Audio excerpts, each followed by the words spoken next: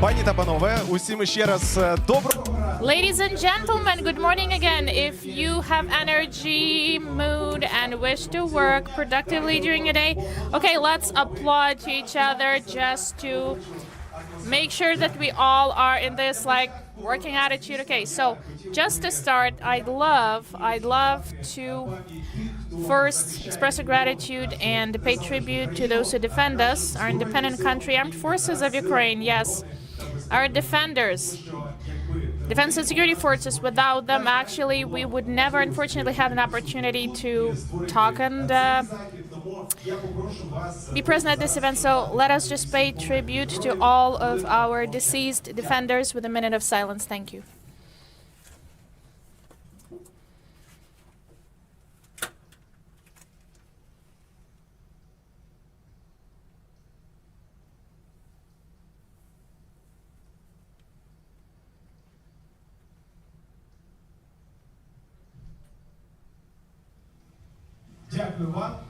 Thank you. Their memory will always be in our hearts. Glory to Ukraine and glory to heroes. Okay, ladies and gentlemen, we're about to start, and of course, we shall start with official welcoming words, or our officials' welcoming words. So it's my pleasure to have the Deputy Minister of Economy of Ukraine, Nadia Bihun. You are so welcome, Nadia.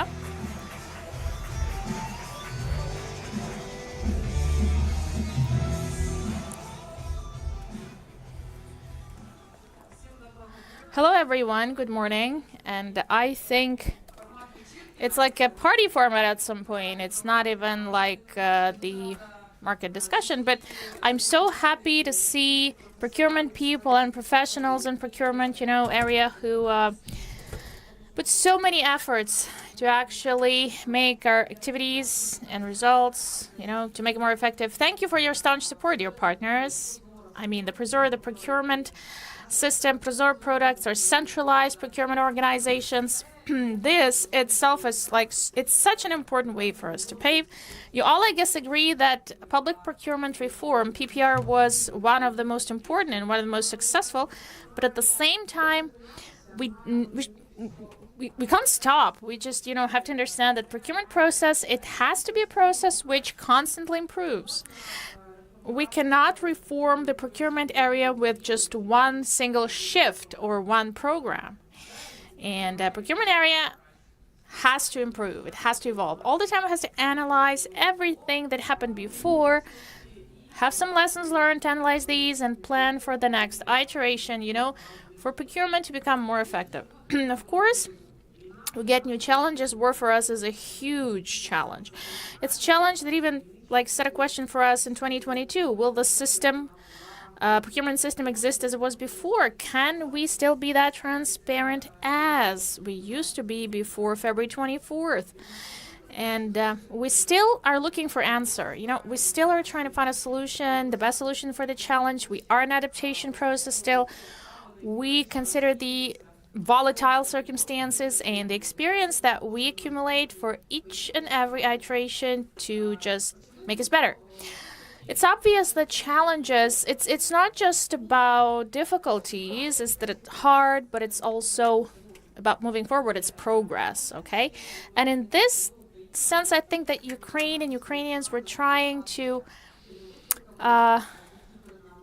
get something out of those challenges, for us to become better, to actually progress. And market is a bright example of how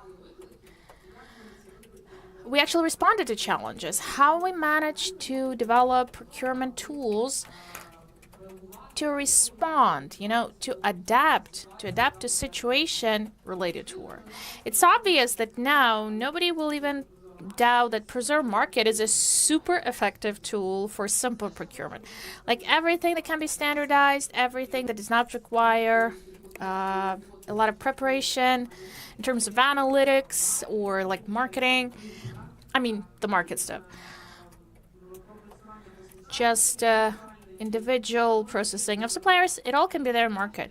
And you can see that we will move this tool forward to simple standardized procurement, where specifications can be via central procurement agencies, standardized, and this will save substantially the resources to our requesters for to make sure that in a couple of clicks even, yes, we have a procurement complete and pick a product you need. Of course, this process of transformation, and we have our colleagues from medical procurement, state enterprise, they were like the pioneers on the way to say that market is the best tool to actually procure medical items. We have partners from school nutrition reform who actually did a lot with us to prepare the market and make market a tool actually to procure the nutrition items for schools, not only for schools, and actually allowed to bring this nutrition sector and market as one of like the obligatory, and we can see the result the market gives. Less than 30% of price compared to open Prozorro procedures. So this is like super inspiring, but it seems to me that what is more inspiring?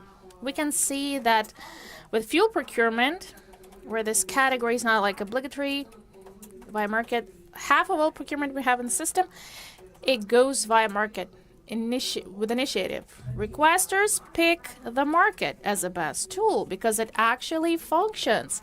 It helps to cover the needs very fast. So I would love to say that I guess it's the first time we have this event for requesters to have an opportunity to talk directly, face-to-face, exchange ideas, plans, gather feedback from you. I would really love this format of communication to like stay. It's super useful. It's a way for us to help our community evolve. I'm not saying procurement people, but procurement professionals. Yes, because globally, procurement is a profession. You know, it's something that only professionals should do. And we actually are shaping this profession in the country and shaping this expertise. We are those who create, shapes new procurement tools, those that help our area to progress. Okay, so just coming back to word challenges. Definitely in front of us, we have huge problems that we're all facing. But now, when we are in, we already step on the way of like more active integration to EU, and we have to quite fast, like a couple of years, we have to fully harmonize with EU acquis, and we have to integrate these tools, you know. But when we talk with Europeans, we find out that in some areas, we are even more progressive compared to EU practices at some point. So at the expense of those challenges that we face, yes. So our system of procurement, Prozorro, is still one of the most progressive electronic systems for procurement that is used in the EU. So Prozorro Market is a unique tool. So its uniqueness is that we managed to standardize, actually, a huge number of categories and ensure that it's super fast, super simple, request and order, and simplify the work for requesters, not to waste time for bidding,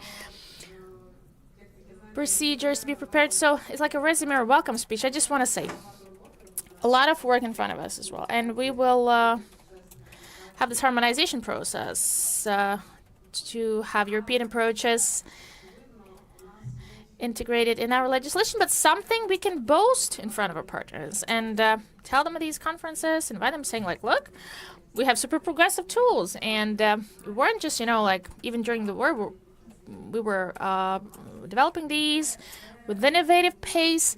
And this is something that makes us different from others. It's our wish to move forward, never stop, and make our country better. So I hope today we'll have a very intense discussion. We'll have a lot of feedback. I know that like a week ago, we have a similar conference with medical procurement colleagues. There were doctors, and they were giving a lot of feedback. And I know that this feedback is already there in the backlog of system improvements. So it's important for you to be active today and give some feedback that can actually improve Prozorro Market. First, it's important. We will focus a lot on this tool in future, and its development, it depends on you.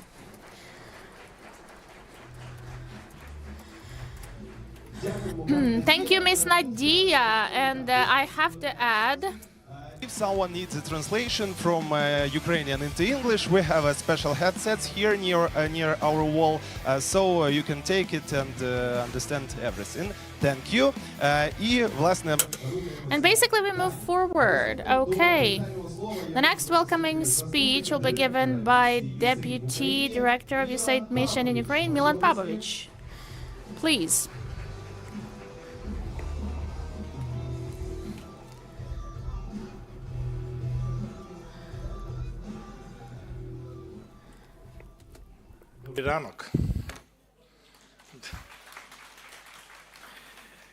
It's an honor to be here today with so many people who are committed to advancing procurement reform and ensuring its success in Ukraine. Deputy Minister of Economy Nadia Bihun, and many more, and all of you. Your leadership is critical to furthering Ukraine's transparent and efficient use of public resources during this incredibly challenging moment, where each hryvnia must be deployed to provide the most value to the Ukrainian people. From funding food equipment and weapons for the heroes on the front lines, to the procurement of goods and services to ensure that daily life can continue for all Ukrainians. The United States has supported Ukraine's procurement reform agenda for many years. One of the greatest successes as the procurement platform of choice, not just for the government of Ukraine, but for multiple international donors as well. Despite the challenges caused by Russia's aggression and war, procurement reform has evolved and progressed, demonstrating the commitment of the Ukrainian people to a transparent future. More than 80% of all public procurement is now conducted through Prozorro. Prozorro Market, which we are all here today to discuss, is used by more than 11,000 customers across Ukraine's public services, saving the state budget over 3 billion hryvnia in 2024 alone, thanks to the transparent, competitive nature of the platform. This is not just a number. These resources can now be redirected to strengthening vital public services and resisting Russia's aggression. The procurement of medicines, medical devices, paper, computers, furniture, oil, and much more through Prozorro Market helps local institutions to keep serving local citizens day after day. Let me tell you about the experience of Alexander, the director of a regional intensive care hospital in the Vinnytsia region. He and his team first used Prozorro Market back before the full-scale invasion, starting with the simple purchase of office paper. But the advantages soon became clear. Since then, his hospital has not only used Prozorro Market for medical procurement, but also to procure electricity. His institution looked at the significant fluctuations in energy prices and decided to use Prozorro Market to procure electricity quarterly instead of annually. Transparency and resilience. A true win-win for both the Ukrainian state and the Ukrainian businesses that supply it. And that's what's going to help Ukraine not just recover, but thrive. Thank you. I look forward to our continued partnership and to seeing the incredible progress that Ukraine will continue to make. Slava Ukraini! Героям слава! Glory to heroes. Thank you for your welcoming words, and we move further. Okay, so next will be the head of reform program of the British Embassy, Jasmine Borg, please.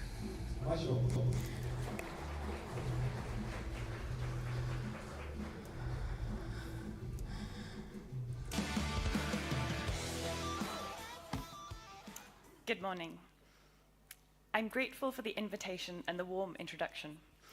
It is an honor to be here with the Minister, experts from Ukraine's procurement sector, and all the distinguished guests at this event where leaders of the procurement sphere are present.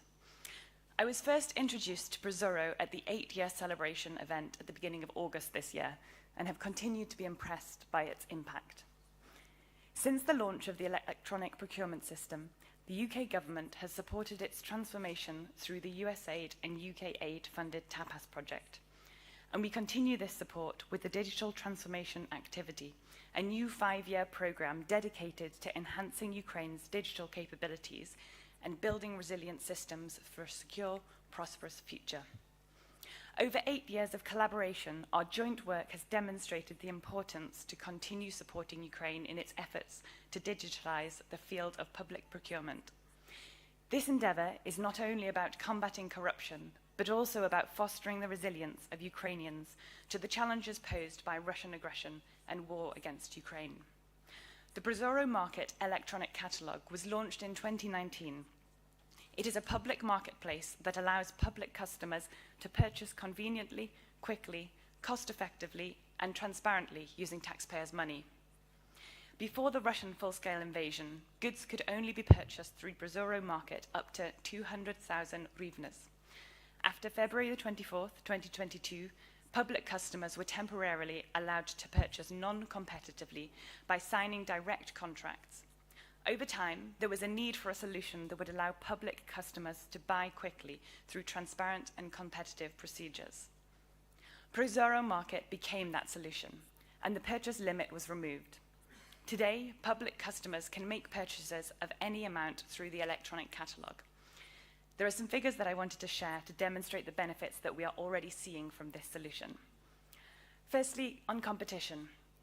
There are 3.4 participants per price request procedure in Prozorro Market, which is almost twice as many as in open tenders. Secondly, on savings. 12% is the median saving when purchasing through the Prozorro Market e-catalogue. And thirdly, on efficiency. The procurement through Prozorro Market takes 9 days on average. For comparison, open tender procedures take up to 25 days. The total volume of purchases through the Prozorro Market e-catalogue has reached 42 billion hryvnias over the past 5 years.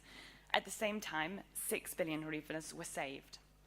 In 2024 alone, various goods worth more than 30 billion hryvnias were purchased through Prozorro Market.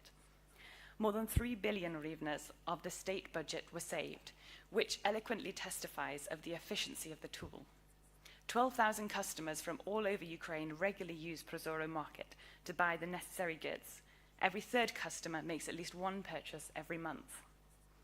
The UK government continues to support anti-corruption reforms, technological advancements, and digitalization in Ukraine. In cooperation with our American friends, we are proud to be your partners, standing with and supporting Ukraine. Дякую and slava Ukraini. Героям слава! Дякуємо. Glory to heroes, thank you. And we move forward. The next one, we'll have the Director of Professional Procurement, S.E. Evgen Yakubovsky, please.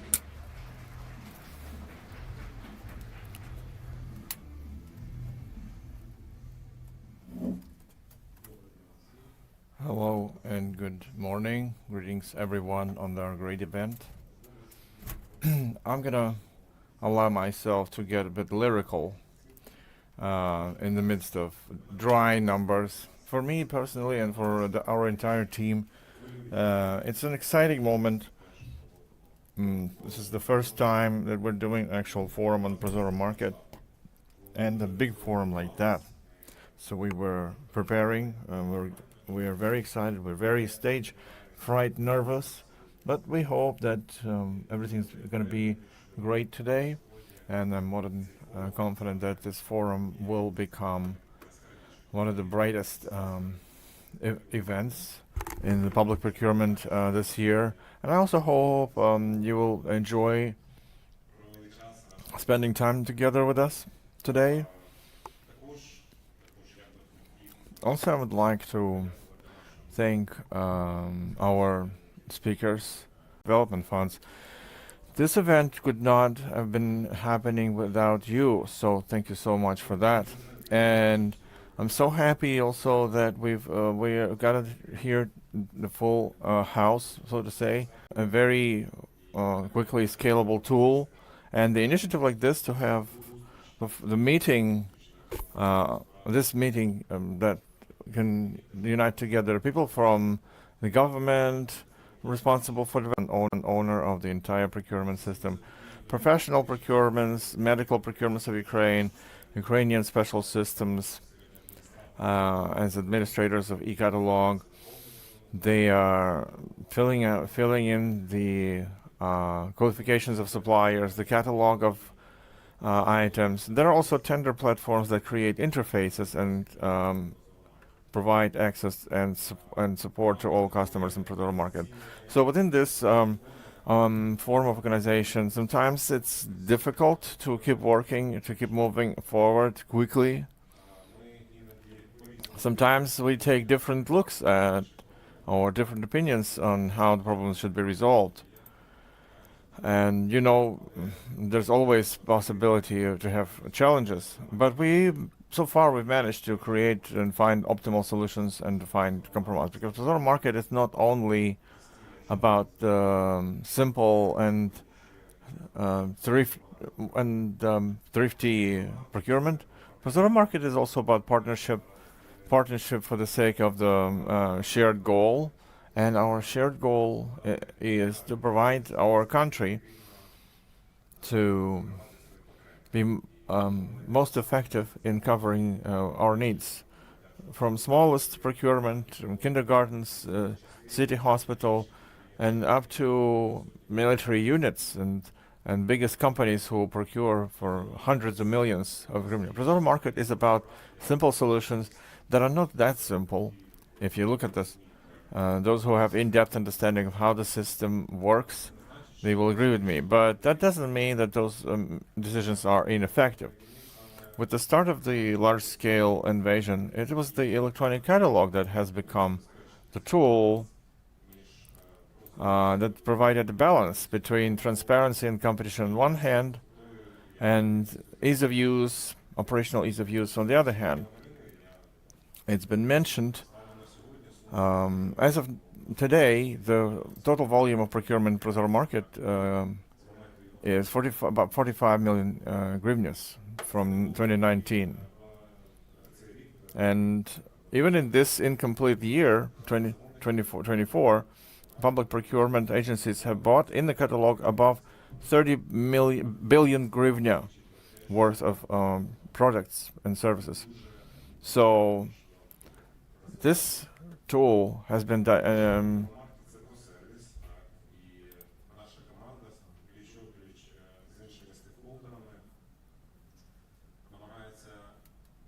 and Prozorro Market with other stakeholders are trying to do our best in providing for the needs of all our customers. So we're doing everything for the customers to be satisfied, because it's a normal balance and a normal experience for businesses, but they are, for some reason, were unattainable for the public sector. That's why we're here. We hope this is going to be annual tradition for us. We got together to have an honest discussion about the achievements that we surely have, and we have things to showcase. But also we are here to talk and to see and to understand the new areas for our development. And we should understand that we share our outlook into the future, that we understand and hear each other. Because as I said, we're basically, all of us have the same objective in this super difficult time for our country. We have to do our best, everything possible, so that the limited resources we have available are used to the best efficacy. Not only it is about money, it is about administrative costs. It is about time consuming tasks for procurement. So I hope very much that this event will get us closer to achievement of this goal. So thanks a lot. We hope everything will be to your enjoyment, and you'll be enjoying this. So this was Eugene Yakubovsky. We're moving forward, and we're now ready to proceed to the first speaker within the forum, Prozorro Market. Win-win for the country and business. Next to speak, Dmytro Solovey, Deputy Director of Professional Procurement and Development. He will tell us how Prozorro Market makes life easier for public procurement agencies and businesses. But before Dmytro will appear on stage, please take a look at our screen. 5 years of electronic catalog of Prozorro Market. Even more than that, over this time, we have truly changed the game in public procurement. E-catalog is about convenience and a ready tender documentation in terms of reference, reliable suppliers, speed, a 9 days average length of procedure of signing agreements. Next thing you know, it's shipped. Saving your money thanks to Prozorro Market. In 2023, businesses and the state have saved above 1 billion hryvnias. It's about honesty. It's about competitive environment with clear and reasonable rules. And it's also about the team. And it's all only the beginning. Professional procurement, not just procuring, but creating solutions.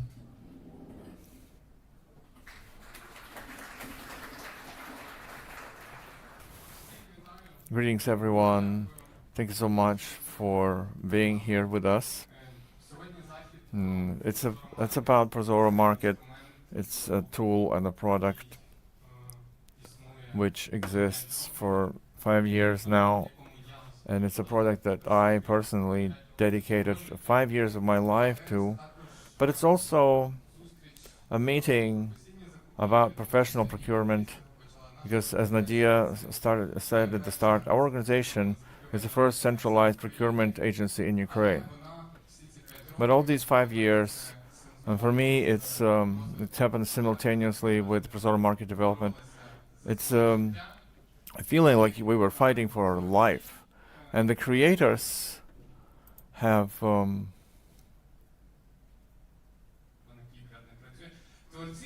the creators of it.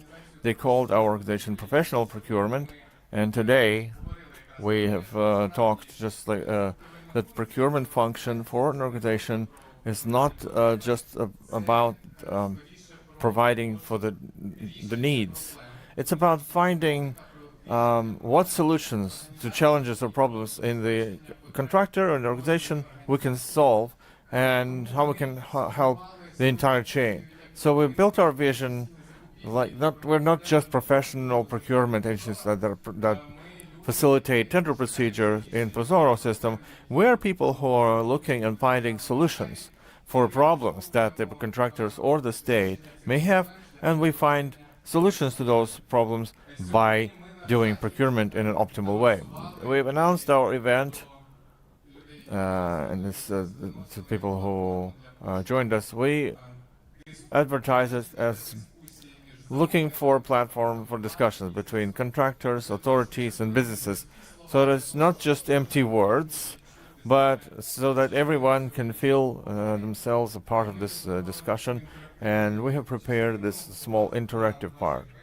You have on your badges a QR code. You can scan it. And we prepared 2 questions for you about the future Prozorro Market. And I will be happy if you share your expectations about how this tool should develop, and we'll see the results, to what extent the expectations of contractors meet what we can offer from other centralized procurement agencies, what we have planned, with how does that correlate. And also, you will have opportunity to ask questions. We will have several panel discussions, and you will have an opportunity to ask your questions online to speakers who will be presented on the panels. and our moderators, maybe it will be your question that will be selected to ask. So that's an introduction. But coming back to Prozorro Market, over the last several years, I've been feeling like this robot from the cartoon who's telling the contractors that the future is so bright, you're gonna wear shades. And when using the Prozorro Market, they looked like Woody from Toy Story. But it turns out that over the course of development of Prozorro Market, step by step, we found the right use of the mechanisms that allowed to standardize the procurement process. Because from the very beginning, Prozorro Market was an electronic marketplace that allowed to procure goods directly from consumers. But after the launch of these new proposals, we realized that it works with most efficacy when it allows the suppliers to compete, when it allows the state to save even more money. And of course, in 2022, the large-scale invasion of the Russian Federation basically forced to be more reactive in solving the tasks that used to take years before. And we removed the thresholds for use of the electronic catalog. We showed that this instrument can effectively work not only to give paper, the food, for small sums of money, and also effectively work for smaller volumes, like big public companies are procuring a huge amounts of goods, critically important goods, using Prozorro Market. And we would not like to focus on numbers too much today, but for scale, let's see how the dynamic of procurement has been changing, which each year, what are the plans and of volumes that we expect this year, because in our preliminary assessment, we go above 50 billion hryvnias of contract signed by the end of 2024, and it's even more ambitious than the one we were talking when Prozorro Market was only being created. The context has changed, but now Prozorro Market is about huge amounts of money, and the most important is not the sum of money that are spent, but it's economic indicators. From 2019, from the moment of creation of electronic catalog, the state managed to save about 6 billion hryvnias thanks to demand and supply. We're trying to use AI, and we asked the AI, how can we put in the presentation 6 billion hryvnias of savings? ChatGPT suggested a hypothesis cent by cent, to pave the way from the Earth to the moon. So the economy allows us to fly to the space. So continuing the string of sharp analogies, almost 200 contractors have registered for the event, but there are many more users. 20,000 contractors who are regularly using e-catalog, and 40 metro railway cars. If you compare it with all the contractors in system of Prozorro, it's 60% of contractors who are basically over a year have been active in Prozorro, and they are using an e-catalog of Prozorro Market. Prozorro Market has a lot of benefits. You all know about them. It's economy, savings, increased transparency, but alongside with that, it allows to resolve some obvious problems and challenges that become obvious later. For example, like a year ago, maybe more, one of our biggest discussions in procurement was the units of measurement, because after the MOD procurement, everybody was thinking, what is the best way to measure procurement? Eggs or cubic meters? And Prozorro Market allows for all of them, especially for foods, to standardize these approaches, to know how do we procure food items, and so the state can monitor and compare them. What is the procurement without manipulating information. So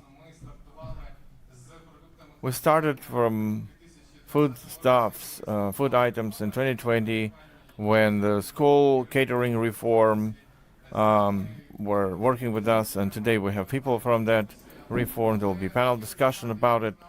But the results we managed to achieve starting from 2020, they allowed us to make food items procurement mandatory to use the electronic e-catalog. Over 90% of food items are procured in Prozorro Market, 9 out of 10 of each procurement operation. Not all contractors are mandated to use it. There are contractors from defense industry. There are contractors that are not mandated at all to use Prozorro. They can do it voluntarily. But the best thing is that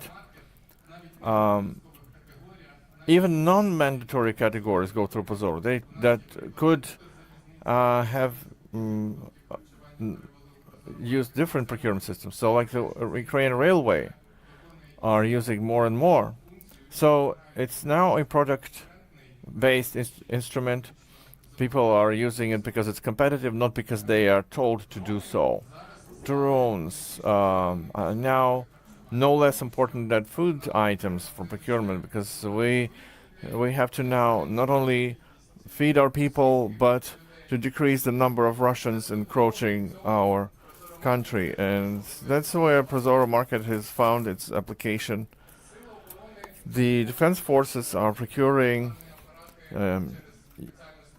UAVs through a specially designed agency, but we also know that there's some money that stays locally, and communities themselves can help fundraise to help our defense forces, and they go through Prozorro Market. Almost 2,500 Mavic UAVs were procured, but we're also working to add to this electronic catalog assault UAVs, reconnaissance UAVs, so that our armed forces could destroy our aggressor more effectively.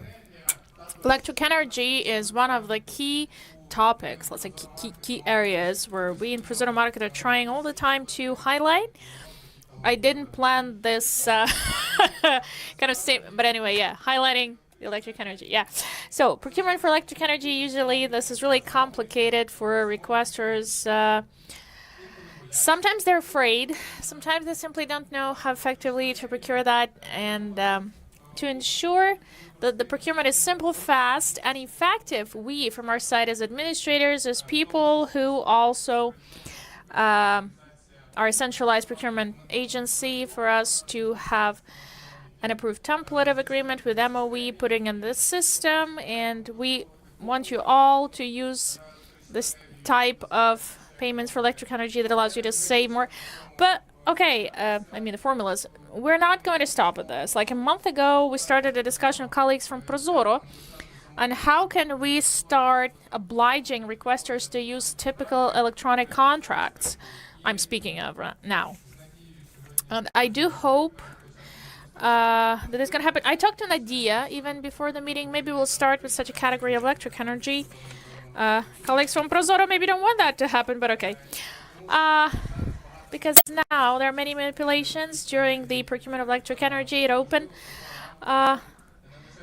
training, and maybe it will allow to standardize not only procurement from TOR standpoint, but also provisions of agreement. There will be no manipulations, no discrepancies, and the state will use money more effectively.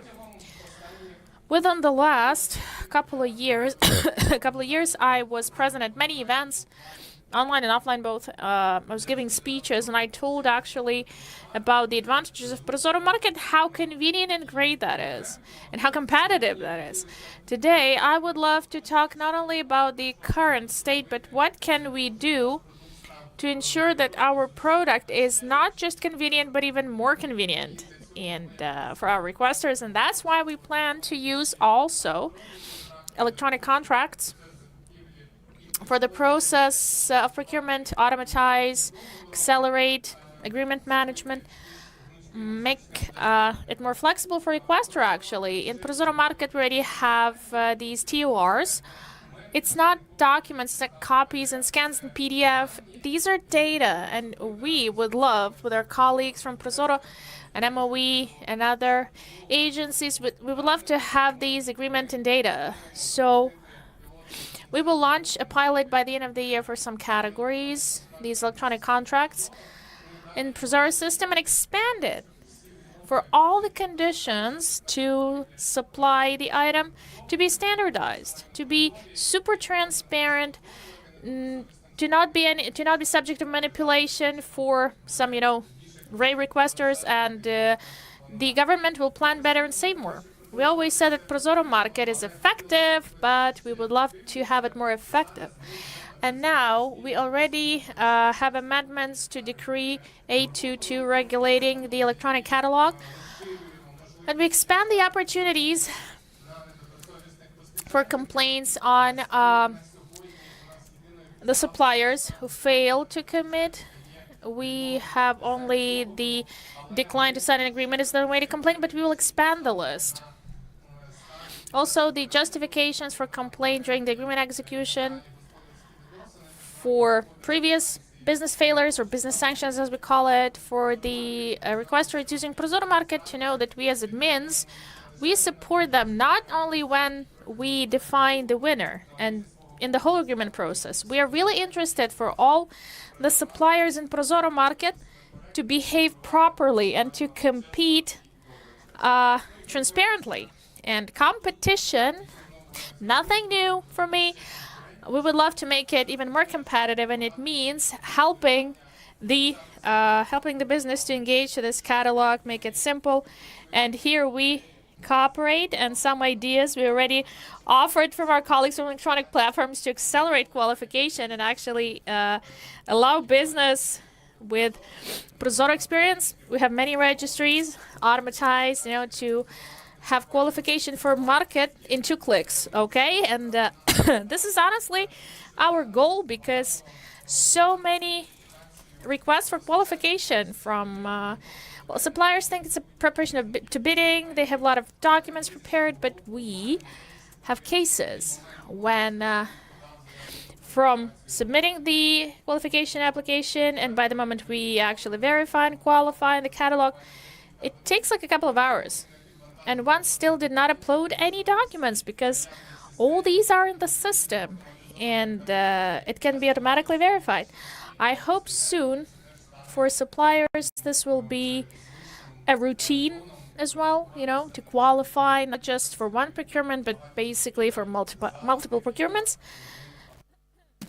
in just like hours. So we would love procurement to take place faster, to make it faster, and that's about the symbiosis of everything I mentioned. Fast qualification, electronic agreements, so we have contracts concluded in 3 days. And 3 days because we have 2 days for applications from suppliers, gather them to avoid manipulations, but we can see that 3 days, this can be an average term for application. It's a path of supplier from announcing to signing the agreement.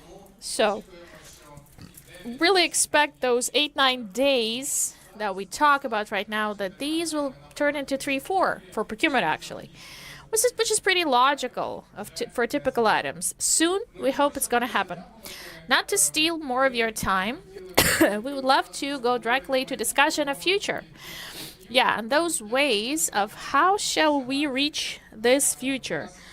And the first panel is all about this. But before this, I hope you scanned the QR codes if we can see what are your expectations from Future and Prozorro Market. First panel speakers will actually help you to understand this, the framework and expectations. Thank you so much.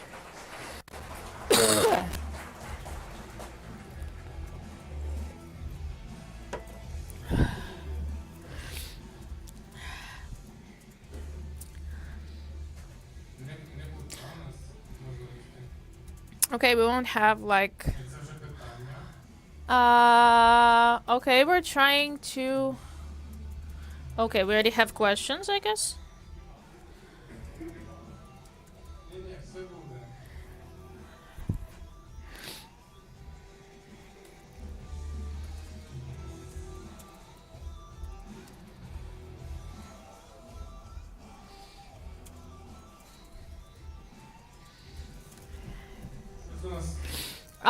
Okay, we have some like technical...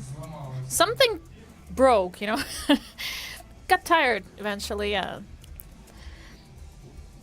Technology can get tired as well.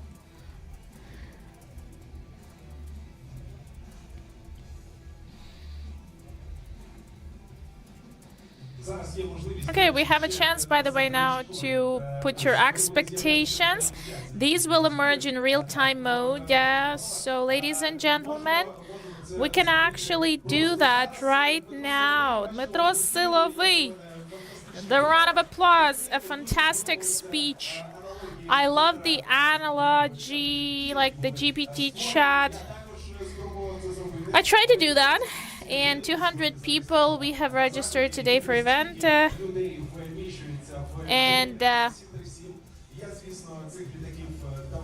I haven't seen Boeings for a long time, but 200 people can actually sit in Boeing, and it tells us that we are ready, like in a fully packed Boeing, to go to a world of interesting information from Prozorro Market. So, friends, let's move. And the only thing I'll remind you, QR codes you have on the reverse of your badges.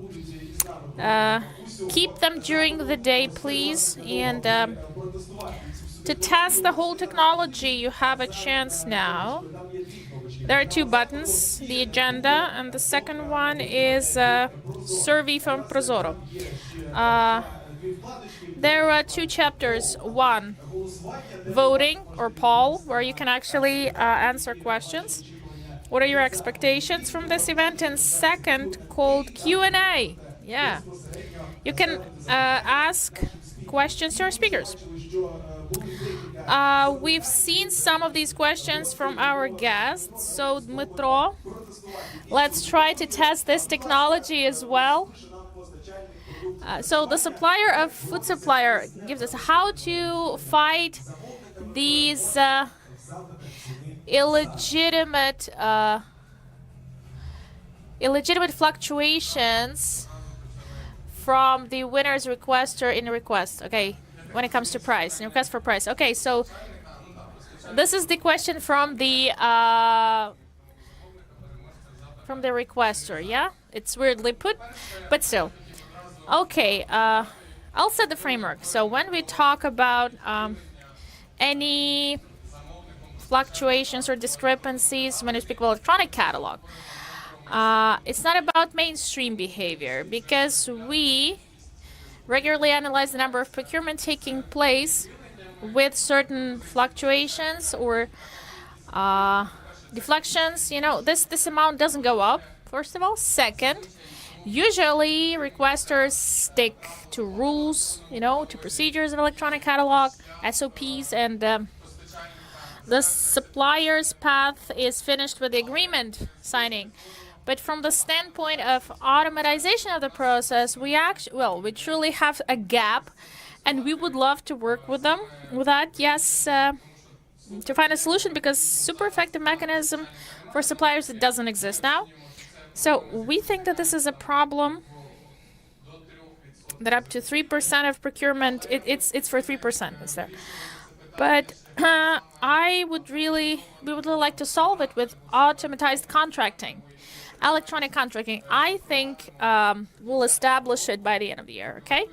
We'll pilot some categories, popular, yeah, not very popular as well, and this will allow us to actually simplify the agreement conclusion and all those, issues that supplier may have during the signature of agreement. Okay, thank you. Do we have any more questions from? Yeah, anonymous. By the way, these can be anonymous. It's a life hack, to stimulate people.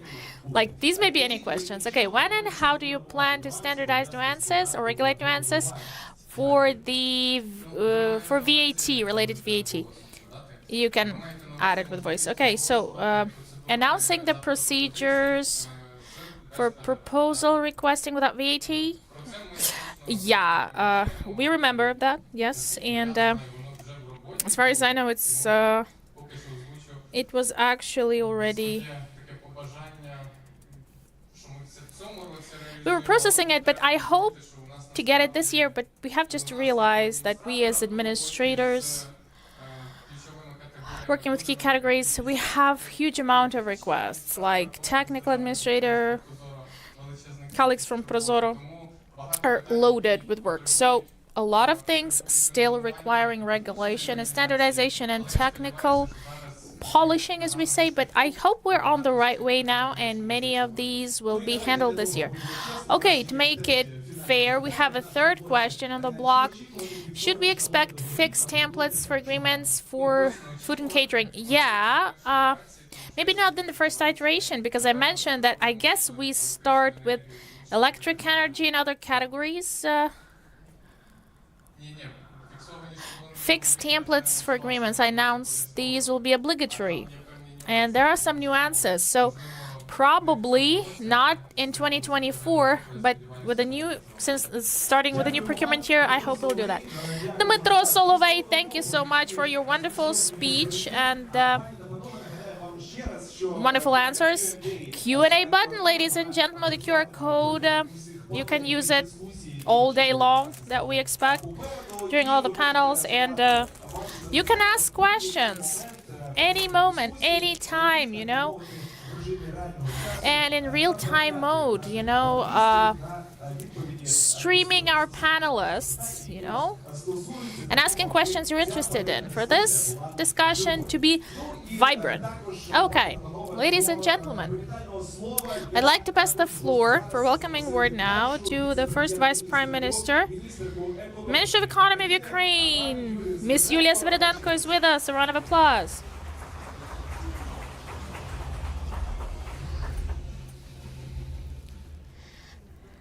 Hello. I was a little bit late. I apologize because we had a governmental meeting with Prime Minister, and we also were discussing this, that we will take part in Prozorro Market event for the state for business, and I have to add more of a macro overview of what we're doing, what is our task, what is the place of Prozorro Market in economic policy that we're implementing. We've just returned from the US, and we talked a lot there and stressed on the following, that we as a state realize very well that our policy has to aim at self-sufficiency, okay? It's clear because we realize that this partner's assistance, well, it will shrink eventually, and we have to keep ourselves on the surface with our own resource, but the war is still there, of course. For me, Prozorro Market is a really important tool because it allows us to minimize the distance between entrepreneurs and the state procurement, and it gives a chance to each who wants to take part in procurement with legal and technical capacity. It's important that we have more and more of producers in Prozorro Market introduced. We've seen it like with school catering, something that we handled with the First Lady, a project. Last year we had 1,000 of suppliers, now 1,500. So this trend is still there, it's expanding. And I think we had a good experiment with the drones. Yeah, and drones can be bought via Prozorro Market. And I think that like 20,000 were purchased via this tool, at least. We will expand the categories. We're doing it all the time. And I'm so grateful to our partners and to our deputy, Nadia, who handles this tool and takes care of that. For these categories to expand them, the distance between state and business to shrink it, make it shorter, the toolkit to be simplified, because you have basically only one stage qualification, and then like we did it so simple for you. Anyone who wants to take part, you have a chance.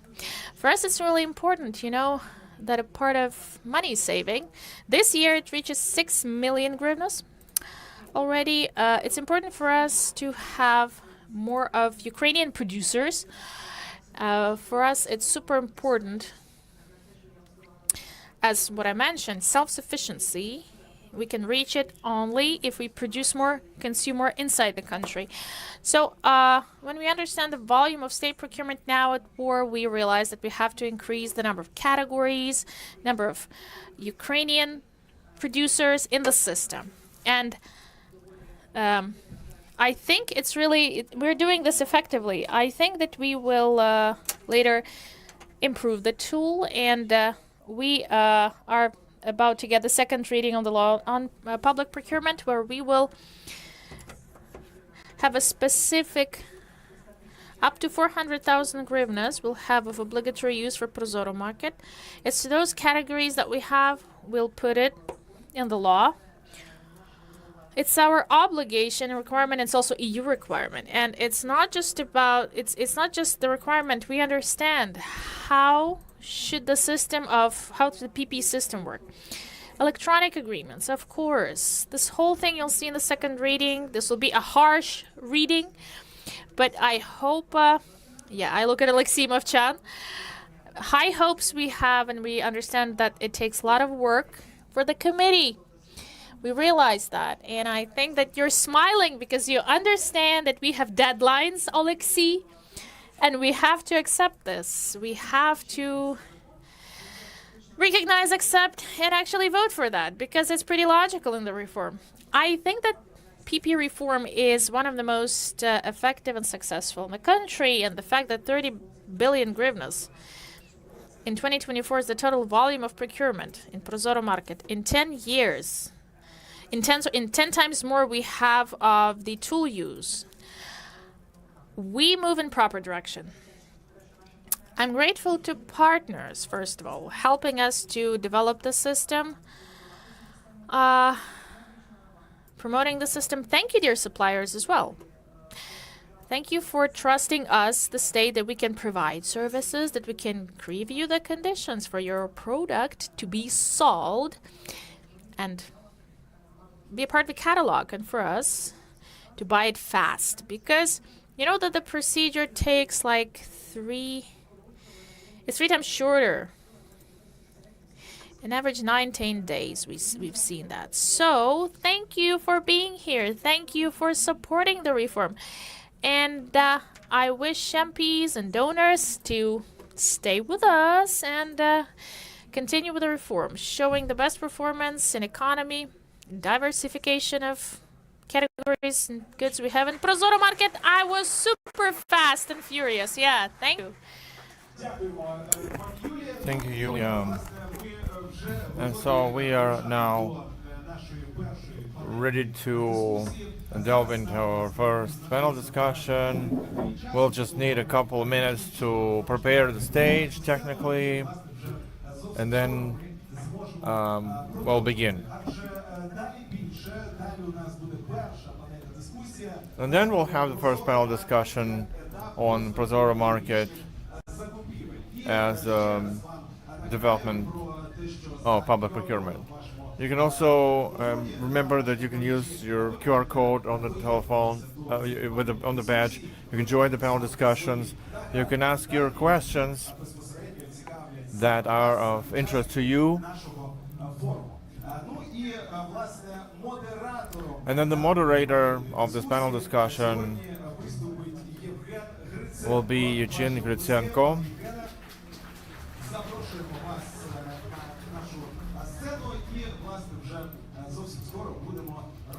And then we'll begin. Eugene, I see you. So you will present your panelists, or should I do it? How do I do it? So then, give a round of applause. Eugene Gritsenko, you have the floor.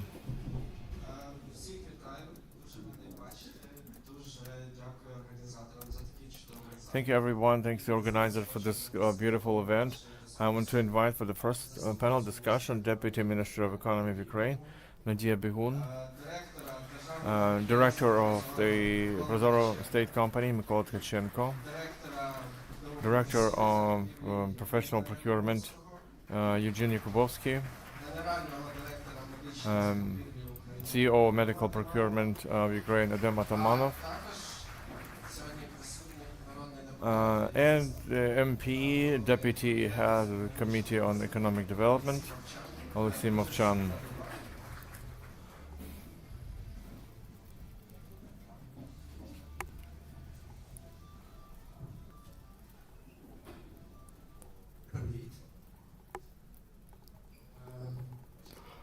Hello, everyone. As we remember today, Prozorro Market is a bit more, has been about for more than 5 years. Nadia Bihun is here, who has been with us since 2019 in pre-COVID times, when she was launching with us Prozorro Market. And it was a small but very ambitious startup, the first public online shop. And I have a question, a bit nostalgic maybe. So when you launched this project, you had some understanding of how do you think the product will grow. So comparing your vision back then in 2019 and seeing what Prozorro Market has become right now, how different are these pictures, and have you been satisfied with the result?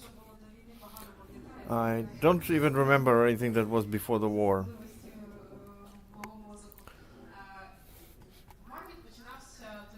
So the market started back when I used to work as a deputy director in medical procurement, and it was a project that I helped launch, and it was obvious even then that we have a lot of contractors, hospitals, about 30,000 of them, who are doing quite a lot of small scale procurement.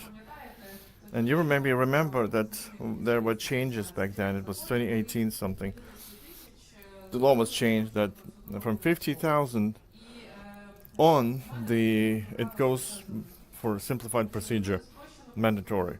Because to make a simplified procurement effectively is as difficult as open trade. So they spend a lot of resources. The whole system, the procurement agencies, the contractors, to tender small procurement, a lot of efforts were.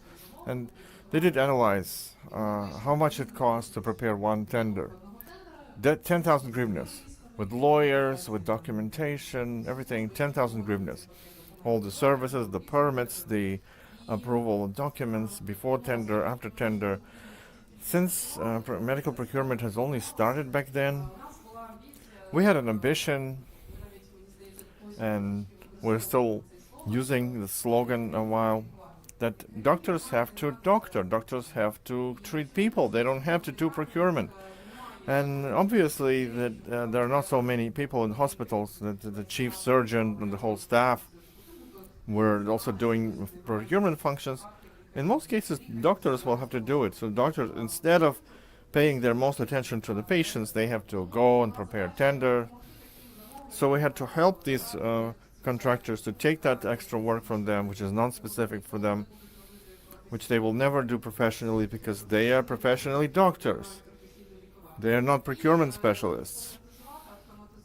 And to standardize it, automate it, so that it doesn't require so much hand steering. We know that 90% of procurement contractors that are done only a couple of procedures. So to build any super professional procurement function with these, it's not reasonable, and if you do it, then it will take a lot of resource. So they had to go to standardization, where they can standardize standardize procurement items, technical terms of reference, where you can standardize agreements. That's where you have to do it. So the market had become the tool. Obviously, back then we were thinking about, so at some point maybe it will come to the situation the market becomes the source of specifications for open bids, when we will do it like procurement of electricity.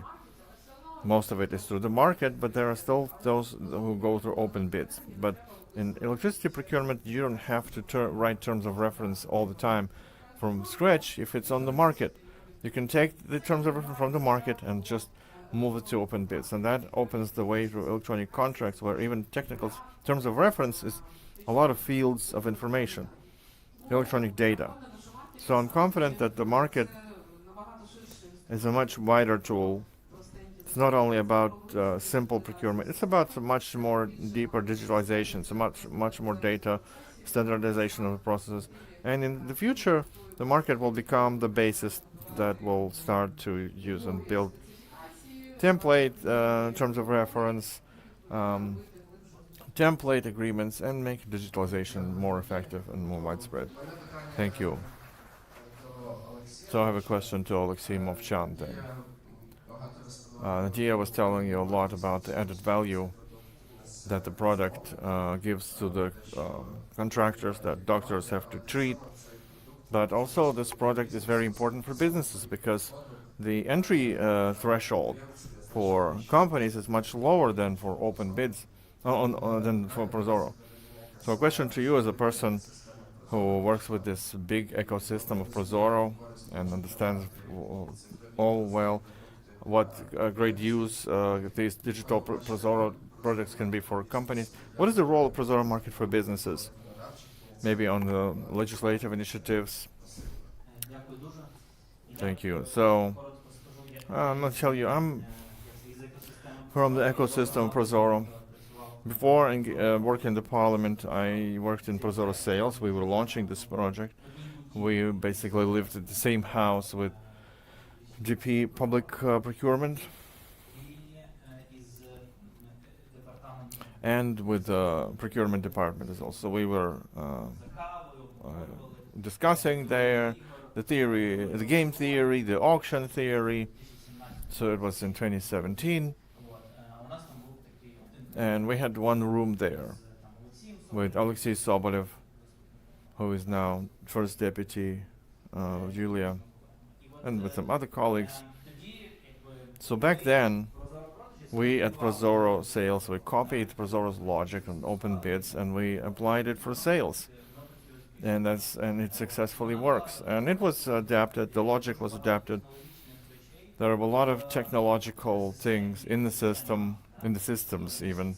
Not everybody knows that, but some elements bids, why there are 3 rounds of an auction, why there's a closed stage, why there are hybrid auctions, and so on.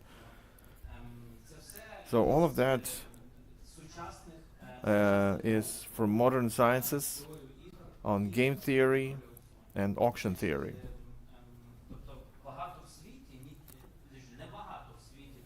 So not too many countries in the world use these principles as us. So it's like a blockchain. It's emerged in the latest 15 years. Like they've come up with this competitive. There's a lot of things happened over this time.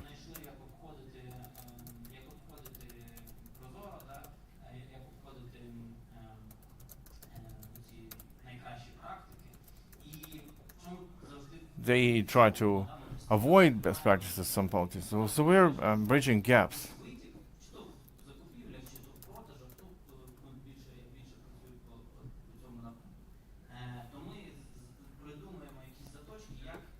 So we're trying to find ways how to bridge those gaps in the law and sub laws, because we don't need corruption or inequality. We don't need hurdles for fair competition. So when procurement, I still don't understand how in such a large-scale system, how to make it less limits. So first, the participants, the fair and good contractors are not filtered out, not discouraged, and bad contractors are not encouraged. And so how do we make it to avoid these kind of distortions? Because even the open bids can be spoiled. Even for the simplest products, you can spin the rules. And with politicians, we hear, oh, your Prozorro is not transparent. And we show them numbers, and they say, no, it doesn't work like that. We knew that a relative of the village head would buy it and sell it, and that's how it happened. See? And for me, I've been thinking for a while how these problems can be resolved in the bigger procurement system, and I think that the best way is centralized procurement organizations, and the Prozorro Market is basically the only way, is the only remedy from these hooks and loopholes and from illicit competition, in unfair competition.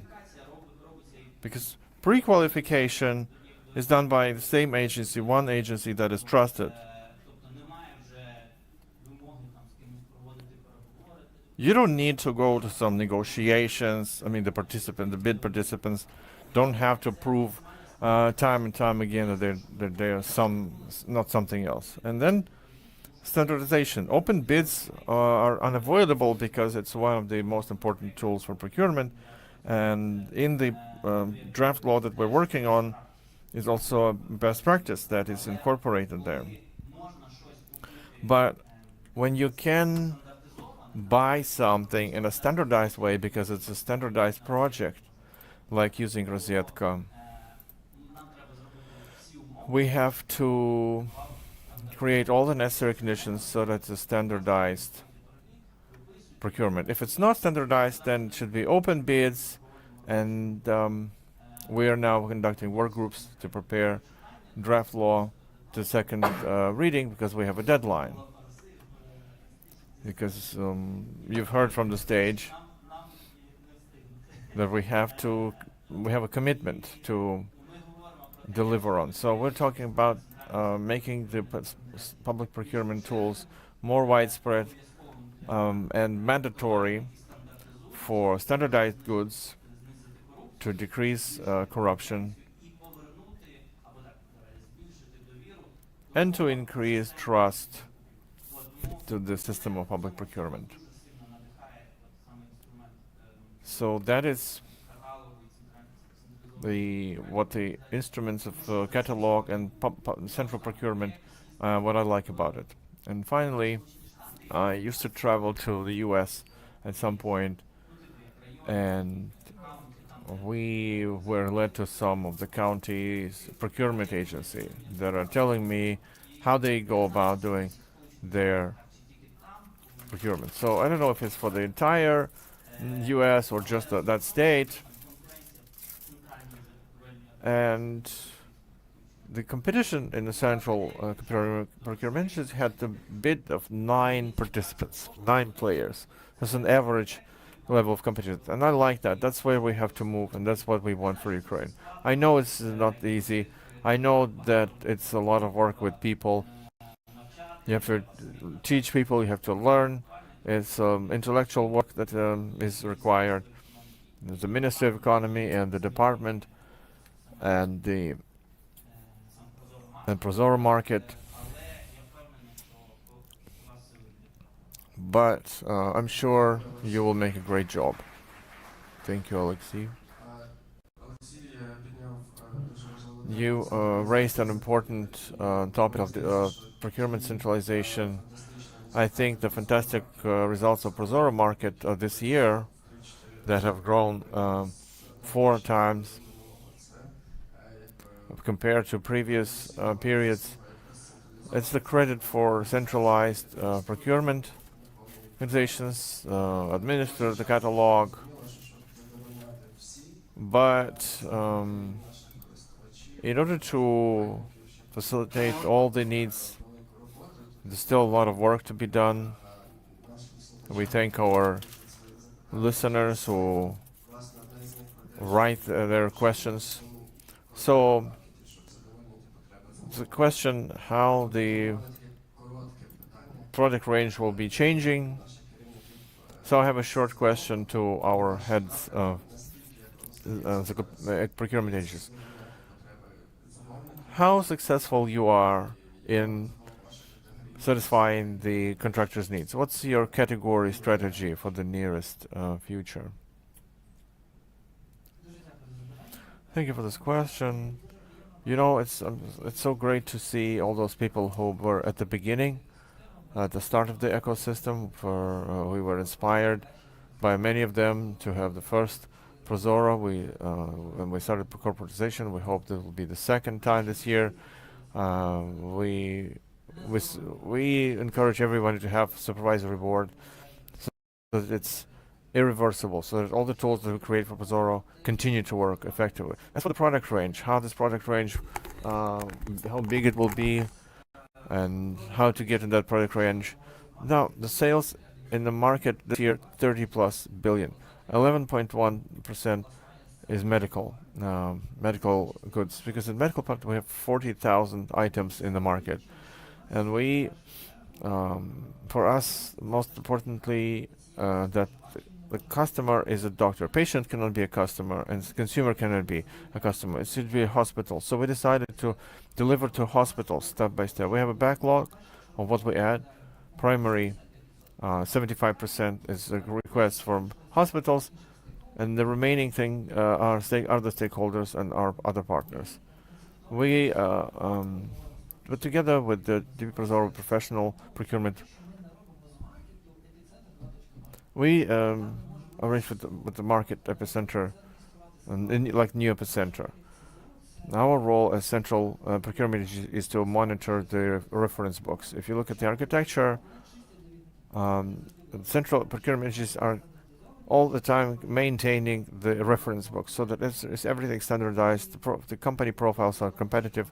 It's utopia to think that everything will be there. If it's everything that is not standardized. Requests we provide very quickly thanks to electronic platforms that are present and DP Prozorro. Monthly we have tools that allow to automate it. Earlier we spent a month and a half to add some 500 items to the market. And considering the staff we have, it would take a month or 2 months. Now, thanks to the tools that we have, we can make it in an hour. And it's not about why so many, because if we need to create 40,000 more, we'll do that quickly. But it's about quality also. And if we talk about the future, for 2025, it's about quality. We want to have Ukrainian producers represented. We were talking about it. If we analyze the market, it's not us. There was an independent agency. Some of them are were present a week ago, and we saw that in majority cases, Ukrainian producers are winning those tenders, and we're happy about that. We'll focus in the future on that, focusing on Ukrainian produced goods and the quality, because it should be high quality goods. Doctors should not be afraid for this to break and get into wrong situation. This is the answer. Thank you. Thank you so much. Thank you. Zhenya? Yeah. Hi, everyone, again. Yeah. What can I say, actually? Within the last couple of years, I guess we've had some evolution there. You know, we had a couple of times we radically changed, let's say, the strategy and what should be introduced in the market. Because initially, it was a tool that had to help with direct procurement up to 50,000 in pre-war times, and the price proposal request up to 200,000 hryvnias. Respectively, the model where we had direct request, like internet shop, it didn't work, let's say, because it's really hard to support those proposals of suppliers that we had then. First of all. Secondly, each requester has specific supplying conditions and agreement provisions, and the prices introduced in direct requests, like internet shop, with that option. So unfortunately, these were not relevant. Therefore, let's say, Prozorro Market was considered to be not the most reliable and not the best tool for procurement before the war. Okay? Unfortunately, as they say, well, we got some stimulus from such a tragedy. After the war, full-scale war started, as Nadia said, we realized that we had to find the optimal solution, which would give us a balance, between bringing these procurement to the system and transparency and also competitive. Therefore, this was our idea as well, because first there was a request to buy everything. We were getting loads of requests that we need trampolines, saxophones and something else. So, based on the fact that resources are limited, we're not Rosetka, we're not Hotline, unfortunately, still not. I hope someday we will reach the level. We don't have this kind of support and resources to support so many categories. So we focused once on this. We have top categories, which basically will give 80%. Let's say of all the procurement for goods in the system. And within the last year and a half, we've been doing everything, for these categories to be introduced in the best way, and I think that these are very well introduced and presented. We've been doing a lot for this to happen. Since the moment, since the start of this new law thing, we again understood that the strategy is not quite the one, because procurement for all these goods up to 400,000, which is obligatory for requesters to procure up to that amount, not just goods but services, because there are no services in the market currently. It pushes us now to revise our strategy. And honestly, we cannot focus only on top categories now. So we'll have to cover the majority of those requests we have. And we will focus on this soon, I think. Okay, thank you. Thank you. Now is a question to Mykola Tkachenko. I think you, as a director, we can envy you because you have two successful products that you handle. Big Prozorro and smaller Prozorro Market. Honestly, it's like a tricky question now. So what can Prozorro Market take from Big Prozorro, And Big Prozorro, what one can learn from the small one? Good morning, everyone. I have some cool colleagues as well. Though with them we are on the same page and everything I heard here, I know we have a synergy. It's not even a discussion. We tell how cool that is. That's what we do now. And we definitely support each other, and we can see what are the product development directions, and we agree with that, all of us. So, coming to exchanging. Okay, Dima in his presentation said today, and Nadia actually reiterated that. So we see this as an opportunity to transfer it for procurement of goods and services in Big Prozorro later, and that's how we shall push the evolution of market with more, let's say, complicated procurement. And now we test the similar mechanism, dynamic framework, and it's still being tested with defense procurement, but we can see some great results, and I think that this is going to be a cool instrument later. What we take from the big Prozorro and what we tried to transfer to market, protecting the interests of supplier and requester, how to organize all these issues in moments when we need to ensure that interests of some party is protected. And if we take a big picture, so if you have electronic agreements in future, which ensure the majority of procurement and market, for all parties this will mean that this is a sustainable online environment, comfortable for everyone. This will give us additional inflow of competition, and maybe even give us additional markets eventually. Legal service market maybe, that will later to protect the parties' interests. Because we have to shape these practices, and this will boost, I guess, the engagement of new players. So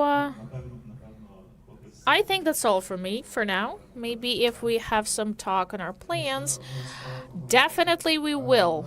Okay, so I think the whole PP sector is expecting for the new law adoption, for this new law to be adopted. Okay, I have a question to Nadia.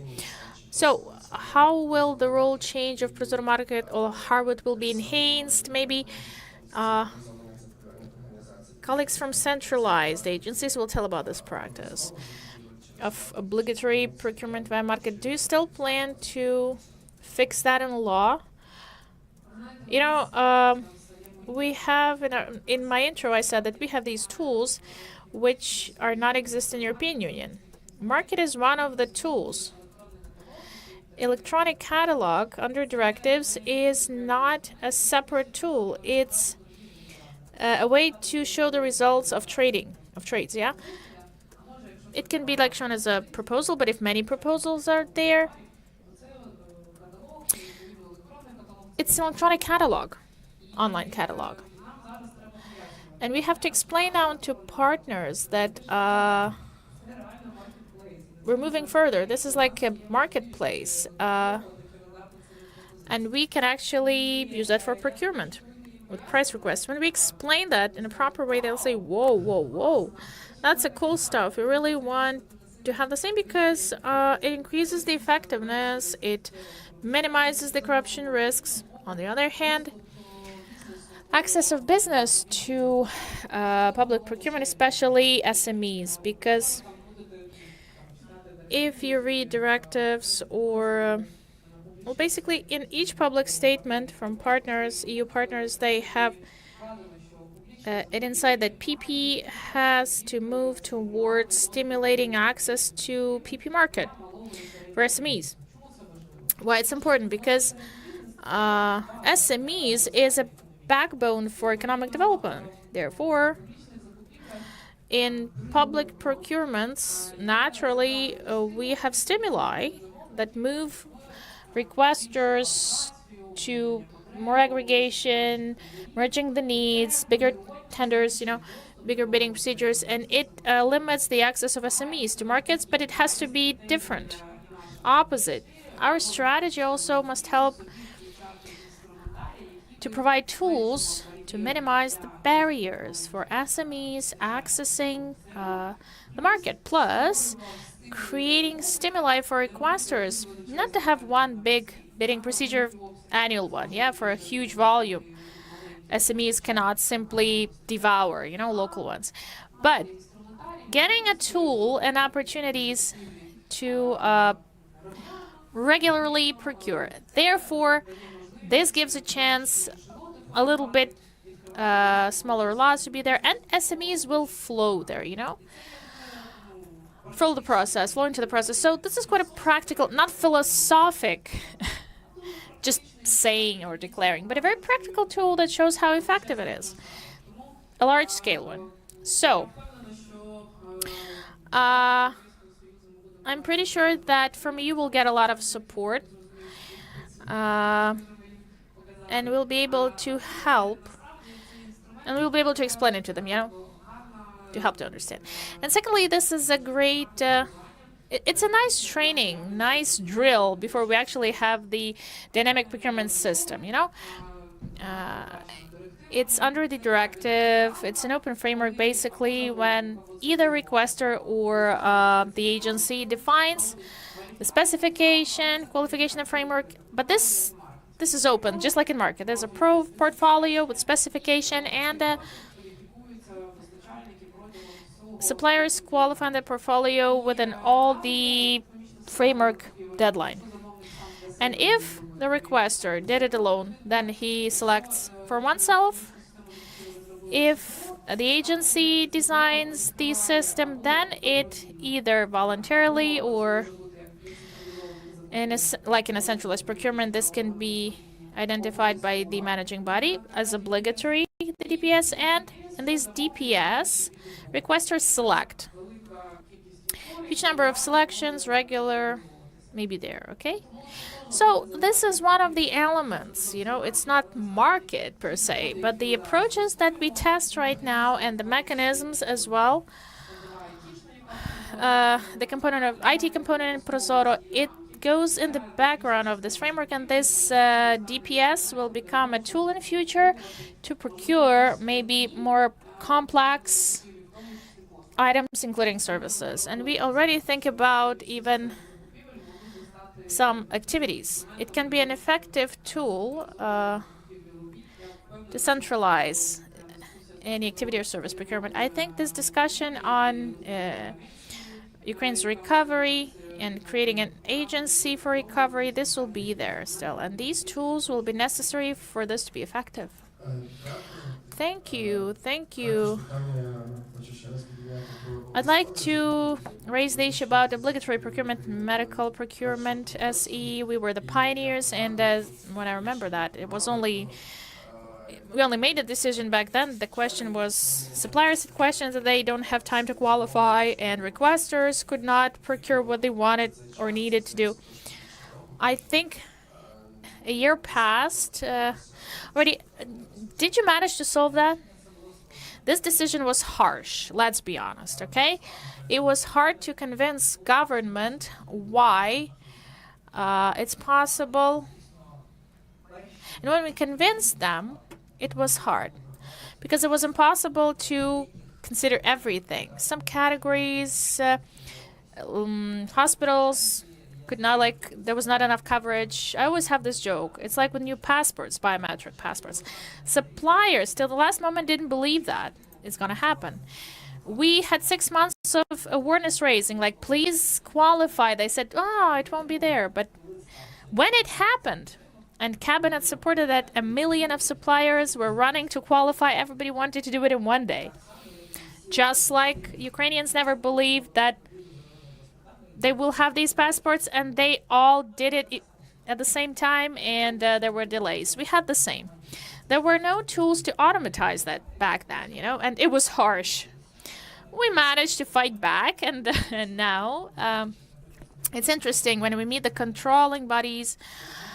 They have their own opinion, law enforcement as well, they have their own. But when you show that in market, the level of competition is higher, saving is higher, number of suppliers coming is higher, success rate for all requests, price requesting system, minimum 80%.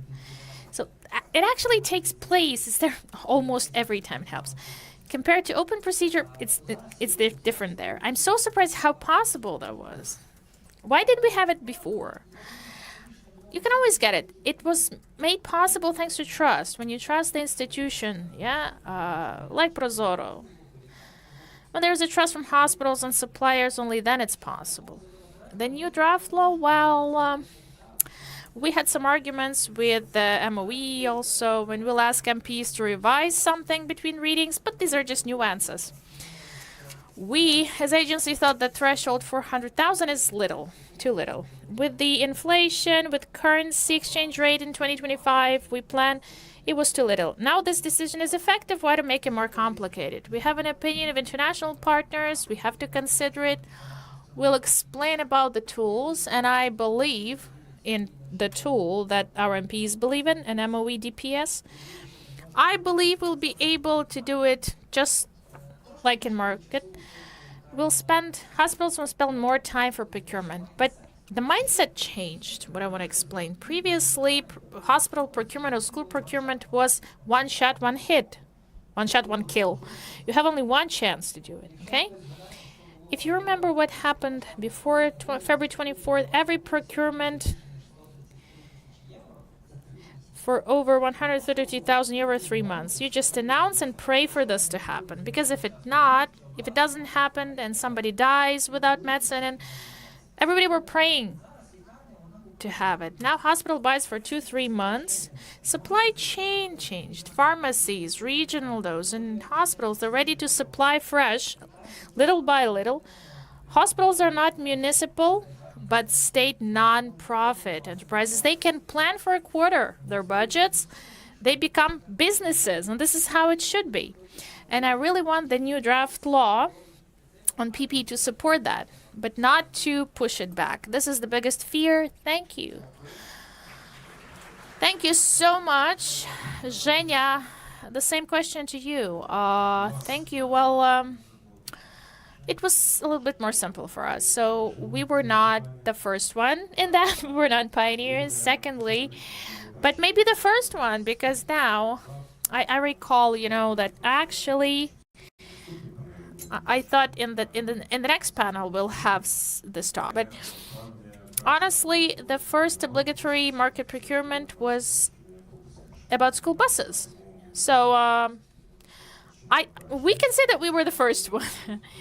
But there was a different solution back then. This was a condition to get the state subvention to local communities, procurement via electronic catalog. So it was the first experience. It was really successful, but I will not take the piece out of the next panel. They will talk about that. So speaking of catering and nutrition, for us it was easier, because we already had certain background, or let's say archive of successful solutions. We'll again mention that today we're the participants, and we are the participants of the school catering reform since 2021. Yeah, our enterprise. Back then in 2021, when market was not the market it is now, it was a different one. Back then, it was recommended to all educational establishments to use Prozorro Market for food procurement, and then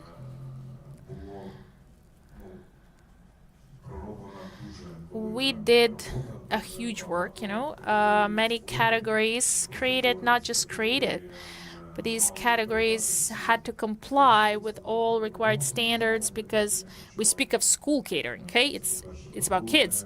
Secondly, a lot of work was done with suppliers and with food products when the decision was made that these products must be like obligatory items. We understood that with all parameters, the market and the number of suppliers present in the market will be enough for the procurement to be super effective. And we actually saw that everywhere. We saw how business was interested, and there was competition. We also had a really interesting case that actually we launched last year. Procurement for the panel service establishments and facilities. Denis Maluska, former Minister of Justice, he gave a big promo to us. He promoted us. As far as I know, the procurement was really successful. Actually helped to solve many, many, many problems for the MOJ. And with this experience, understanding the category, well, we had no doubt, actually, that this will be a good case with catering and food. Statistics confirms that. It's the best proof. Even when the decision was made that these should be obligatory, we already had 50% of all procurement, food procurement, already taking place in Prozorro Market. Therefore, now it was already told, this is 95% already. 33, 34 categories are obligatory out of 180, but we can see that all categories, 95%, it's all categories of food, which currently we have in Prozorro Market. And with all parameters, the procurement is quite successful. Yes, we have sometimes questions like that suppliers bring some low quality stuff, but yeah, we try to work with that as well. We already formulated our, let's say, recommended agreement. We recommend to use it with the control to protect small suppliers and medium suppliers. They don't have their lawyers, let's say, to support them. So actually, we try to do that as well. I'm sure that this decision was a proper one. Thank you. Thank you, Zhenya.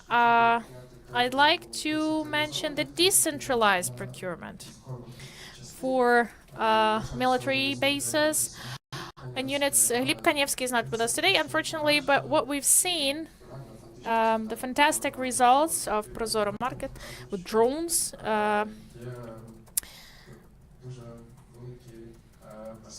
There are huge perspectives, actually, for e-catalog to be aimed at helping the military units and defense subjects to buy something they need. Can you tell us how do you see that?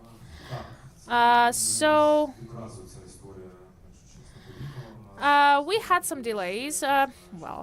We had drones starting since beginning of 2023, but there was not such a demand. But okay, now we have these indicators when some non-state, non-public requesters like CSOs, NGOs talk to us, representatives of big companies, and asking us how, if we can try to buy via Prozorro Market.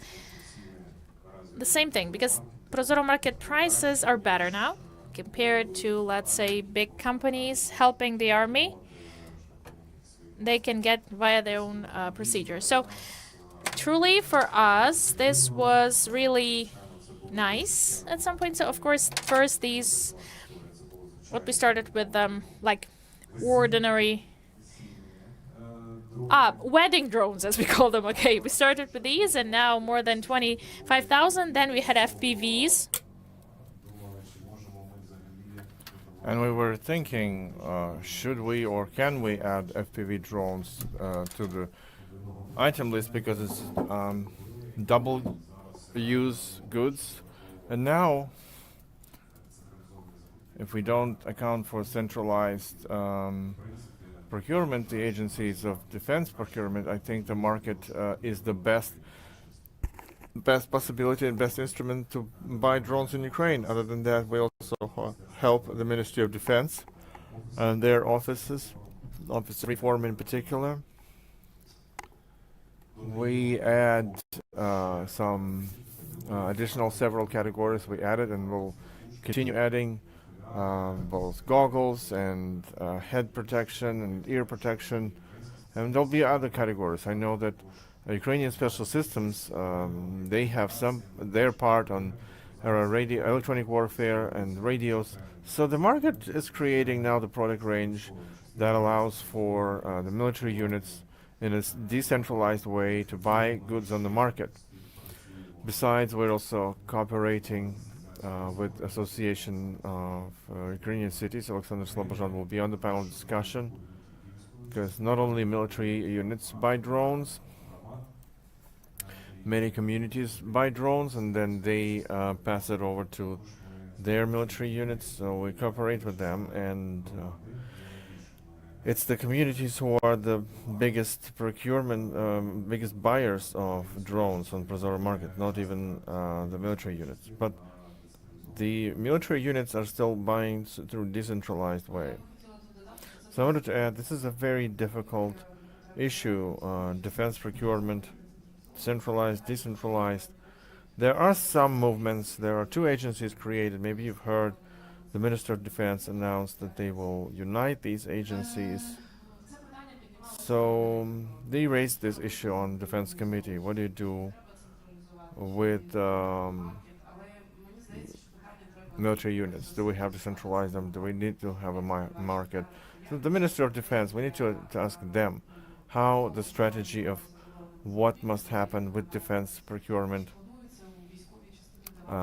Do they plan to give months? Because there had been much budgets before. If there are budgets, what categories that they have to cover? What is the strategy of this category? So it's a right question, but there should be wider discussion. Sure. I have a question to you. This year, Prozorro had a number of important developments: crowdsourcing, e-contracts. On which stage they are right now? How do you plan to develop them?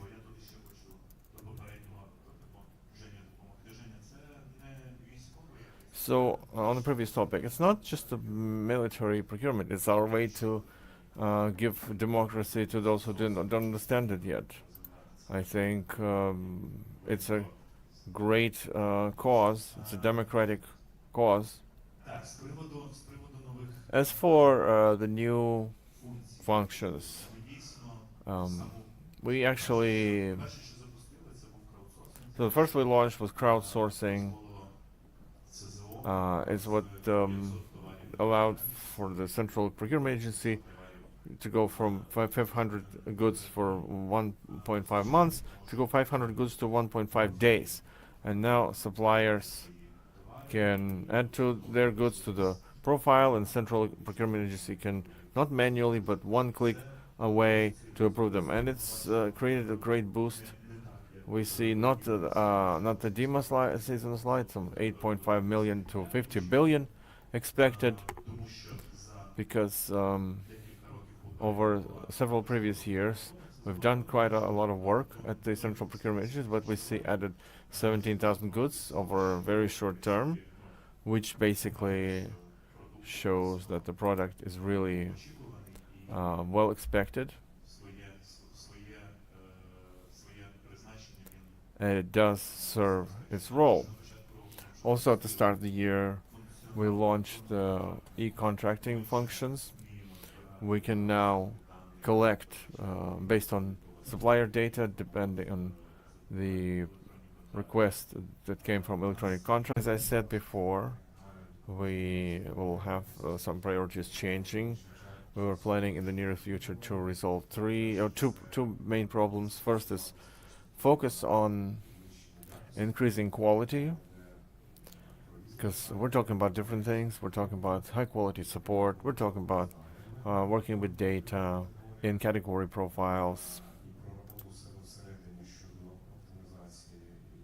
Within the automation of business processes, because we have to improve the business process in the middle, from within, and we're doing that already. Like the process of qualification is automated. I hope in the nearest future the cabinet of Central Procurement Agency will be simplified and streamlined to work with profile categories in the context of the new law of what I was saying, that we will have to expand, because professional procurement is the Central Procurement Agency that is responsible for wider use goods in the market. So this law, this provision of the law, is mostly reflected on us, and it will be us who will be ahead of everyone, facilitating the application of this norm.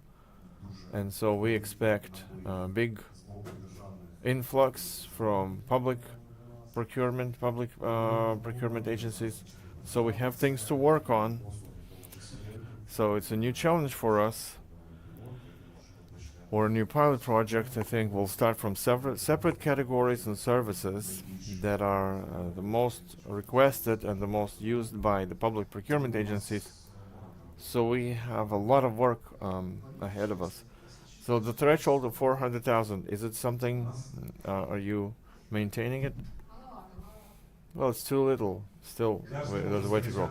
I can't argue with the boss. Of course, it's too small. Nadia, I think the launch of e-contracts will become an important waypoint that will promote the entire procurement system forward.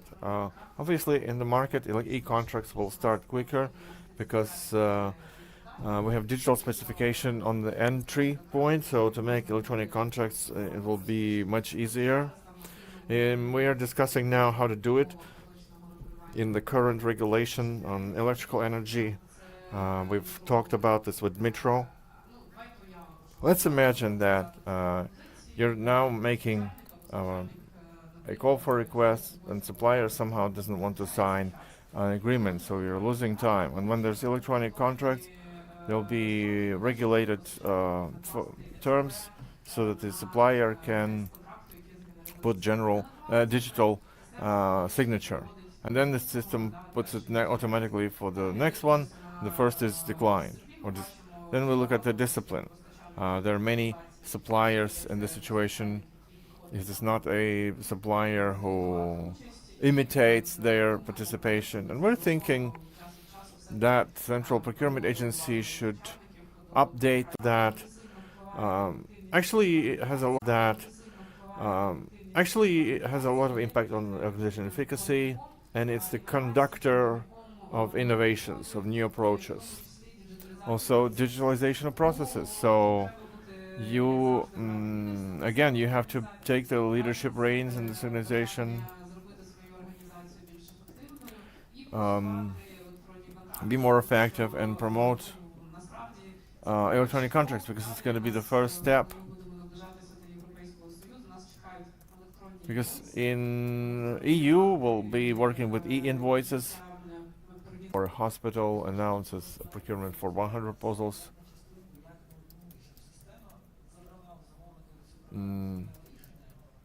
So that there is no complex solution. The terms of supply, the best proposal, and when the e-contracts will happen, the hospitals will have easier story to administrate. Now they have to register 100 paper contracts. We could never ask something like that.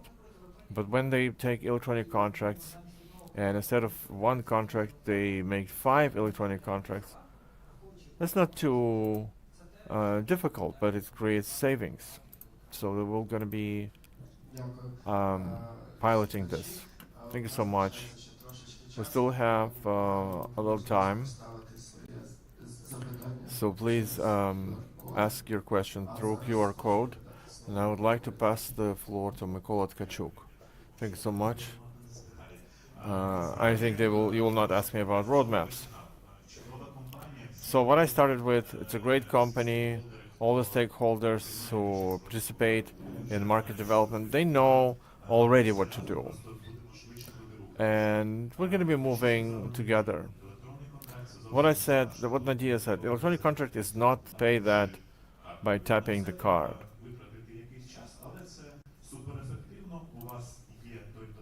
So it's super effective. You have the goods that you want to take. And if it's something super exotic, which is not procured so well, maybe the seller doesn't want to sell it. So then, without VAT due to martial law, but we just can't put the tick, but like it's VAT exempt. You can find a legal way how to make it like fully transparent, and we're doing everything. Thank you, dear audience. Thank you, dear listeners, and thank you, dear panelists. I guess, well, not many arguments we had now in the panel, but many, many interesting things were mentioned, and ambitious plans, of course, on how to develop the catalog. So just wish you all to have some success with that. Thank you.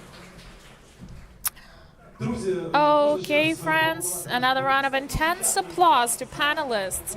Thank you so much for really great discussion, and we move further, and we have some more panel in this block, and we are almost there. We're preparing for it. And friends, don't forget about QR codes. Thank you for joining this one, yeah, with your questions. Use the QR code in future. I'll remind you that this QR code will be functional even after the forum is over. So we'll have photos, then photos of the event. And if one already managed to make some photos later with this QR code, you'll be able to find that. Okay. We are ready. We are ready to move forward to another panel discussion, and it will talk about Prozorro Market for national scale projects. And who will moderate this? I invite Angelina. Please. This is your mic, and you're welcome. Hi, my name is Angelina. I lead the communication and professional procurement SE, and my colleagues and other partners and stakeholders will discuss how Prozorro Market will affect the implementation of big national projects. Dmytro Solovey, Deputy Director of Professional Procurement. He's handling the development. Okay, so just let's support him a little bit, okay? Thank you. Okay, I need to take this seat. Now, I would love to have on the stage Nelly Stelmach. She's an expert of defense procurement defense procurement reform. Yeah. She's the expert of the project. We also will be joined by Dmytro Zavhorodny, Deputy Minister of Education and Science. We've spoke a lot about school buses. Yes, Dmytro will tell us in details. Ores Stepanyak, head of school catering reform project. And also, if we have Alexander Slobozhan, who is leading the associations of Ukrainian cities, you're so welcome. But I think he's not in the room, so we'll start without him. Okay, colleagues, welcome again, and thank you for being with us. Thank you for joining this discussion. I think we should start with school catering reform. Yeah, many people mentioned that already today. Partially, the obligatory nature of Prozorro Market categories, it started with that. Orest, can you tell us how this whole thing started? Like, how is it evolving? What is the benefit that you see? As a key stakeholder of this reform, can you tell us? Well, first of all, thank you so much for being with us. Grateful to organizers for doing that. Such a nice event we have, and really nice topics. Well, I'm not a procurement person at all. I'm not a developer. I don't supply anything, I don't procure anything. But it seems to me that today I am in a place I need to be with my community and close friends at some point, because maybe, well, when we started paving the way in 2020, the school catering reform was quite a different one back then, when we have a huge number of international partners and flow of investment strategies, new regulations, and systemic activities. Back then, it started with the idea that we have to push the process, and the very first thing that we've understood what we have to do is to communicate with local subgovernance, because these are the subjects of implementing reform locally. And when we started doing this, after we had these big national forums where we took part, I guess all communities took part, 1,500 of municipal and council heads, science departments, those requesters that later work with Prozorro as well, we were discussing, we always had questions, like we were taking notes, anonymously asking, not anonymously, but we were gathering this, accumulating this. I remember how we did that. And, one of the largest problems that we actually saw was the procurement itself. Long-term, complex, non-transparent, delayed, or canceled. The message that communities gave us. So, after we designed the strategy of the reform operational plan, the strategic aim was defined. A big one on the capacity of requesters actually to implement and handle the procurement. It was the background of strategic goal, and we merged around this whole thing.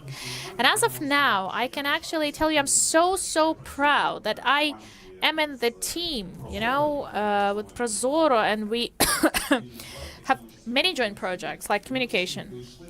And we, as I'm a business person, initially I used to be, and we reached the business process stage. One of the key tasks of the reform was to make any processes like market processes. When in schools, we create conditions for market to thrive. When we have enough of kids who eat, when business people want to supply food there, or like services, catering services, when the price level, the cost level, the cost that communities establish is a decent one for business people to want to enter, and of course conditions where businessmen or business people operate, they should be transparent. So with Prozorro Market, we managed to make many things transparent. And we communicate the reform internationally now, as Ukraine is in a global coalition already, UN Global Coalition on School Catering, School Meals Coalition. We, Prozorro Market, it's almost everywhere in many provisions, especially in integrity projects, because when we work with procurement, like now, procurement of modernizing the infrastructure, we engage European Anti-Corruption Initiative for a very detailed analysis of each project. And with 1.5 billion of state subvention, we saved 160 million, just at the first stage of designing the project. With Prozorro Market, we actually, in procurement, we don't need any additional surveillance because it minimizes any manipulations. It just clears that. It was spoken a lot about that. Thank you for this partnership. Thank you for that. Yeah, honestly, I just want to add a little bit to Orest's words, because if you speak about this school catering reform, it's not just about food per se. We work now for the infrastructure solutions to be added there, if it's possible, to the catalog. I mean, so in my humble opinion, I think it will show effectiveness when we expand with services, because we mentioned today that under the new law in market, we will have services like catering services. I guess this is one of the first services, and we really want equipment for cafeteria to be there as well. And I do hope that, we're not even at the peak of cooperation and effectiveness that it can give to state. So we have 60 minutes, so I have a little bit for later. Yeah, we'll have a chance to talk about future, maybe just reflect a little bit. Colleagues mentioned so many times cooperation with MOSC, school buses procured this year. So Dmytro Zahorodny maybe will tell us in details about this project. Positive experience of 2023 and 2024. How the approach changes, lessons learned, which additional values given by electronic catalog in this project. Thank you. Generally, we are the new team of MOSC. I think in one and a half months, we contacted colleagues from Prozorro Market, the new team, to start implementing the catalog in our subventions. In the first year, then we had subvention for buses. We initially decided to try that with that. So other subventions we have in 2024 expand this as Minister and the team is convinced, definitely, that the majority of procurement in educational system, it's quite standardized. Yeah, it's standardized stuff, and we can see how different TORs in Prozorro. Well, it's surprising. We can't have different needs and technical parameters for anything, completely anything. Before that, we had so many requests from Anti-Monopoly Committee and the Chamber. There were buses with TORs, even description of buttons on consoles and the length, the distance between some items which don't actually affect anything. So very, very, very slight nuances. But we really wanted to step away from that for requesters, not to give them a chance to play with those TORs, to manipulate these. Because in our opinion, in buses, there is a certain number of buses types. They have some seats that can be inclusive or whatever, some other differences. The same goes for other items and goods. And we can see that truly now it's a great step forward. I think many additional steps will be taken, but out of what we see now, we'll move in this specific direction. When it comes to educational procurement, unfortunately, we don't have centralized agency at the level of ministry, and mostly money is used by local self-governance with co-funding from local budgets. But definitely, if you're interested in educational procurement, this is our way. By expanding the number of goods will be accessible in Prozorro Market, and the key indicator for us is competition in procurement that we see. Okay. Thank you for the answer. And truly, as far as I know, this expansion movement for the goods procured at the subvention expense, it's even now equipping the defense classrooms in schools. It goes via Prozorro Market as well. Can you tell about that? It's more complex, more items. I'll tell you, this year, apart from school bus procurement, we also have 2 additional subventions, which use Prozorro Market as well. New Ukrainian School, as we call it. Every year we launch it, except of 2022, I guess. For 7 years it's been there, yeah? And we're sure that it will, of course, exist in future as well, because this is quite a long-term reform. Substantial one. It should cover all the educational facilities, you know. It's about modernizing the space, the equipment, and everything else, furniture and so on. Second subvention, to create so-called defense classrooms. Yes, we want to make in schools specialized classrooms with new curriculum, you know, to deliver it to kids. And of course, we need to procure these interactive shooting ranges, samples of weapons, you know, to train high schoolers, also first aid kits, drone piloting equipment. We also have some lists approved, like what can be there in those classrooms. So we think that these 2 subventions should go via Prozorro Market. Moreover, our requesters, with a majority of items, well, you can't cover it once, like everything we want, but we move step by step. This year, for the most categories of goods, you can actually procure with 2 subventions I mentioned. Our colleagues from Market created, how to call it, specifications, yes, because profiles or profiles, that was too specific. We now have specifications to, let's say, if we want to procure computer. I had a dream since 2020 for our schools to have 4 types of computers, like for laptop for a teacher, and just take the memory, processing capacity, and maybe disk, yeah? The volume, and like that. That's it. And maybe the screen size. No other additional characteristics to be put as. For me, it leads to manipulations and abuse. So these specifications we have in Prozorro Market for 2 subventions reaching total amount this year approximately 3 billion hryvnias plus co-funding.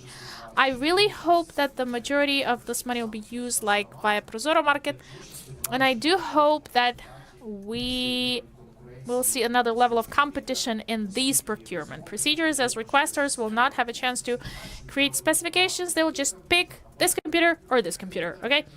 This shooting range or another, more innovative. I hope many suppliers will compete.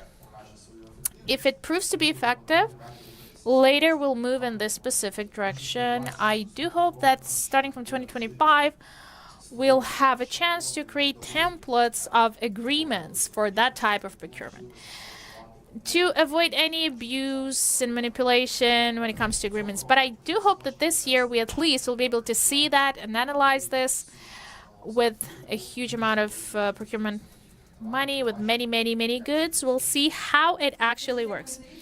Thank you for answer. We now have Alexander Slobozhan with us. Okay, let us... Okay, have a round of applause. Association of Ukrainian Cities and Municipalities. Thank you for joining us. I have a question to Dmitro. Dmitro Solovey, my colleague, because in the context of, about the defense subject, how did you prepare to this project? Because I know that you did a lot of categories, a lot of communication with market and internally. How did your team prepare to that project?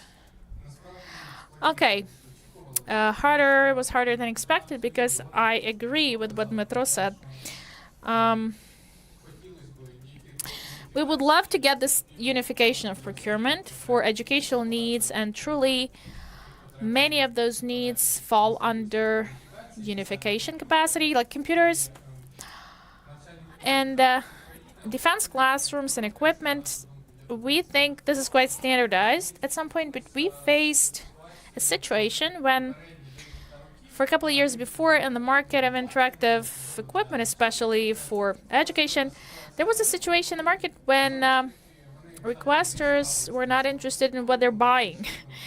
They came to a specific supplier, they took the commercial proposal, and just for that proposal they announced their open procedures. So nobody spoke of competition there, because suppliers providing this proposal or offer, one was unifying all the requirements under one's capacity to limit potentially the participation of other suppliers in this process, giving some additional notes and so on. When we started gathering information to prepare to procurement, we faced this. Unexpectedly for me, but there was a huge resistance of business people, because many had a habit of working with requester directly, like ad hoc, shaping the need. And for us, this was a big challenge, because synchronizing the expectations and actually making the classrooms not just standardized, but effective. Because we've set this goal that there is a certain regulation when it comes to requirements of the ministry, for computers. But at the same time, we would love for the quality of this equipment to increase it, to make it competitive. And we had a fight, I'm grateful to Dmitro for his participation in meetings with suppliers. We had really hot clashes there on how to standardize, which parameters to be there, and so on. But in the very end, I'm super satisfied with the work that we did and the cooperation and how we built it eventually with market and colleagues, especially the ministry. Alongside with that, I still have a big hope that the projection will work successfully during the procurement, because we already met with the contractors who will be using Prozorro Market, and realized that for them this competitive procurement type is something new, because they say we don't know how to choose, because earlier suppliers told us what to buy and we would just prepare the documents accordingly. Now we have to think and choose what kind of computer we need. Maybe you will have some advice, but I hope that's what Oris was mentioning. It's shaping market competitions, fair competition, when we start creating conditions even in those niches, in those sectors where there was no such thing primarily. And that's the healthy way to move forward. And in the first panel, we talked about centralized procurement. So I shared Dmitro's opinion that on the level of educational needs, there's a great sense to centralize it, to standardize it. So we're trying to implement big programs in Prozorro Market.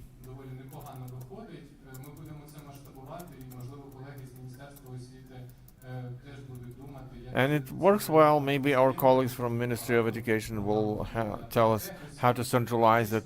There's programs for technical colleges, for vocational schools, and they can be suppliers sometimes.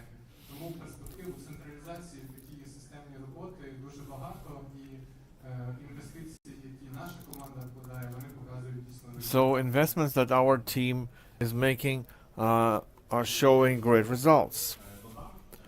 Thank you, Dmitro. So once we started talking about competition within the reform of school catering, what I said at the beginning, the reform is not there yet, because 3 years ago we didn't know what to start with. Now we have billions of investments from the state as subventions.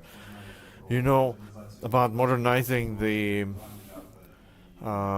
food and catering, 1.5 billion, and about 170 projects that are being modernized.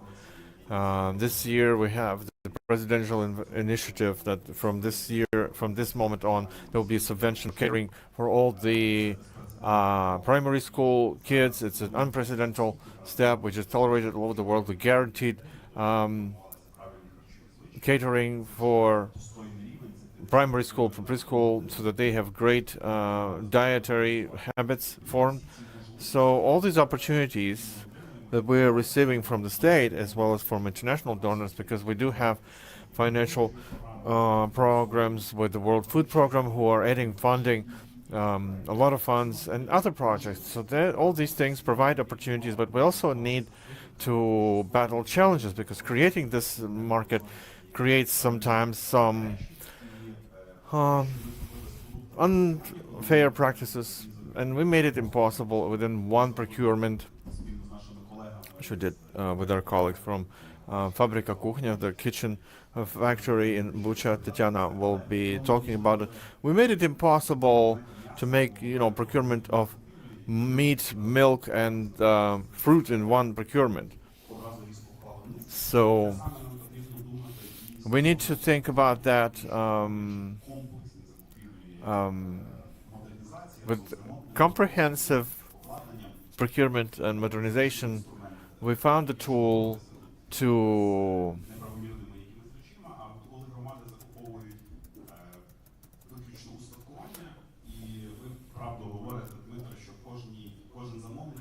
each contractor goes to a supplier, and then one supplier has to be in the end. The team has developed a standard which has clear framework what kind of equipment should be for kindergarten, for a school with this amount of children there. So now you can place it in Prozorro Market as a unified thing. And we're thinking about this, doing the same thing about services for catering. Because if we don't bring the service of catering into Prozorro Marketing and make it more systemic, then we'll have much less competition. So these are the two main objectives within investments from the state into our project that we have to work out. It's something we will be doing in the subsequent years. Thank you. Thank you so much. So we talked about catering and the education. It's another wide-scale project is procurement of drones through Prozorro Market. We would like to raise this topic, in particular, not only for the military units, but for territorial communities. They are buying drones through the market. So Alexander Sloboshan is here. I would like to ask you, why are the drones so popular? Why do we have dozens of communities using it to buy drones? And obviously we know that they are not remaining in the communities. They are later given to the army. Why is this tool so popular? Hello, everyone. thank the organizers and all the participants who are with us today offline. I was listening to colleagues and I was reading the questions. I also had these questions, on education, why we don't unify it. So please pay attention that 1178, why I made this introduction. It's a very important event. I understand that on the first panel we were talking about legislation, and those who are joining us offline or online, based on these events, we're providing greater quality not only to legislation but bylaws, and more experience, more best practices are being shaped. So basically local self-governance, and I want to stress the drones in particular, because what colleagues said regarding education and catering, because we're talking about win-win for the businesses and the state. So businesses are public authorities are part of the state as a big network. I represent the Association of Cities, which unites 1,800 communities, the big and small, middle sized villages. And after this decentralization reform, at the start of this reform, and its part as an administrative territorial reform, we don't have difference in terms of the rights, the rules of budgetary legislation. I want you all to understand this. There's only difference between local self-governance in the volume of funding as a resource. So, for instance, for Kiev, it's billions. For a small village, it's hundreds of thousands. For a small city, it's millions.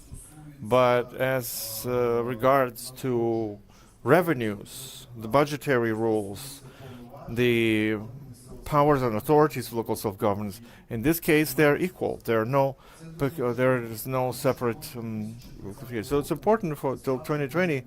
There were differences, and many businesses from the state structures, those who work with procurement, they still have that stereotype of some change, of some differences. How do you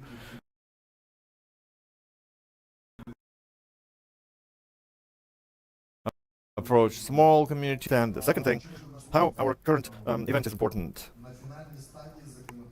On the final stage, the legislation 11520, it will change the rules in some way that will impact the procurement.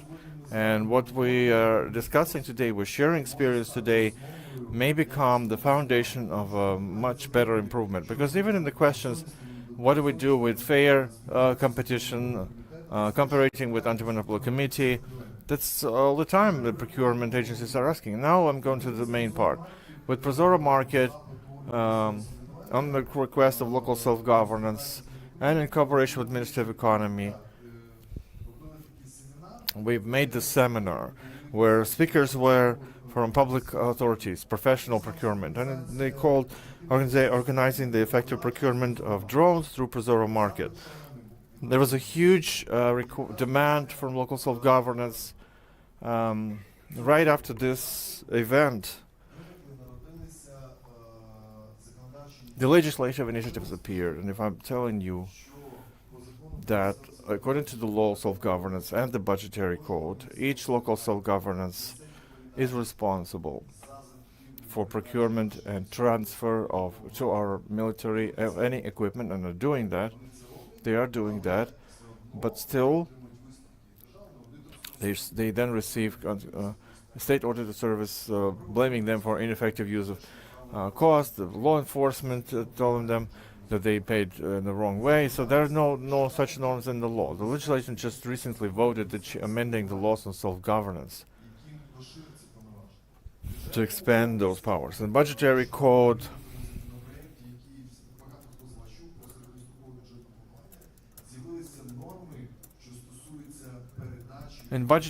there are norms that legalize the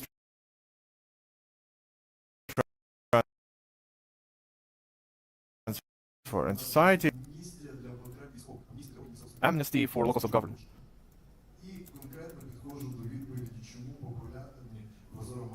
And now the question, why Prozorro Market? Because it's a standard of quality.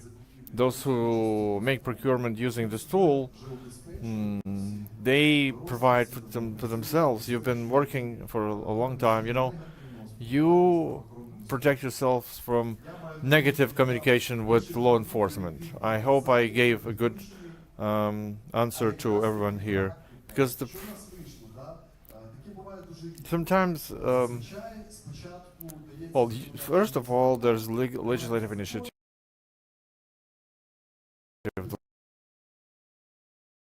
Laws are passed and collecting the experience. With Prozorro Market, it's different. It's the other way around. The idea came from society, local self-governance. It's the request from our entire society to improve assistance to the military, improving the procurement of drones. Because as Financial Times wrote that the Ukrainian defense and security system is special. Let's reread it. It's a report from Economic Organization, Economic Cooperation and Development. And Financial Times wrote it in 2023 that Ukraine creates a unique system, financial support of defense and security, with centralized supplier for armed forces. There's also a network of 470 separate networks, so local self-governance. And coming from that, the team of professional procurement, Prozorro Market, Ministry of Economy has responded. And this is one of those seminars. There were a lot of them. They were regional, and I want to thank all the procurement officers who participated, who trained our procurement officers, in local self-governance. And after those discussions, there are legal initiatives. So that's responding to that question. Just a couple of seconds to comment on the draft law, because that will impact the work of each of you. Because if you're here, you're probably interested. So it's going to be the question on Directive of European Parliament, Article 4, and it will be around fairness, how businesses work ad hoc, and reviewing the thresholds of procurement, because there's influence of inflation. There are some new requirements regarding certain new packages, and so in this draft law, it's a great draft law, and I hope that soon it will be passed in the second reading in the Parliament. But you can submit proposals. And now regarding the catering, which where I will wrap my intervention. So when we talk about catering, the capacity of a market, you know what? How many children we have to have right for that? 1,640,000. You know what's the amount of financial resources, local self-governance? 20,800 million. The state budget only has 100 million. That 2.5 billion will help our international partners. So that's what the mainstream says. Imagine the market volume. We can't work without Prozorro Market here, and I would like to ask you to use the mechanisms that are well tested, because it's not just a separate tool. You heard about the program Made in Ukraine, right? There's Dmytro Kislevsky, the MP, there's the Federation of Employers, the Ministry of Economy, the committee. So they made together with us a catalog of local Ukrainian producers, and through the market they have already tested and tried it to procure school buses. And that's also an annual subvention in the state budget. So I think with the catering you will be able to use those tools, but it all depends from us. So thanks everyone, and we're open to proposals and cooperation. As for the volumes, even over 2022, without the legislative regulation, through some tools, procured 4 billion hryvnias worth of drones. Let's see, for you to understand. While it wasn't known, I thank the team, Ministry of Economy, for this to start working well. The numbers will be now much bigger, even without regard that the military and income tax was moved out of Romania. So the Ministry of the Economy and the Parliament representatives have left us today, but we'll still discuss them with them. So coming back to drones, I'd like to hear a practical experience. There's Nelly Stelmach here, who's an expert in the reform of defense procurement into the military units. So Nelly, can you give us from a practical point of view, how does it happen? How this interaction happens? How the procurement agency works with the Prozorro Market when buying.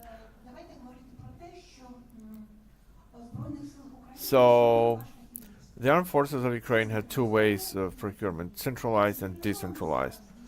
Centralized is done by two agencies: Defense Procurement Agency and the state operator. They are procuring this armaments. One agency buying that. Another one is logistics, clothing, uniforms, food, and fuel and lubricants. There's also a special communications agency who have their program of procuring drones. These three agencies, they're not using Prozorro Market to procure drones, but only small percentage is that they're doing through the market. Computers, servers, the like.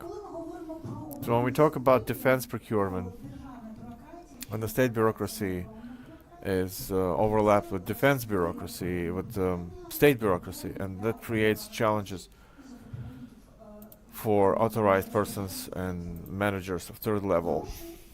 So there are big money, from almost 50% from the budget.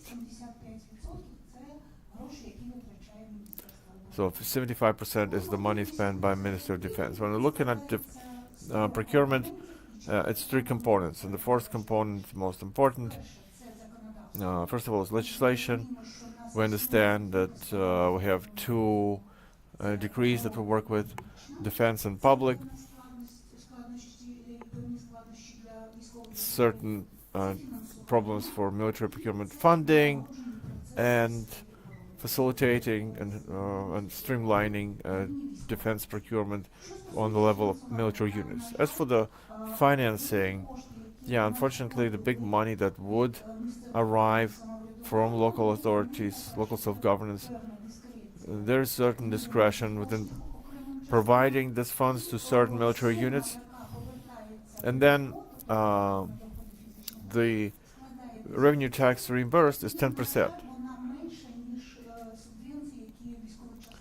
And there is smaller than subventions that military units received last year. Maybe the percentage of revenue tax will be increasing, maybe, and we would like to return the funding from local self-governance, because it's easier to communicate for the military units and local self-governance. But the most important element is people who are doing the procurement, because if people don't are not taught to use those tools, then it's like procuring the paper. Then they go through open bids and simplified procurement that military units can use. It constitutes only 26 days, 25 days, regardless whether it's simplified bids or open bids. In open bids, there's also a risk that they can be complained against, and so the process of complaints protracts the term for 25 days. So the use of Prozorro Market protects the contractors from possible sanctions from law enforcement, some internal structures, because it's 10 to 9 days. I confirm it's true. It's true. It's real. So I'm grateful to professional procurement. Thank you for helping armed forces to train personnel. Those handle procurement for the defense sector. Also, the defense procurement reform project, before mobilization, I was a part of it, and I help a little bit now as an officer.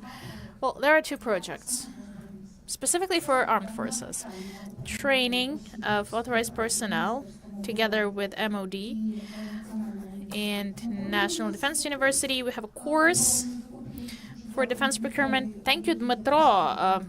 You actually deliver lectures there, and you tell the personnel, tell our professionals how to use Prozorro Market. And also, with the help of our foreign colleagues, namely UK Embassy, we deliver trainings for 100 military units, consulting from zero to procurement functions. Unfortunately, Verkhovna Rada people left, and MOE people left. There's a big problem that authorized personnel is appointed just as additional load. We speak of that. Well, we don't speak of that very loud, but we do speak. And a person who is a sniper, you know, or it's hard to procure in parallel line because these people have their duties. When it comes to Prozorro Market, when it comes to UAVs procurement, in my opinion, this is a much more effective tool than direct bidding and direct agreements and others. Deadlines and competition. Military units and bases, if we compare 2023 and 2024, 6 times more of increase for the percent of the Prozorro Market use. Last year, this was less than 1% of all the procurement. Now it's six times up. It's so good. But we have more of procurements with Prozorro Market. It's quite different, you know. The key competitive one is open and Prozorro Market. But if with a simplified one, we save approximately 10%, with Prozorro Market 30%. At the expense of UAVs. With UAVs, I'm grateful to Professional Procurement Enterprise for competitive market. As bringing drones to Prozorro Market, it led to increased competition. Even when you send the price offers, you know, to provide commercial offers, you get a conversion. You send 50 requests and you get 3, okay? 3 answers. And you pick out of 3 like a supplier. Prozorro Market gives a chance to expand the market, and this led to the following. In some bidding, drone bidding, we have up to 20 subjects. And there's a direct connection between the number of participants with all procedures and the saved percentage. Well, apart from drone procurement, thanks to USSS and professional procurement, I'm grateful for expanding the catalog. Thank you for that. Now you added additional categories to catalog, UAV-related items like antennas, you know, consoles, goggles, and headsets, visors, and so on. As these items, and the use of these items is for service use, there's nothing confidential, basically, in procurement. This will give a chance to cover the needs faster, the operational needs of military units faster, when we use this tool. What I'd like to say, the goods procured by military units to cover the needs, defense needs, these, even the UAVs. These can be the double-purpose items. We buy these for defense purposes and, for example, for fortification infrastructure.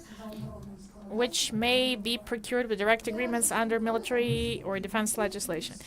If you buy like nails, cement, timber, and other goods for fortification infrastructure, when you build it at your own expense via Prozorro Market, do that. We have so many goods and items of construction purpose. We have these in Prozorro Market. I also advise colleagues, and they use it. I advise procuring spare parts or expendables for defense transportation in Prozorro Market. Large list of spare parts in Prozorro Market we have, like tires and so on. So I support a dem who speaks of specific items procurement like tires. It would be more effective to buy each category, each item with specific procedure. So, of course, Prozorro Market is an advantage, and I'm so lucky to be. I was so lucky to be at the first meeting in 2019 when this was established in January. Already, Ms. Nadia mentioned that. Nadia Bihun, and I'm so lucky that I can actually use this tool and show it to my colleagues, like how this can be used properly. I really hope that apart from advantages that I mentioned, of course, the no appeals, deadlines, for example, substantial saving, we can reach in Prozorro Market, there are problems as well. Certain problems, for example, these are in compliance of defense and civilian legislation, let's say. Under the decree regulating the Prozorro Market 822, we have limitation on selecting specific portfolio, 500,000, yeah. In defense regulation, there is no such limitation. We can pick any competitive procurement as we want. Well, maybe we need to change that a little bit for defense requesters to be able to use Prozorro Market within the category without limitations. I heard from the Metro that they will expand the list of providing warnings to unfair requesters, because yes, at the stage of agreement conclusion we can appeal, but later, well, harder. This is my analysis based on BI Prozorro. In Prozorro Market, in category MAVIC category, yeah, UAV category, we have a company that cancels each or breaches every 10th, or their partner breaches it, but the average termination percentage is 0.1%. We can't complain that such company exists because there's no chance, basically. So my opinion is that another problem may be, okay, you took away this opportunity for requester to add something to portfolio. Previously, when we were buying a printer, we could put together with USB cable to join it, connect it to a computer. Now we don't have this chance, so it's a little bit harder. We need to split, and cable, I guess, is not in the category. What mostly is procured by military units? First category, UAVs with the cost, and food with the amount, with volume. And I love the idea from the Ministry of Education on standardizing of computer category. We really want to offer that to communication units because they have typical tasks, typical standard computers there in Army, you know. We can have 4 or 5 categories like printing equipment or like a computer to process big data. So I do think that this tool must develop. We must add services, not just of catering maybe, but maybe maintaining the office equipment. It's also a standardized procedure. Cartridge filling, this may be added as a category. Well, I guess everything I wanted to say, I can talk for hours about the tools. and about other tools as well. But, well, thank you for your attention anyway. If you have questions, I'll be so happy to answer. Thank you so much. Honestly, I would love to ask a question. Do we have questions from the hall? Or those who use QR code, they give us questions. On drones, Dmitro, I think you'll answer that. The question is like this. So why it takes so long to add 2-3 items of urgent products, factory manufactured products to the list? Like spare parts to UAVs. We can actually see the question, yeah, the top one. As far as I understand, it's it's for the UAVs reconnaissance or assault ones without the explosive part, like to Mavic. You speak of Mavic UAVs? Unfortunately, we can't hear the question. So, yeah, thank you. Okay, I get it. Like, speaking of the batteries, where with the colleagues now from defense procurement reform, Nelly's still cooperating with them. The requirements, these characteristics are still processed. Today we have September 30th. We planned in September to add that. Well, if it's not there, soon it will be included. We have a big backlog of categories that we work with. So maybe due to some blockers, we postpone that, but it will be there.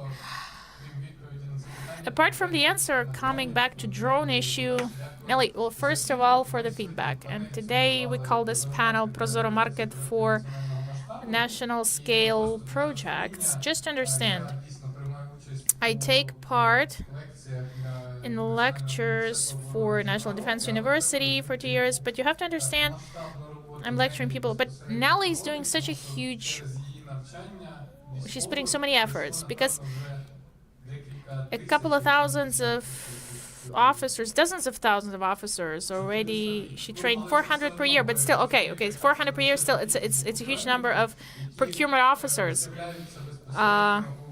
who go directly to military units, and it's about creating a new procurement function. So I think this titanic work that you do, so you're popularizing and advocating, and you stand for the procurement officer position to be there. You know, this is a titanic national scale work. Not always it's supported properly by politicians. There is so much resistance, and if it's feasible and on process, but I think that within the last year, there is a huge progress observed, as I see it, what I notice. So I hope that this truly soon will happen, and we'll be able to implement that.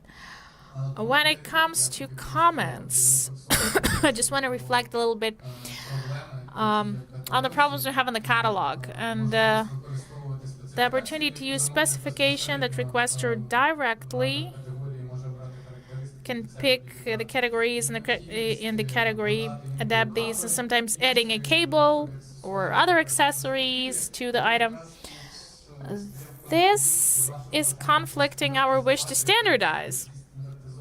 And these standardized requirements, what you say for the Ministry of Defense to pick computers, because requesters, like, we have the constant search of balance, like to allow people to buy something that they need in their case, and specify people who will add something that limit competition.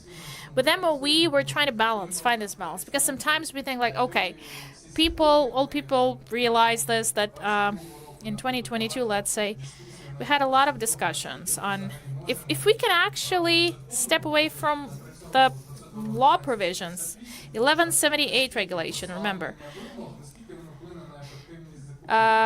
lifting the requirements if it affects them. In a Prozorro Market, we had this discussion. Can we allow the requester to pick something from standardized characteristics, not from the scratch, I wanted this, but give a list of characteristics, say, you can pick out of these.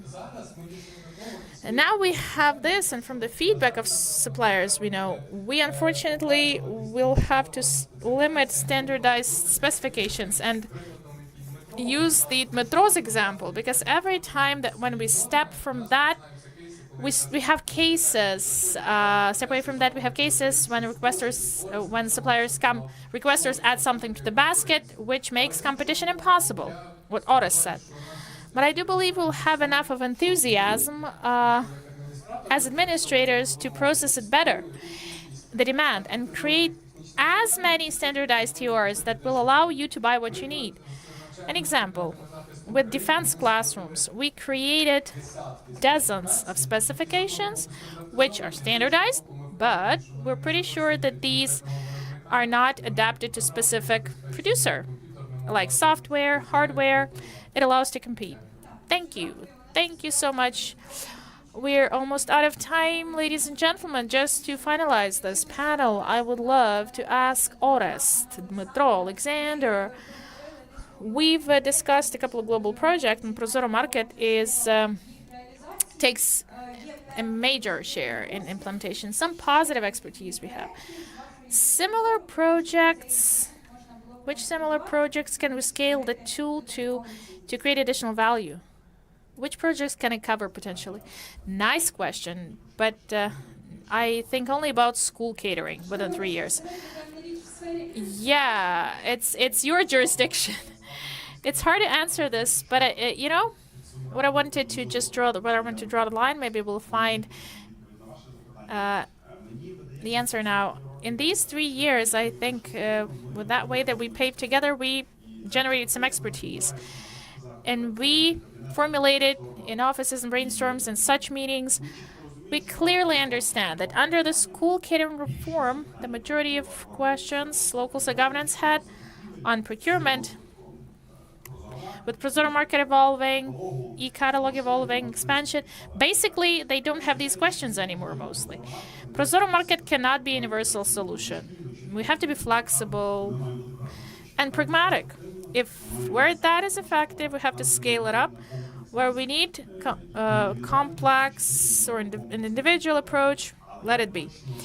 But I do understand that this is a tool that gives a chance to satisfy everyone's needs. After we launched the kitchen factories, we really worried how this big donors project that state procurement starts, municipal enterprises, how it's going to happen. So we created new municipal enterprise together with MOE and professional procurement, and Prozorro Market had a meeting for producers, invited journalists, made it public. After the first procurement, Nashi Hroshi media wrote about us. They give negative statements mostly, but they showed us as exemplary. So it was opposite. I think we just need to work, and those who need solutions, look for solutions. Ask colleagues, okay, people from Prozorro Market, okay, be very concise now because we have to finalize. We're out of time almost, ladies and gentlemen. What I spoke of, in my opinion, the majority of things we have in the educational system, it's pretty standardized, you know, and it will be more and more standardized eventually all around the country. First of all, computer equipment, multimedia, everything related to various lab equipment, and then we had the reform of New Ukrainian school. It's almost covering the high school. More and more money will go to various specialized, like physics, chemistry classrooms, like the same thing as we have the defense classroom this year. So this will it will be there for another 5 years, the state investment in education. And I'm pretty sure that this can be standardized. And when it comes to multimedia and computers and printers, we can definitely standardize not only in the educational system, but also not just in schools. But such profiles can be there for any users with specific characteristics, which will not be tied to any specific brand. And I would like to believe that in the prospect of transformation of procurement procedures, that will enable to procure services just as well for repairs or something more complex in the future, but one thing I wanted to add, because I'm reading the comments, listening to some questions. And I like how questions or criticisms, they are like, we wanted to buy this additional wire and we need to have it. And I think it's a great assessment, great evaluation of the general product, because like we're sure that we need it. Because a few years ago we were still thinking, oh, do we need it? Do we not? And now people are asking when we'll have this feature. So I think it's a very positive assessment of what's happening and the product in general. Thanks a lot. I have a small remark regarding other issues. Unfortunately, we're not always have enough time to answer during the panel discussions, but in about a week, we will prepare these answers. They will be attached as a PDF. So don't be discouraged if you didn't hear your questions now live, but we will absolutely provide those answers in a written form. So I'm from local self-governance, because they are the biggest, we would call them the biggest procurement agents. So everything we've said, everything the way we see it, of course, security and defense is #1 priority, because the military now and tomorrow, they will be coming to local self-governance to get their needs met. That's first thing. Second thing, there is the constant improvement of legislation, and some things that were indirectly connected. What earlier we thought they have nothing to do with our procurement and other things. Here's one example. I think for mentioning Anti-Monopoly Committee and the Anti-Monopoly Committee reform will have a direct influence on our procurement activity as local self-governance. So it's going to be improving all the time. Thirdly, both education, the housing, the utilities, school buses. It would seem they are part of the education, but in our experience in local self-governance, they provided safety and security, and as a tool for evacuation. I traveled on such bus at the end of the march from Bucha and Mariupol, Kharkiv, Chernihiv. They were rescuing people, and a lot of that had become shields on the way of Russians. So for us, for utilities, these buses will be priority number 2 or 3. So for the military, everything is related to procurement, as well as education and utilities. Utilities meaning equipment. But why I wanted to say this, when you have this experience of school catering, that there's no money, they tell you. That's not true. They would say, we have all the procedures, but we don't have money. Here's an example. The catalog that I mentioned about the Ukrainian producers, Ministry of Economy, and the Federation. 12.9 million hryvnia available for reverse subsidy, dotation. What does it mean? There are communities who they go overboard with revenues, the profitability. So over this money, until 2025, they suggested to keep that money in those communities, to use them for procurement. So therefore, the co-funding percentage is different, which will, what does Prozorro Market tell you? It's a quality standard. You procure, and there are no questions how you spend that money. So 12.9 million hryvnia for 2025 means it's possible for us as local self-governance, if we keep that money from Ministry of Finance, we can use that money to buy Ukrainian produced equipment and school buses as well. So this percentage of co-funding is much smaller, and the clearing has no impact on state budget. So if you get questions about why they don't have no money, no. Leave that money to small communities. They will through Prozorro Market. They will spend it on school catering, school buses. They will procure everything that our residents actually need. Thanks. And the final word in the panel, it's Nelly. If you have anything to add, just a couple of minutes because we have exhausted our time. Yeah, I think 1 minute is suffice. So money is there. It's about effective use of that money. As for the armed forces of Ukraine, effective use of that money is possible when we have trained and motivated personnel. So the main area about using of the Prozorro Market in the armed forces, considering um, the flow of people, so training everyone who's involved in procurement. Since Prozorro Market is not a complicated tool, I think we will use it in the armed forces of Ukraine. Thanks, colleagues. Our panel is over, and I pass the floor to. So thanks for the discussion. Let's applause all the panelists and moderators. So one service and information that you can use this QR code to have the pictures ready, so you can download it and see the pictures. Now there's a lunch break, 40 minutes. So please be mindful of time.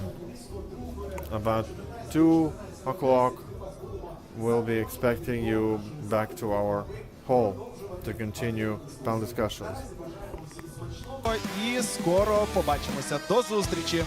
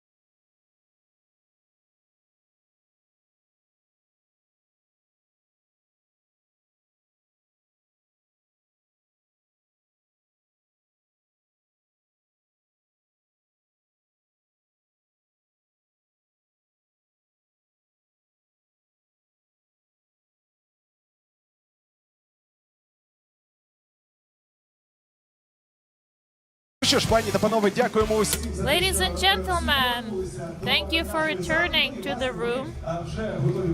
And we are ready to progress. Okay, so we shall have a very nice and productive panel discussion. The supplier's experience, how to sell effectively via e-catalog. And I'd like you to have a round of applause, and we have participants of other panel.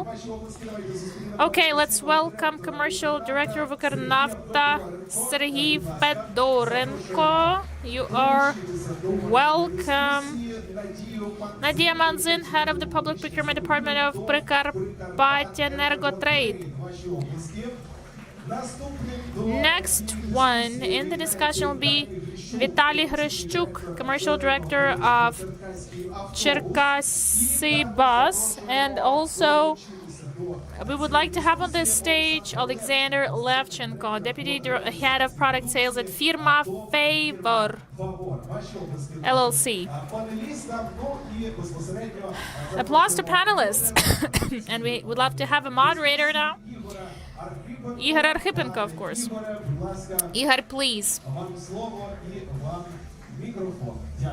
And the mic is yours. Nice to see you all. Glad to see you all. Hi, everyone. I would love to start. Okay, we need to have the countdown, but yeah, because I may exceed the limits. Okay, I would like to express gratitude for organizing this event. And during coffee break and lunch, I talked to people, yeah, around, you know, and what people were telling that they actually like this format, that they would love to have more of this, that they can meet the colleagues with the same mistakes and problems and talk informally. This is a beautiful thing. So, if we go to our panel discussion, we still wait for another person, yeah? Or we don't wait for another person, but we just start. Okay, this event is really cool. The same questions actually can be analyzed from different standpoint. First, we had people who make these changes. Now we'll have business people talking about it. Those actually work with this as suppliers. Next panel, requesters' perspective. So that's how you can get the whole puzzle together. For example, the first issue is a little bit broader than Prozorro Market.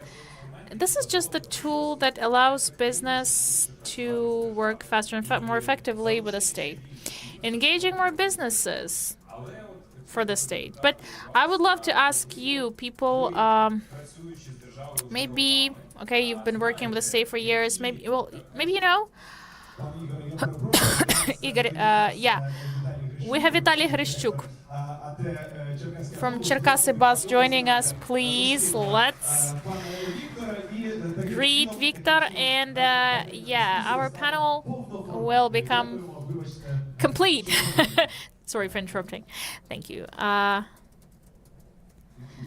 Okay, we can change it, like, take whatever seat you want. Okay, if we take it beyond Prozorro Market, the public procurement sector, like, which other means, tools, what can state do additionally to make it easier for you to work with state, or to engage more businesses, SMEs, to work with the state?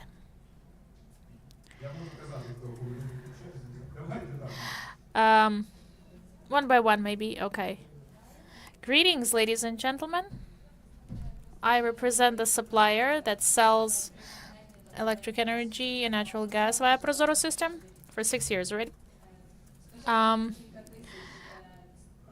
We had like a couple of thousands of proposals for open bidding first, huge number, and chronic fatigue, you know, for this typical procurement, we had to load 90, 120 docs, uploading these just to sell electricity.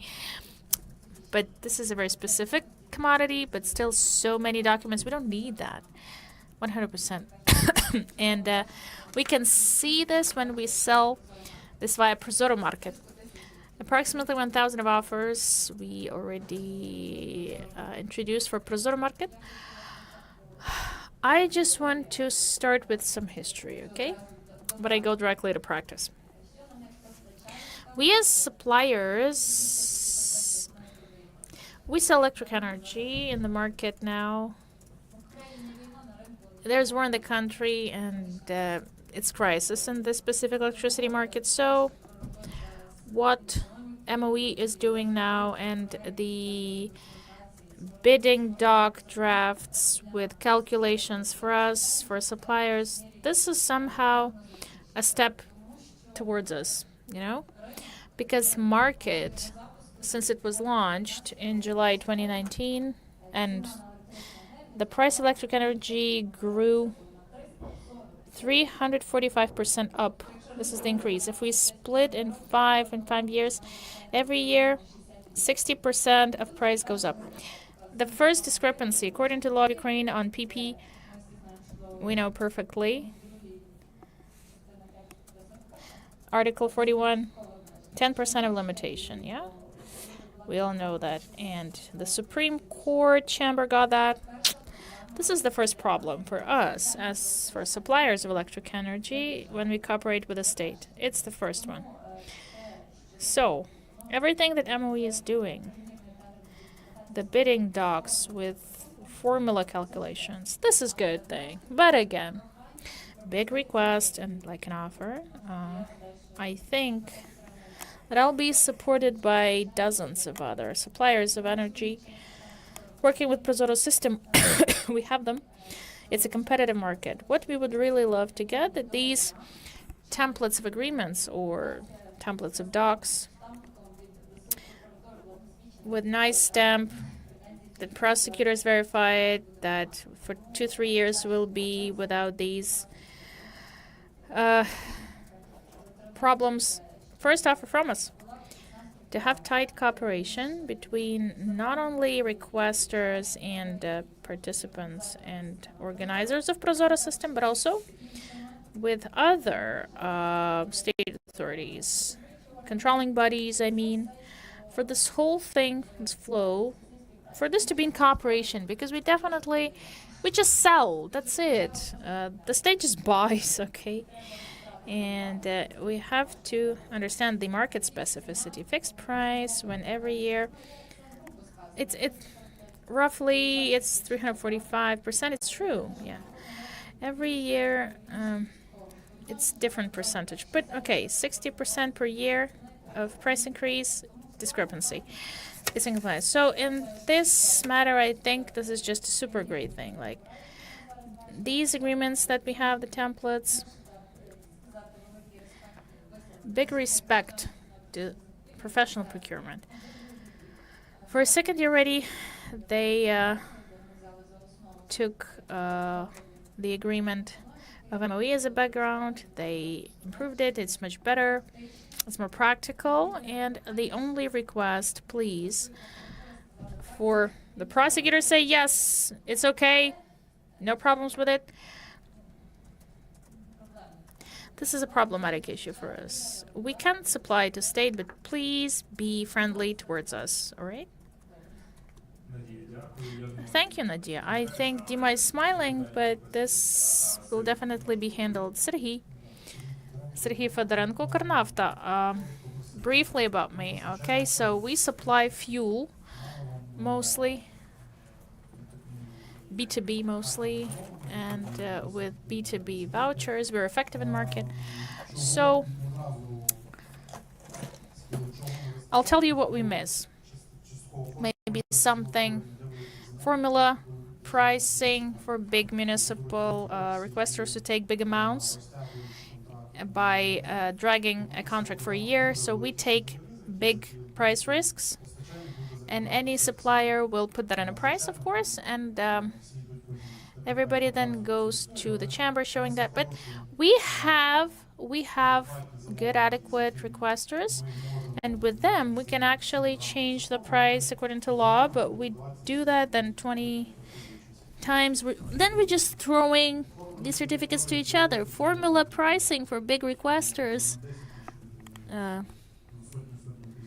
For hundreds of thousands of liters, this is just about us to teach people, you know. to show how we can make prices with formulas. Maximum automatization. I know the team is working on that.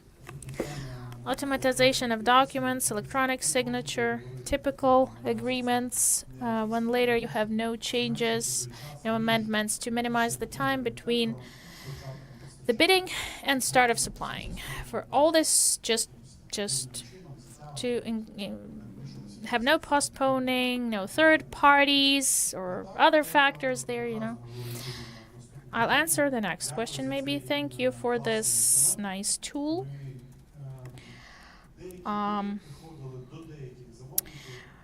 We used to come to requesters. We couldn't sell it to them when they wanted, because then we all were just in anti-monopoly committee with very standardized lots and products like fuel. And then for months, we all were just walking in circles. In some moment, we told some requesters, like, look, there's Prozorro Market going by. I think we have people from our good partners, representatives of those.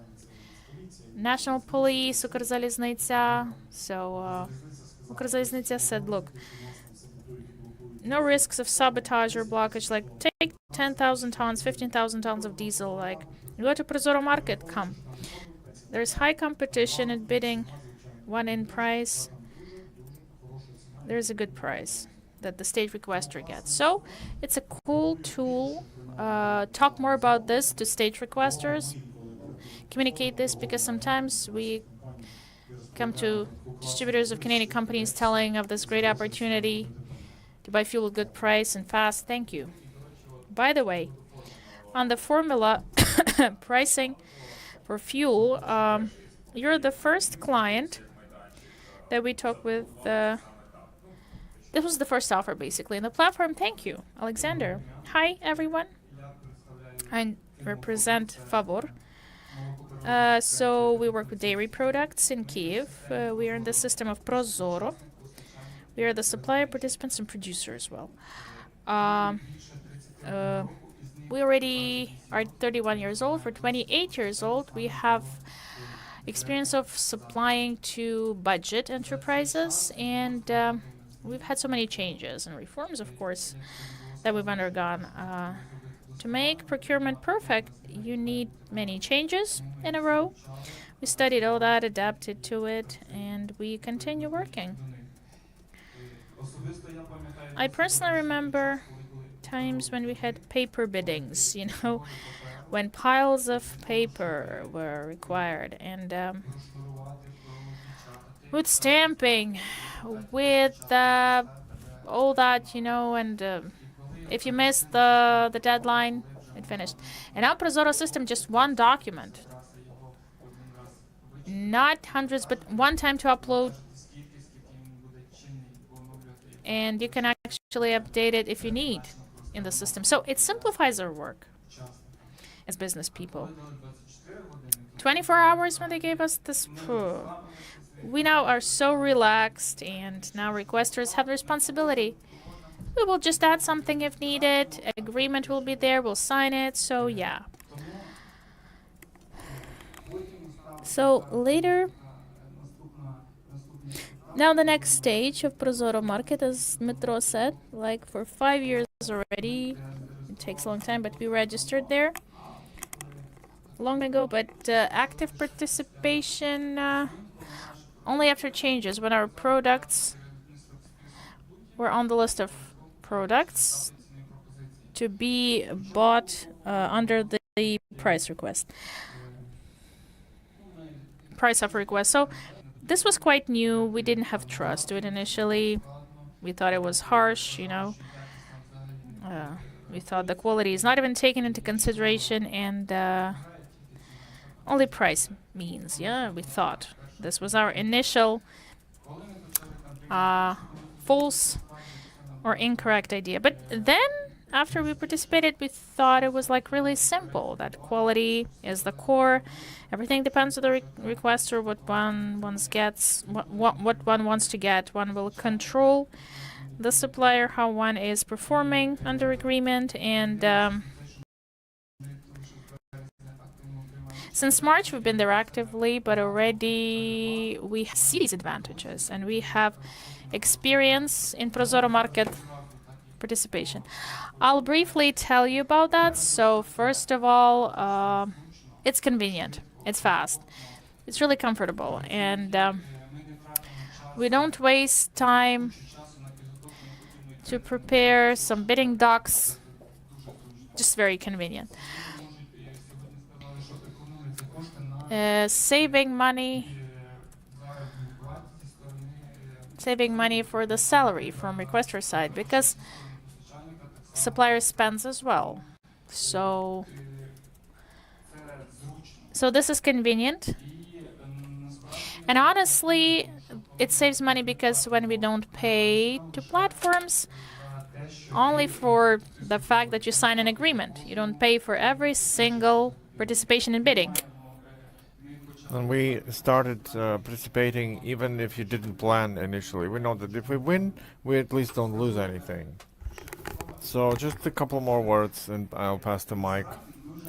Because it's very inconvenient to use two tools at the same time. For example, if there's one platform, then it's not convenient to do procurement in two platforms at the same time. So we started doing through Prozorro Market. Not all of our products are in the list that you have to buy through digital signature. So it's not convenient to work with open bids anymore. So you ask a question, how do you expand the number of participants in Prozorro Market? You just have to expand the number of products, and that's it. Thank you. Thank you. So, Alexander, you know, there are contractors here in the room. I would be cautious if I would say 24 hours, everything. So, because there will be coffee break.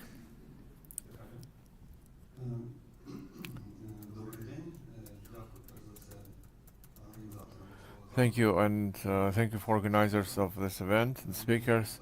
I'm Vitaly Glishuk. I represent a group of companies, Cherkasy Buses. Unlike my colleagues here, we're dealing with heavy industry, trucks, buses, spare parts, warranty service of our products in Ukraine. As for the work using the Prozorro Market in general, I've been in this company for some years now. I remember big tomes of tender documentation that we have to prepare. It was a huge department preparing them, checking them, and it's a very big waste of energy. And I'm very thankful for you that we no longer have to do it, at least not 24 hours. It's become much more easy thanks to electronic catalog, where we also are part of. As for the problems or negative effects, maybe not so many of them.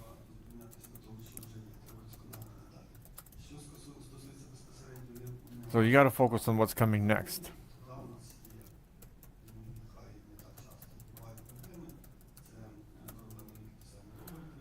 So the problems of non-signing the agreement, the problem that we mentioned before,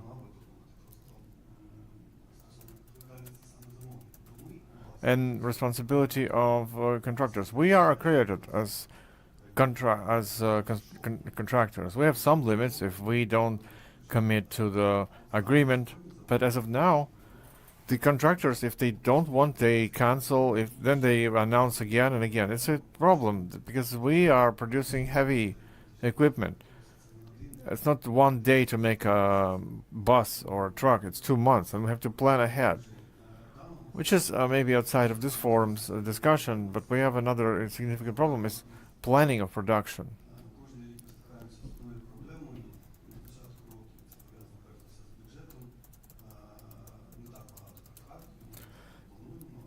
So, depending on the budget, there are not so many contracts that we have, but state public procurement is a big percentage of our portfolio. And by the end of the year,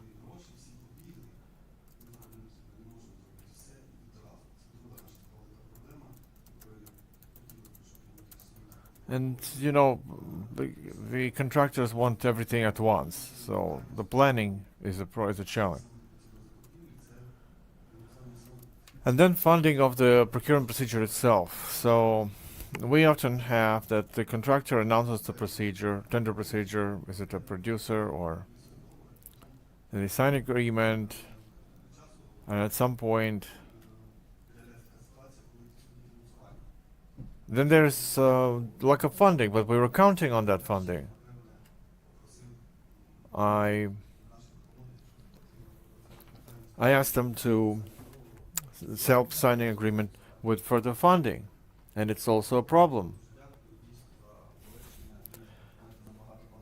for making it easier. Only now we as the producers started feeling support of the government and organizations in public procurement. Right, thank you. So you're saying about all this, but I don't have anything to do with it. I'm not the organizer here. So over there, your target audience, Dmitro, I think Dmitro has heard everything. So thank you, and the instrument indeed has improved the situation a lot. If I remember when electricity started getting procured through Prozorro, I remember August 30th, August 31st, when somebody's joking about the salads, when customers keep calling and say, we're loading in 600 documents in one procurement. 570 is there, 30 of them are still stuck waiting. So Prozorro Market has resolved these problems at least, and has significantly improved part of this work. Less people are burdened with this. And second thing, it's more narrow question about Prozorro Market, but you've given partial answer to it. Right now, the tool is called a price proposal request. It's already working. We already heard that it's a great thing. It saves money. Use it more. Are there any opinions or maybe wishes how it's possible at this stage, maybe technically, to improve the price request, price demand, price offer request? You're working with tender documentation? Yeah, but I still remember how to do it. It used to be a long time ago with paper. So my proposals on Prozorro Market. First, we heard today, and I'm happy that this is already in the works. 100% there should be template agreements from the state, and we can use. Because today, out of 10 agreements, only 2, the ones that will be okay in 2 weeks, in 2 years, 5 years, the prosecution office. The rest are under constructed. They merged from 3 straight documents, 1 document. So it's a sad story. Let's be open. Who's the authorized person? The chief accountant. Sometimes some technical assistance. So they should be standardized. It's all that should be about price. So electricity, price of unit. Then about the price itself. Honestly, on the open bids, we spend less as a participant. I'm now signing an agreement with some average lyceum, 180,000 hryvnias. Earlier, I paid 108. Now I'm paying 4,880. And I put 3 kopecks in this good. Let's be open of my commission on a kilowatt, and I have to include 15, 18 kopecks to be able to pay for contracting through Prozorro Market. Let's be honest and more tolerant between each other. We're working for the state, and I would review this price. So agreements for millions, of course, that's no question. But 4,080 hryvnias is the maximum price that I will pay for participating in 2 to 8 million hryvnia agreement with this budget. So this cost is lost. But in smaller procurement that are now most used in Prozorro Market, it's too expensive for me. So a standard agreement, the price is not satisfactory, and secondly, contractors are complaining against the suppliers who don't reply, don't sign the contract. And me, I sometimes cannot complain against the contractor who declines 12 participants and only selects the one who they want. I can't even complain that this is something wrong. So again, at some point there should be this mechanism where you can complain, you can stress, you can ask for a review for somebody's outside and electronic documents. It's so important. Because again, Liceo and 180,000 agreements for 12 times, I have to send them invoices and acts on paper. If you calculate how much money I make, like 600, how much do I pay for these documents, the paper documents? It leaves nothing for my salary. Sure. Thank you. These are very relevant questions. That's exactly what we're working on right now. I'm going to start from the first question, which was about financing. I don't know, is there Grigory here? Probably not. But a week ago, Ministry of Economy also announced the new project. It was announced through Prozorro Sales, but it's factoring. And it is the financial tool that will provide producers to get money earlier than the state can pay.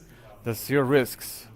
So maybe you'll pay some small percentage for that, but you for sure will be able to go and agree with banks who are accepting, who are analyzing their market, and talk about some financial conditions. They're ready to wait until the state finds funding. But you get funds for your goods at once. Now, about the big commission, Prozorro Market, and the rest. E-contracts is a tool that not only saves money for you, but saves you money on lawyers. And 4,000 hryvnia is the price that you pay usually lower. But before I pay that, I put it into production cost. Where do I get 4,000 hryvnia? Your production cost is also comprised out of dynamic and constant cost. Running cost is the cost for your lawyer, and that the lawyer will check each such request, whether there were changes in the agreement. Now, you and him don't have that problem.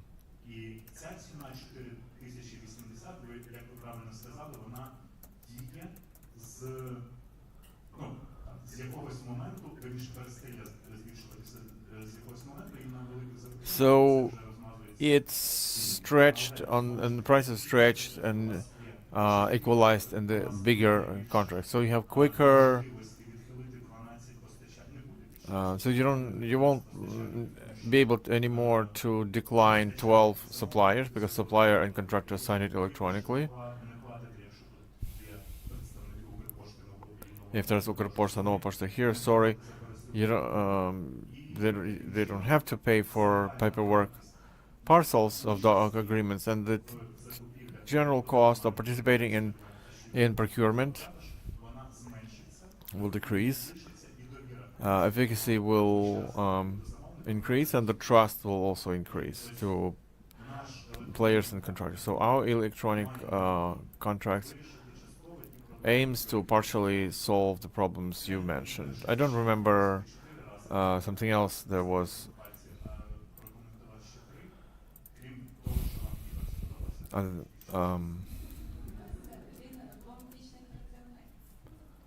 Yeah, Igor is a great employee for his company. Thank you, colleague. You have still 5 minutes of time.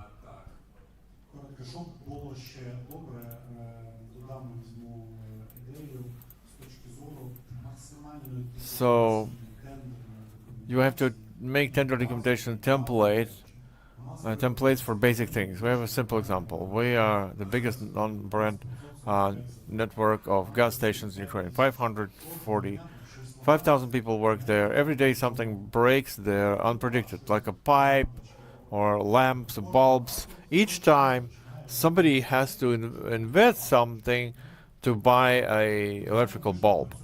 And we are working on the competitive market. When in private company, the proprietor just goes to epicenter supermarket and buys stuff with corporate discount. So we have this possibility. That's why we have Prozorro Market and the catalog, so that each supplier can go there and have, as a contractor,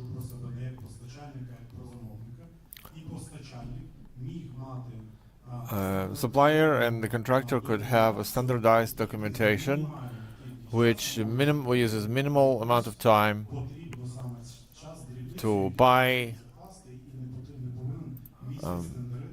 all the parts of it, so you don't have to spend a month agreeing everything with tender documentation. So we make templates of everything, and both supplier and contractors, two parties, do the same. Epicenter and all the supermarkets, everything you need for functioning business. We will be thankful to you, and contractors will also be thankful. So that's in terms of our retail part. All right, Alexander, you said 600 documents, but it's not 600 pages. As to what can be improved, I would say we don't have the technical capacity now on Prozorro Market. Is talking to a contractor with some clarification. So if there are no documentations, what should we clarify? The draft agreement. So often the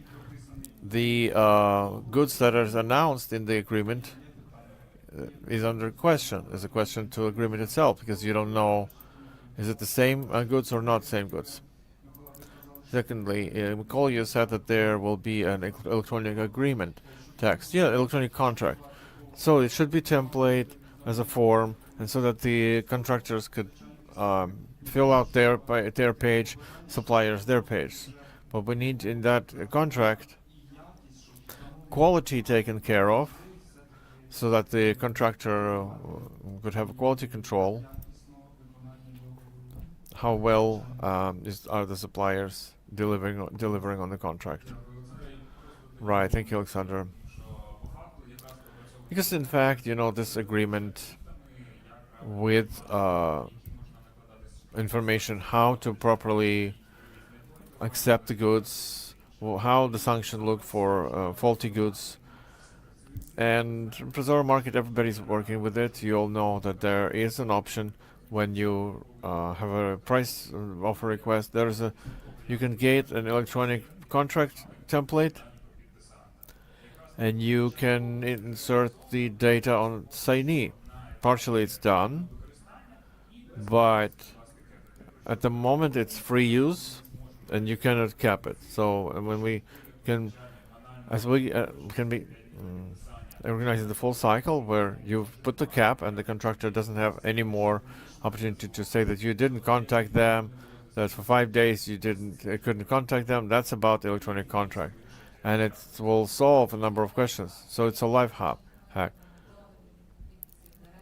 5 days they work, and sixth day they decline it.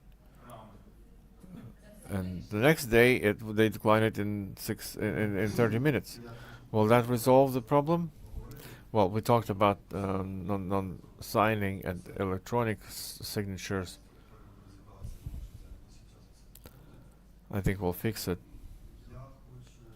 So I want to, and we talked about it, by the way, in terms of filing applications to tenders without VATs. As an example, my plea would be, it's a living example from just last week, Thursday or Friday. We call the potential contractors, we say, there's tender documentation, we have problems with VAT. And they say, we know everything. They say, we consulted the platform. we understand that they're wrong. They did not consult anyone. But in terms of which, maybe you will find some time for authorized procurement persons, as we said, maybe some small presentation to do or some bootcamp course, because an authorized person is far from being competent. They are doing something else. They're just authorized to do something, but they're not proficient in it. Thank you. Yeah, this is more, I guess, what Nadia Bigun said. We reached the stage where procurement is a profession, and in difficult, especially with difficult items, complex items, special people should do that. Going to platform is the first thing, because we have this function to explain them, like how to act correctly under applicable legislation and technical stuff, like how functions work. But it's about those people who actually are interested to get the course, and these courses, these exist. Prozorro Market and Prozorro, and when our people from procurement, professional procurement, had these online and offline events, and other agencies. So we need to engage, and they must be willing. The simplest thing I speak of, call to your platform. We're not just a website where you have to get technical assistance, okay, how to work with Prozorro. We are your partner who actually wants to help you to do everything properly and do it just with one step taken. A third question, maybe, and unfortunately, we have those items represented with no relation. Quality of electric energy and energy per se, it's hard to... I can give an answer. Stop. Give me a chance to speak. Fuel as well, let's say, yeah?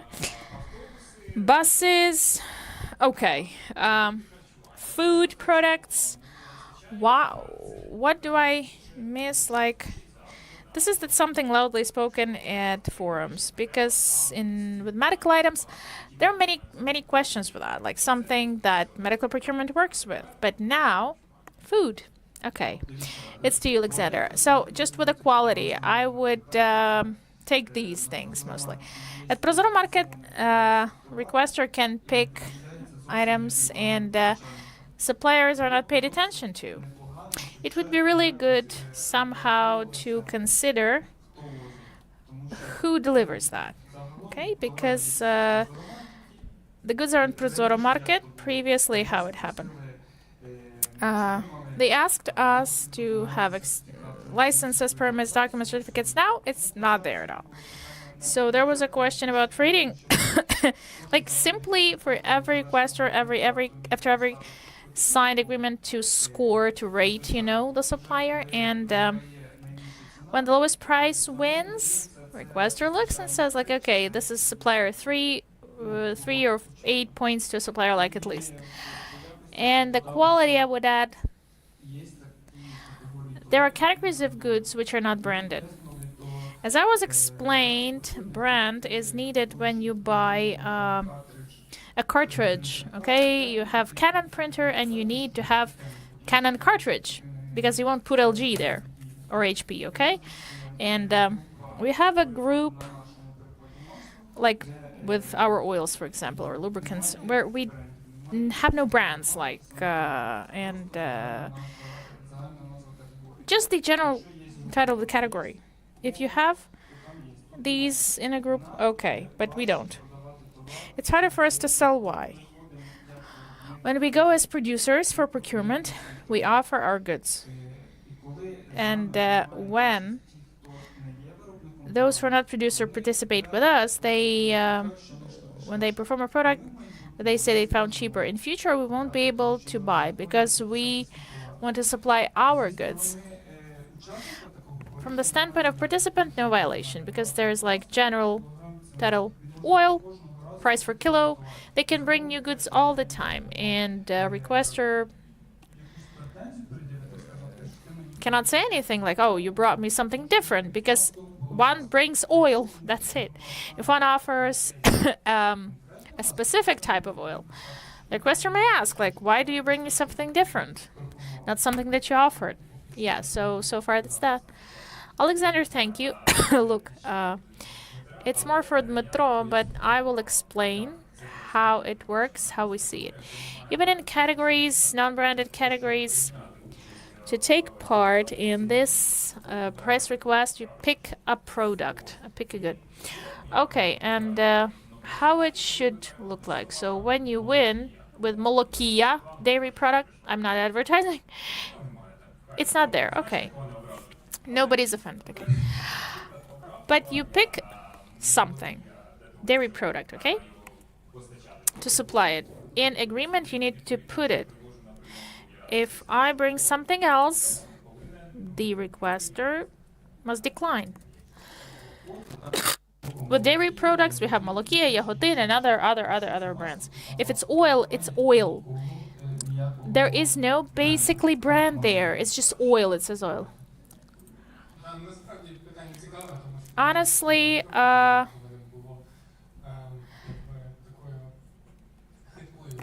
it has always been a thin line, you know, including or not including the brand characteristics. When we talk about buses and transport, you put specifically what kind of bus that is. When you speak of food, we have packed, you know, well, boxes or in bulk, you know, it doesn't include brand usually. For the goods that usually bought in bulk, yeah, like potatoes. When we buy in supermarkets, we don't look like which brand that is usually. Maybe it's even illogical to put there. So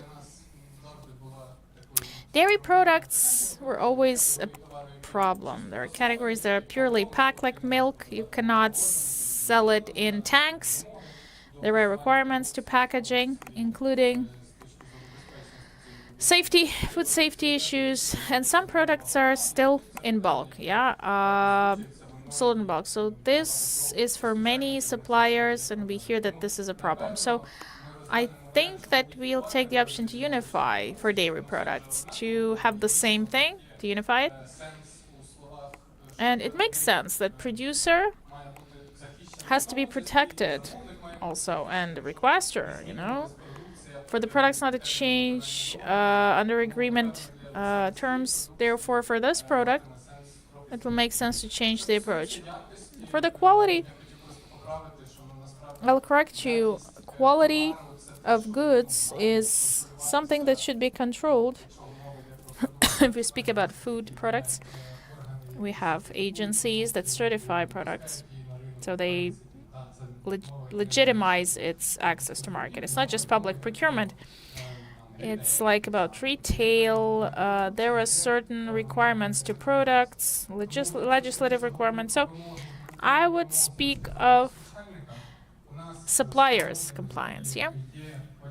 We have qualification requirements which allow purely to suppliers with specific experience and require documents to take part in procurement, but we have to make all these requirements fixed in the agreement. And inspection, it always is checked when it's delivered. But I hope not only for electric energy, but that e-contract will help us with food, maybe not all categories that we'll start with. We'll check that. I don't know so far. Thank you. Speaking of quality, I can talk for hours about that. Unfortunately, I'm so happy I'm selling electric energy about food. I'll put a joke. What's okay with food? 1 day or 2, maybe 3 days, but that's it. And then it's done. We have a different product. We have a warranty for a bus or a truck, 2 years, sometimes more. So my colleagues, I'm from Bucha. I know a speaker from Bucha as well. We know what it is to evacuate people from occupation. I'll tell you again. these waves of occupation. Sorry for me mentioning this, but our equipment compared to food, I speak for all producers now, Ukrainian producers, it actually, it's durable. Durable, this word has different sense. Also, people in the front line, it's durable for them as well, but everything has its purpose. We have a problem now that on the one hand, Ukrainian law that tells that the lowest price is the best, it's okay. It's about saving resources. But on the other hand, we can offer, for the last price, we can offer a much cheaper, or let's say, low quality product. In 1, 2, or 3 years or faster, it will just rot, and just be used as umbrella, not used with its purpose. It's just an example, yeah, and the world what banks do. After the contract is performed, and we also supply abroad, 10% of price the winner gets in a year, okay? The winning supplier. It's the guarantee that this product will function as it should be. Unfortunately, I quite often stumble upon that. The problem that some suppliers, they supply, they get their money, and they put a tick in Prozorro Market, or a plus that we spoke of, like 12 points you get and you forget, okay? So our country is interesting. In a month, this supplier may not be even the registry of taxpayers. Maybe this business will stop existing. We've been here for 20 years. Now we can supply spare parts even to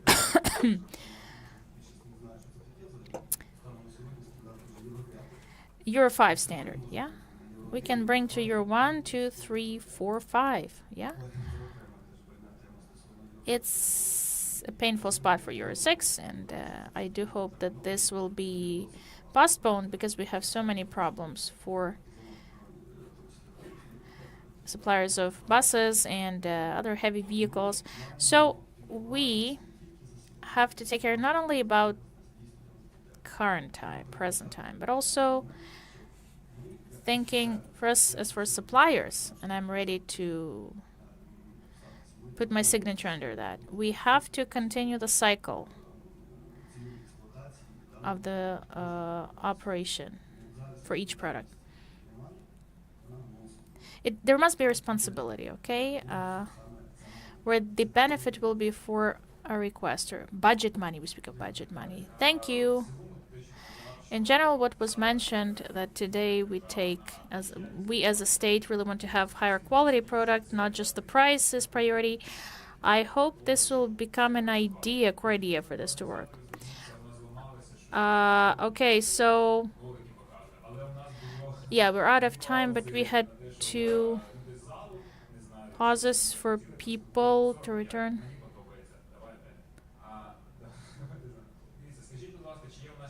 Do we have at least 5 minutes for a question, because it will close so many out of those we had in QR?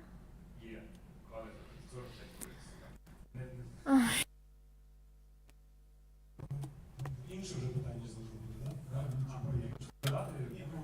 Дуже коротко, дійсно. Just adding, yes. The oil product quality issue is still there. It's about the acceptance. The key issue is who is accepting and how. In the oil market, we have the state standard, which problem we had, and who is putting the regulations and standards. Why do we actually, the Prozorro Market, if there's compliance, you have all the documents, you're in or out. Secondly, some recommendations maybe for the requesters to check the quality, because some don't check or check in such a way that it costs a lot in the final price. We have a big requester. We supply hundreds of fuel tanks in a month, and it requires independent analysis for each truck. And this is approximately 14,000 hryvnias per one item, per one vehicle. So if you buy 20 tons of fuel, how many hundreds of hryvnias from the ton you'll pay just to certify for the liability to be covered, okay? Some do nothing. And then there's a story that someone can win with very low quality product and supply it like it's compliant to standard. I understand that this is a problem. We'll develop. Give us some core products like milk or fuel. Give some min and max requirements on how many batches we need to take to control the quality, okay? Not more, but at least not less, and not reaching the absurd point, okay? It's for the quality in the market. 5 more minutes.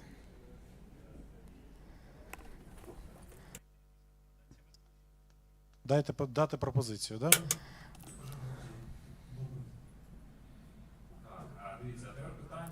Now a question. The next one. We heard that.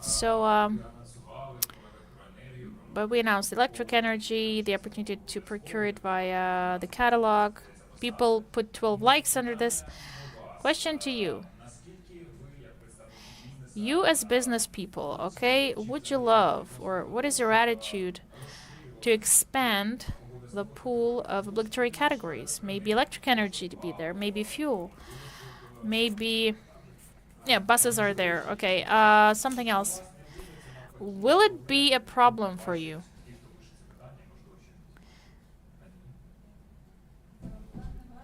I don't see problems, but I don't see the need actually to have it now as obligatory, because in the market it's crisis, and despite the crisis, it's developing still, thanks to war, I guess.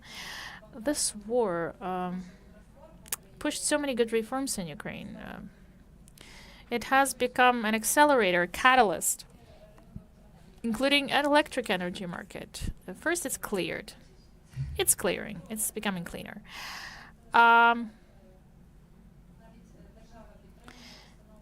The state supports the installation of solar panels, other generating installations in budget institutions, and this should be considered in procurement because you have to buy less.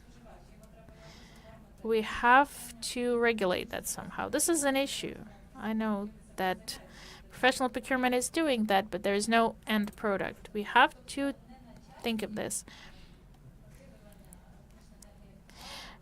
Electric energy as a product cannot be obligatory now, at least. It's possible, we think, some limit,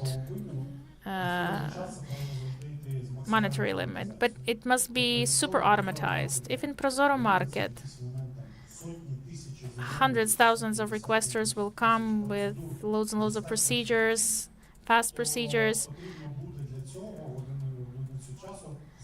then we need to hire much more people instantly. So the transaction cost will grow sharply. We want to keep the transaction costs as low as we can, and for everyone, this is a problem number one. Human capital cost. No employees. Those we have, they become more expensive for the social package. So instead of hiring hundreds of thousands of people, automatize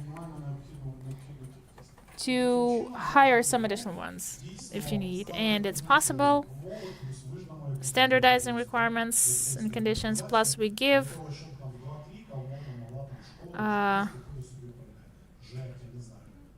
we will add to the standardization just in 2 clicks to procure everything, to automatize. For suppliers, not to increase the teams. With a threshold, with monetary threshold, it's okay. Alexander?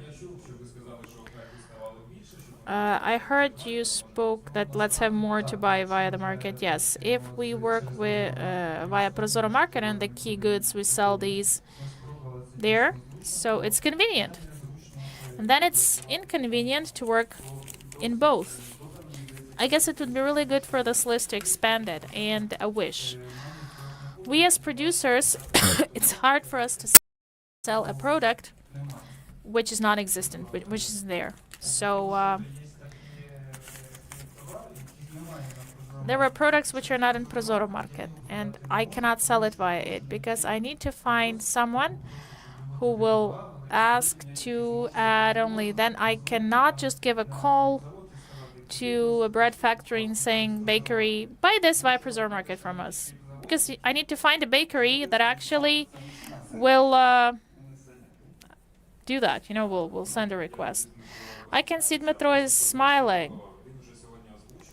He already mentioned this. And Yevhen said that their strategy was shaped that now they add specific described goals but not covering everything. And the first thing they did, they gave the categories and portfolios which were obligatory. But I'm pretty sure that what they spoke of expanding the list, it will be there. And soon you won't need even to find a requester. Maybe, and again, we missed that. So my colleagues from the company Favor, to explain, they are doing a lot of good things to bring new products to the market. And they're creating some new products that have no competitions. Maybe we don't add something because other companies don't do that. And it creates a non-competitive environment. But we hope we will have colleagues from school, catering colleagues, and let's hope that there will be more demand for high-quality products, and there will be a competitive environment. That means we'll be able to buy through Prozorro Market. As for the mandatory nature, I just want to comment. That's how we wanted to do it, to automate it as much as we can, especially if we talk about big markets, electricity and fuel. Other than that, it's the whole concept.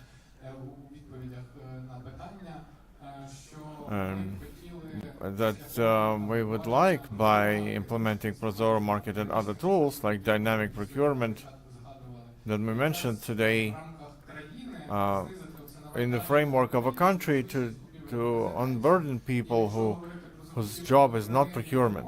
And if it's about electricity and fuel that small companies buy, then we should transfer the decision-making and discretion of the contractor to the system, and automatically to determine who provides the most competitive price and conditions. And I hope that everything we've done in these 5 years was preparation. And I share what Nadia had said as someone from the organization that moving Prozorro Market and fighting for this reform over the last several years, the reform within the reform. I can support that it's war that become a trigger, where there are a lot of positive changes, gaining reactive momentum, and I hope we will reach a new level with each year, and the next year we'll reach even higher. Thank you. Thank you, Dmitro. I think we'll have enough fuel for this reactive movement.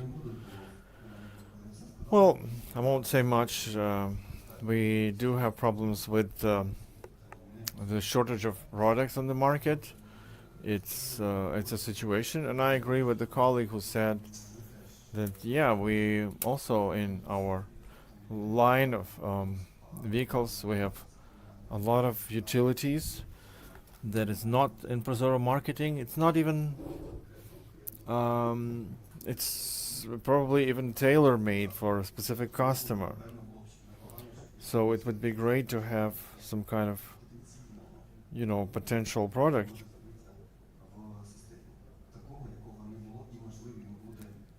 that used to be not available in the system, but you can have it, like a fire truck. It's not some serial production.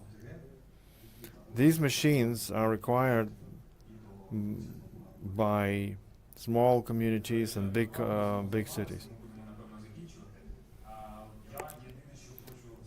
So one thing I want to say, other than everybody who participated in the panel, to add fire trucks.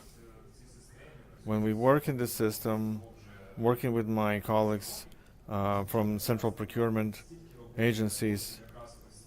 But so much work that these utility companies could use technical terms of reference for quick procurement. And these actions, I'm happy that we're doing it, to hear businesses, to hear your ideas, and then continue developing these ideas, to make a list of goods that will be gradually getting in the catalog, so that the suppliers and providers who are not yet working in the market, because there's no their category in the market yet, but so that they could predict what is in the shortage, and then not to storm everybody, all the categories on the New Year Eve, but gradually to balance it out. Thank you, everyone. Thanks, everyone, for a great discussion. Let's give a round of applause to our panelists. And we'll be moving forward to our next panel discussion. We see a lot of questions still appearing in the chat, which you can follow by QR code. Prozorro team will absolutely process all these questions. We'll aggregate them, unify them, and there will be a generated document. And you will get answers to all of your questions. If we won't have time to answer your question online. And of course, you can use your QR code to review a number of pictures.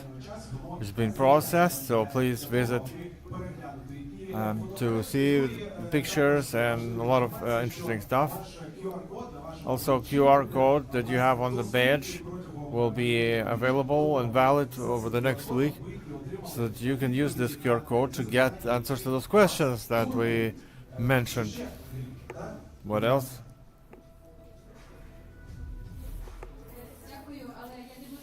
Thank you. Not gonna scare Nikolai. There will be a professional procurement team answering your question. If necessary, we'll get Prozorro team to preparation. Right, sorry, didn't mean to scare you.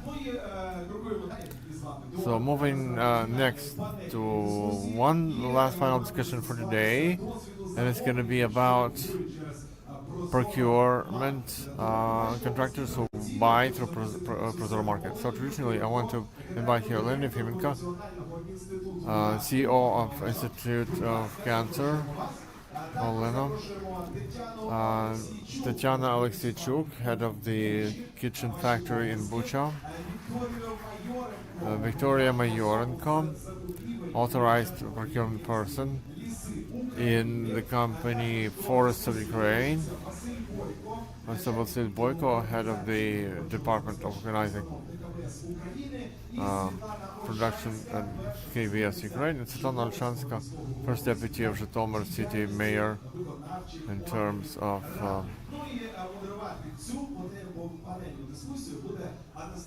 and to moderate Anastasia Skok. So you're all invited with a lot of applause.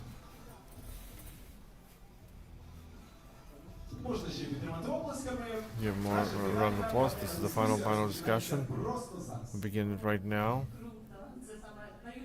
Cool, this is my favorite topic, contractors. I want to thank the organizers for this, to moderate this. My first experience in moderating a discussion.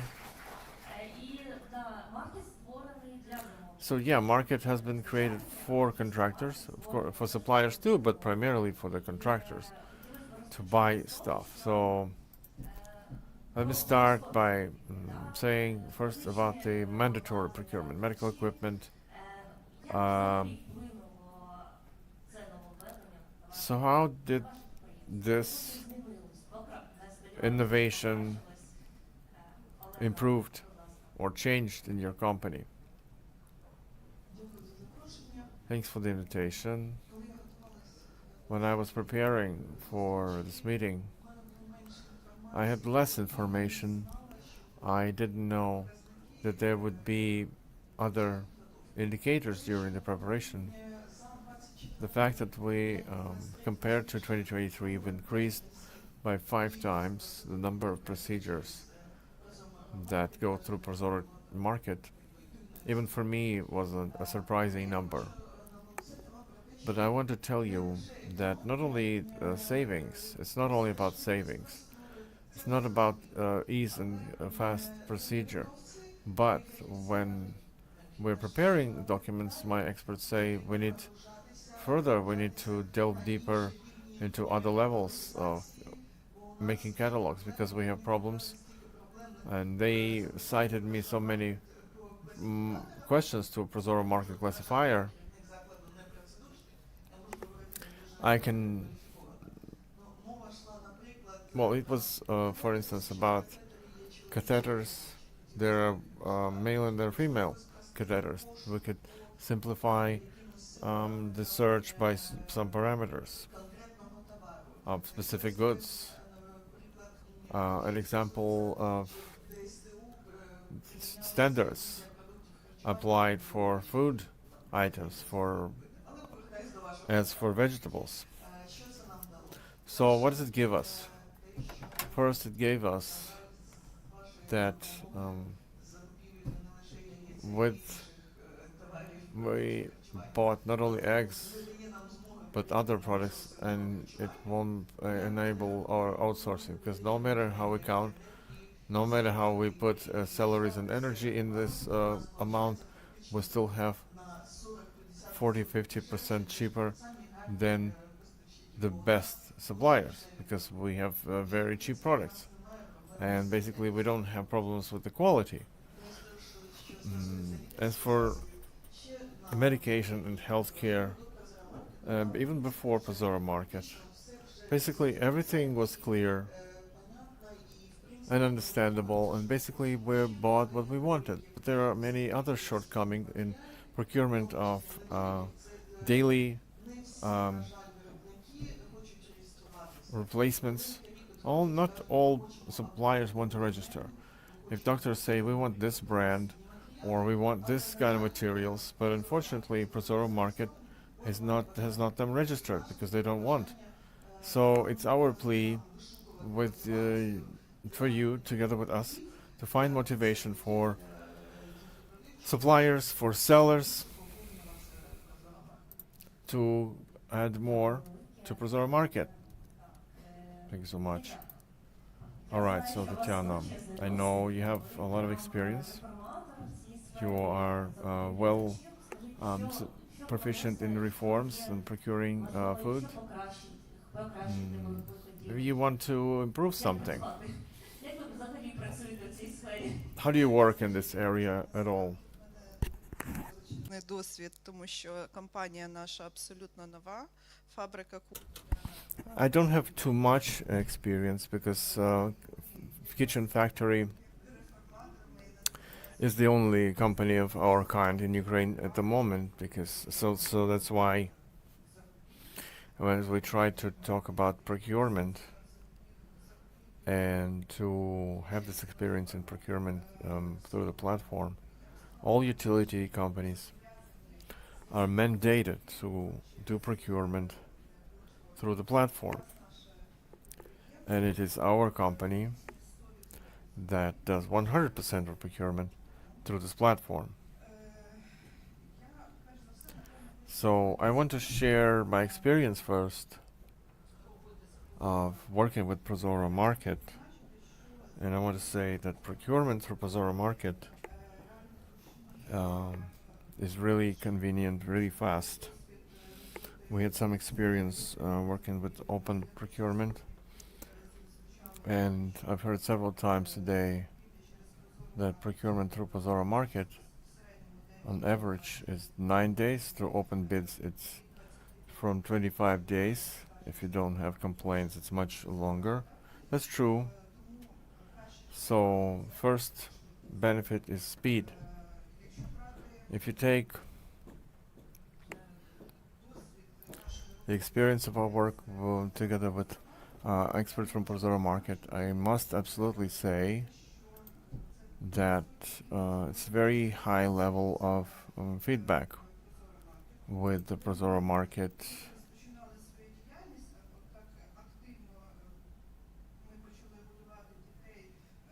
So we started preparing this initiative from March 13 in Bucha region. So Orest, who told us a little bit about our product, he was the initiator of meeting. He spoke with Prozorro experts to meet the big suppliers because it was high priority to gain some experience of working not only with suppliers but with producers. So Prozorro helped us organize this online forum, and we engaged both suppliers and big producers, and we presented what our factory is doing, what capacity we're having, so that we can communicate as much as information as possible, that the producers will have a best experience working with us.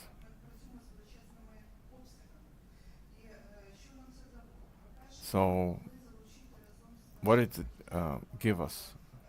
It enabled us to engage a lot of suppliers who were previously not registered before. Secondly, those who participated,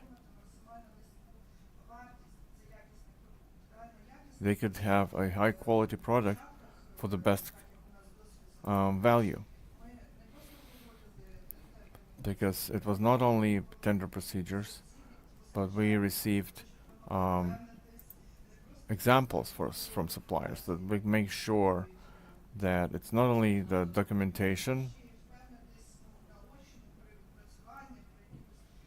but to see some real indicators that this product really complies with indicators that we want to use. So we want to thank again the experts from the platform who on each stage of our work was accompanying us, communicating, gave us their experts so that we could improve our knowledge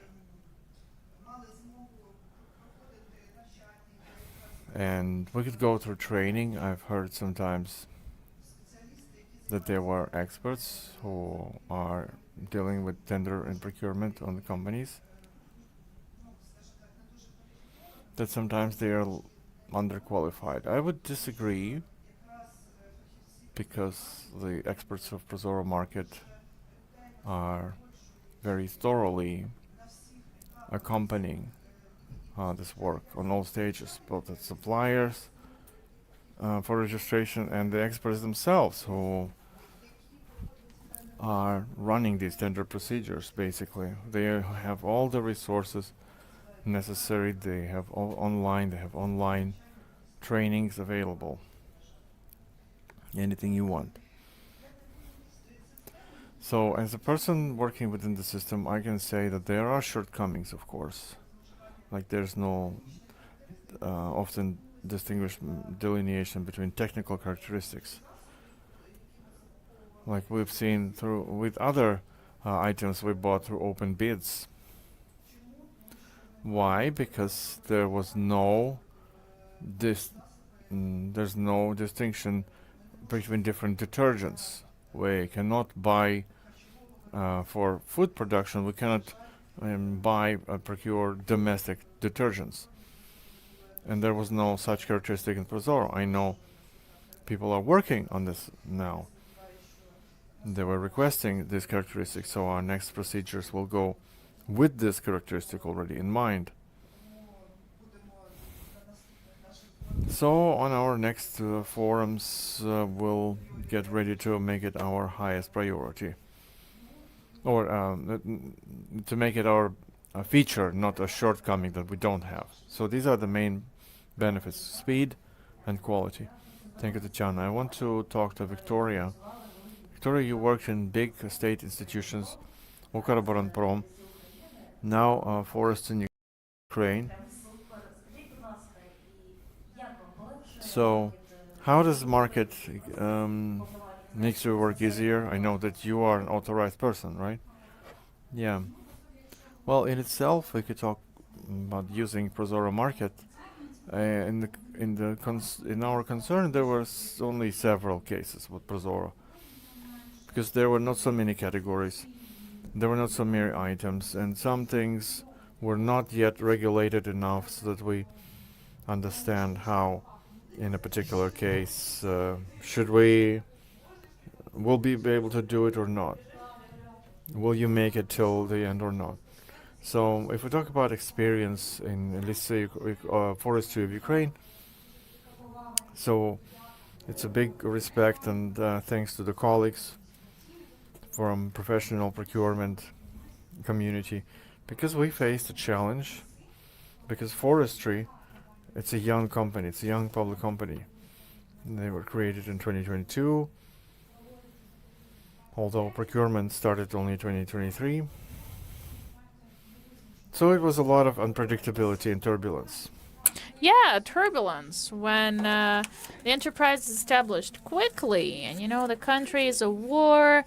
So many specialists left. The company is still building its team. Initially, we had people who had no relation to public procurement, but to procurement per se, no experience. We filled the team, and I wasn't in procurement initially myself, only started doing this at enterprise. So when it is launched fast, the process, and when enterprise and let's say all these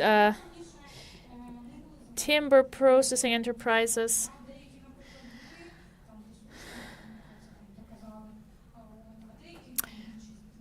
the majority were not. So in a very short period, you have to handle this functioning of this huge machine, and you have no historic data. So you don't no records. You don't know if this special equipment, how much you need for it, some academic background and research. This is very specific, and nobody at Prozorro, even in open bidding, nobody was doing this. Plus, many administrative expenses when it comes to expendables like paper and so on. And the key advantage is that, yes, it simplified everything a lot. Even with limited resource, with huge requests, these routine goods were brought to Prozorro Market. And we bought it quite effectively. Even now, this we have small procurements, but we scale it up. From the recent, this was a very, very brave experiment. Fuel, yeah, we had colleagues from Ukernafta here, and via the request with cards, we bought 237 million. We expanded 206 million contracted. We had some concerns, yes. Colleagues were nervous, how to cover all Ukraine. Thinking of how shall we reach that point, but yeah, this was a good case still. And a lot was saved. We'll see how other big requesters, which launched this as well, they'll break a record with our prices. So if we speak about Prozorro Market, when it comes to these common typical goods and even for our enterprise, which is priority, such categories spare parts. And we have to understand here that we faced a big problem. If we take the requesters, the majority procured technical maintenance with spare parts, services with goods. In our case, we have a huge park of all this equipment, specialized tractors, loads of stuff, and we have our own repairing stations. Okay, you cannot just shift it to services with some procurement of spare parts in one contract. You have to buy spare parts because even this equipment and stations, maintenance stations and everything, it's like deep in woods. It's located there, and it's not feasible. So the key category, if you take, it's spare parts. We had a long way how to set an algorithm. Even with some specific spare parts, our authorized regional representatives have open bidding, but this is minority.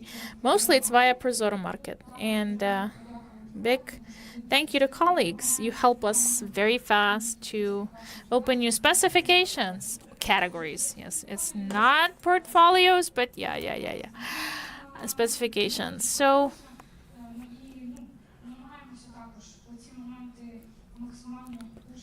try to push that via Prozorro Market mostly to simplify all the processes.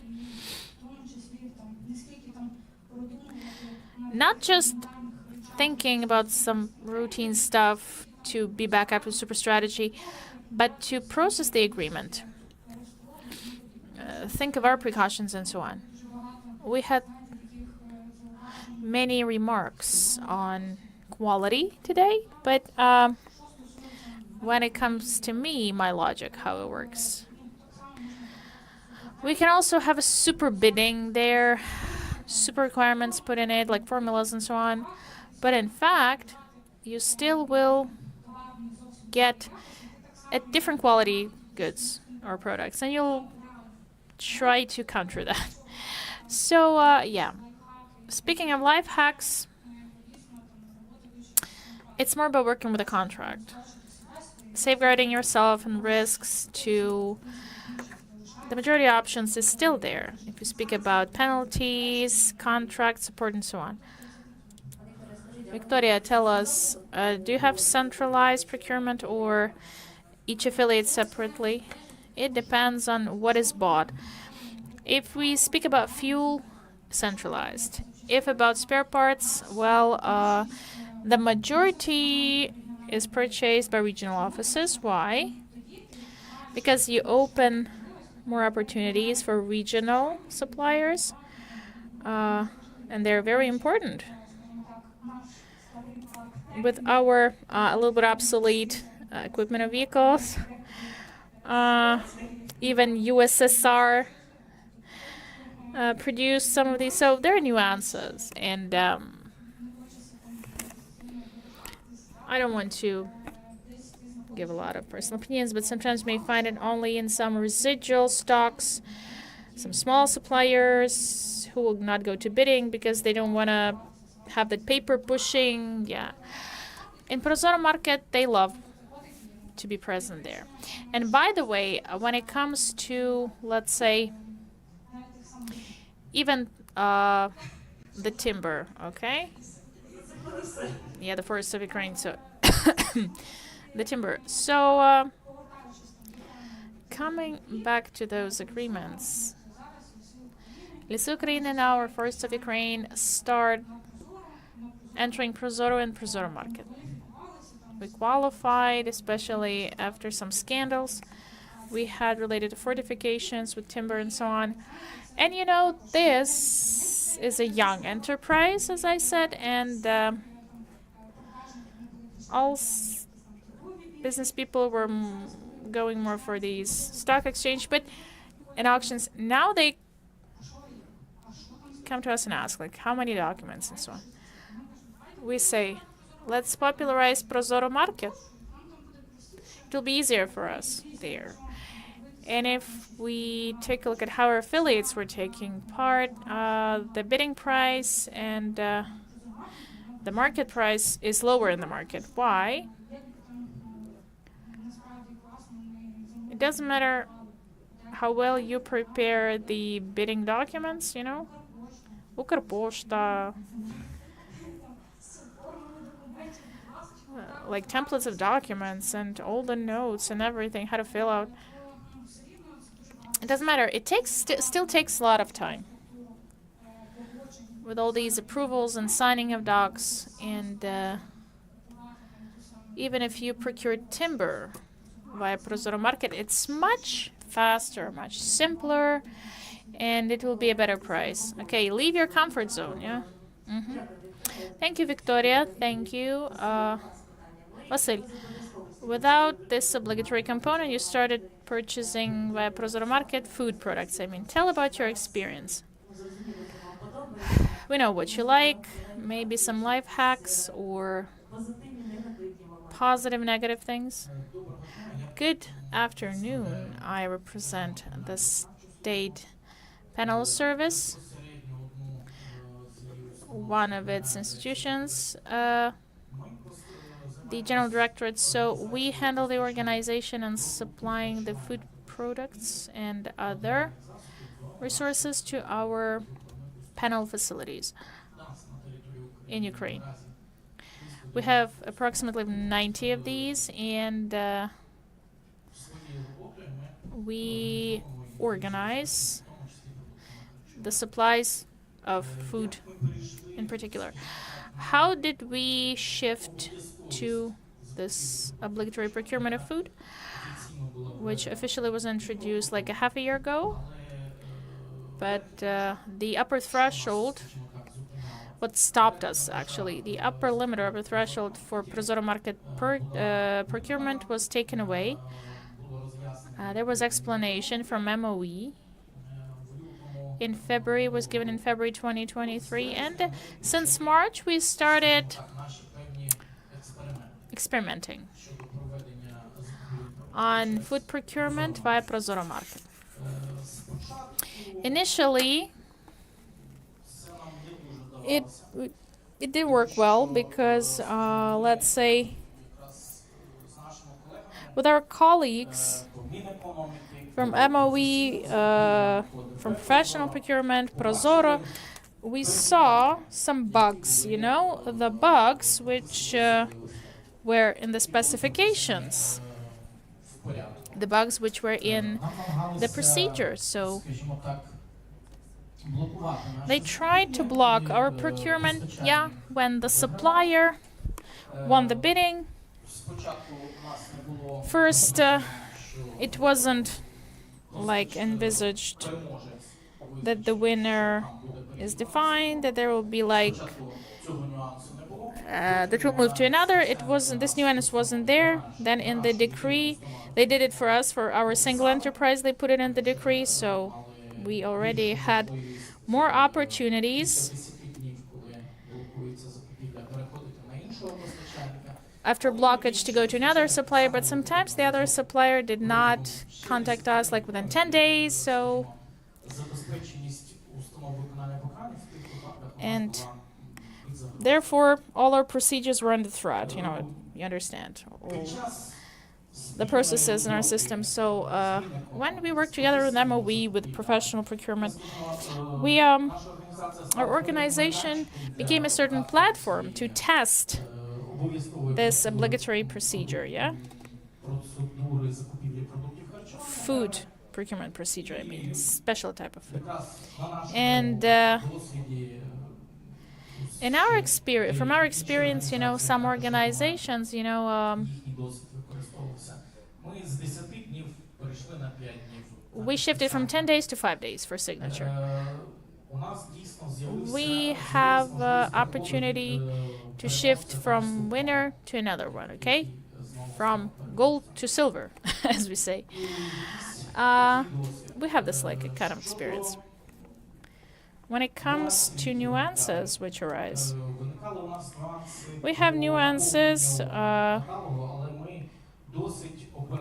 about catalog filling, but we managed to handle it quickly. Sometimes sugar to be sold only in big bags, yeah, like half a year ago. So now we have sugar which was already in kilos we buy in bulk, yeah. There were problems with non-branded product absence. It's about pasta. Now we have pasta. It's really nice to communicate and get timely feedback from representatives of professional procurement, Prozorro Market. When you justify your concept that there's like a state standard where it is described, or there are specifications where it's already there. So it's either you put the standard or not. Unfortunately,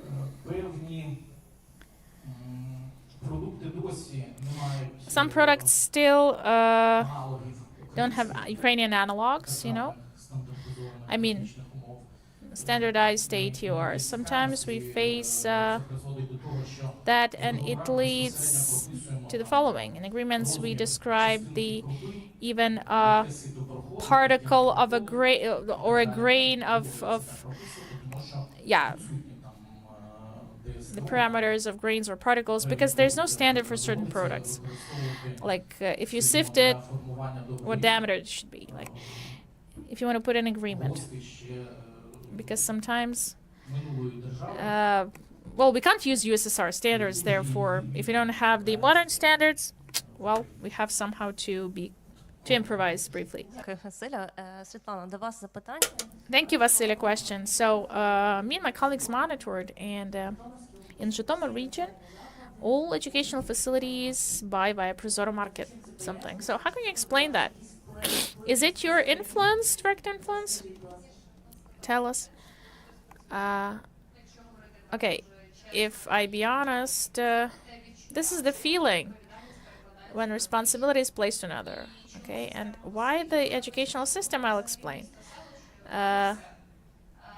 In the town or village, everything is there. But if we speak about educational system in Zhytomyr city, for like 8 years decentralization, there is decentralization of schools and kindergartens. It's a good thing for educational system, a good initiative, and as of now, it's already under legislation. When we speak from the standpoint of the cost of process for budget, this is expensive because each kindergarten has a headmaster, accountant, and procurement officer.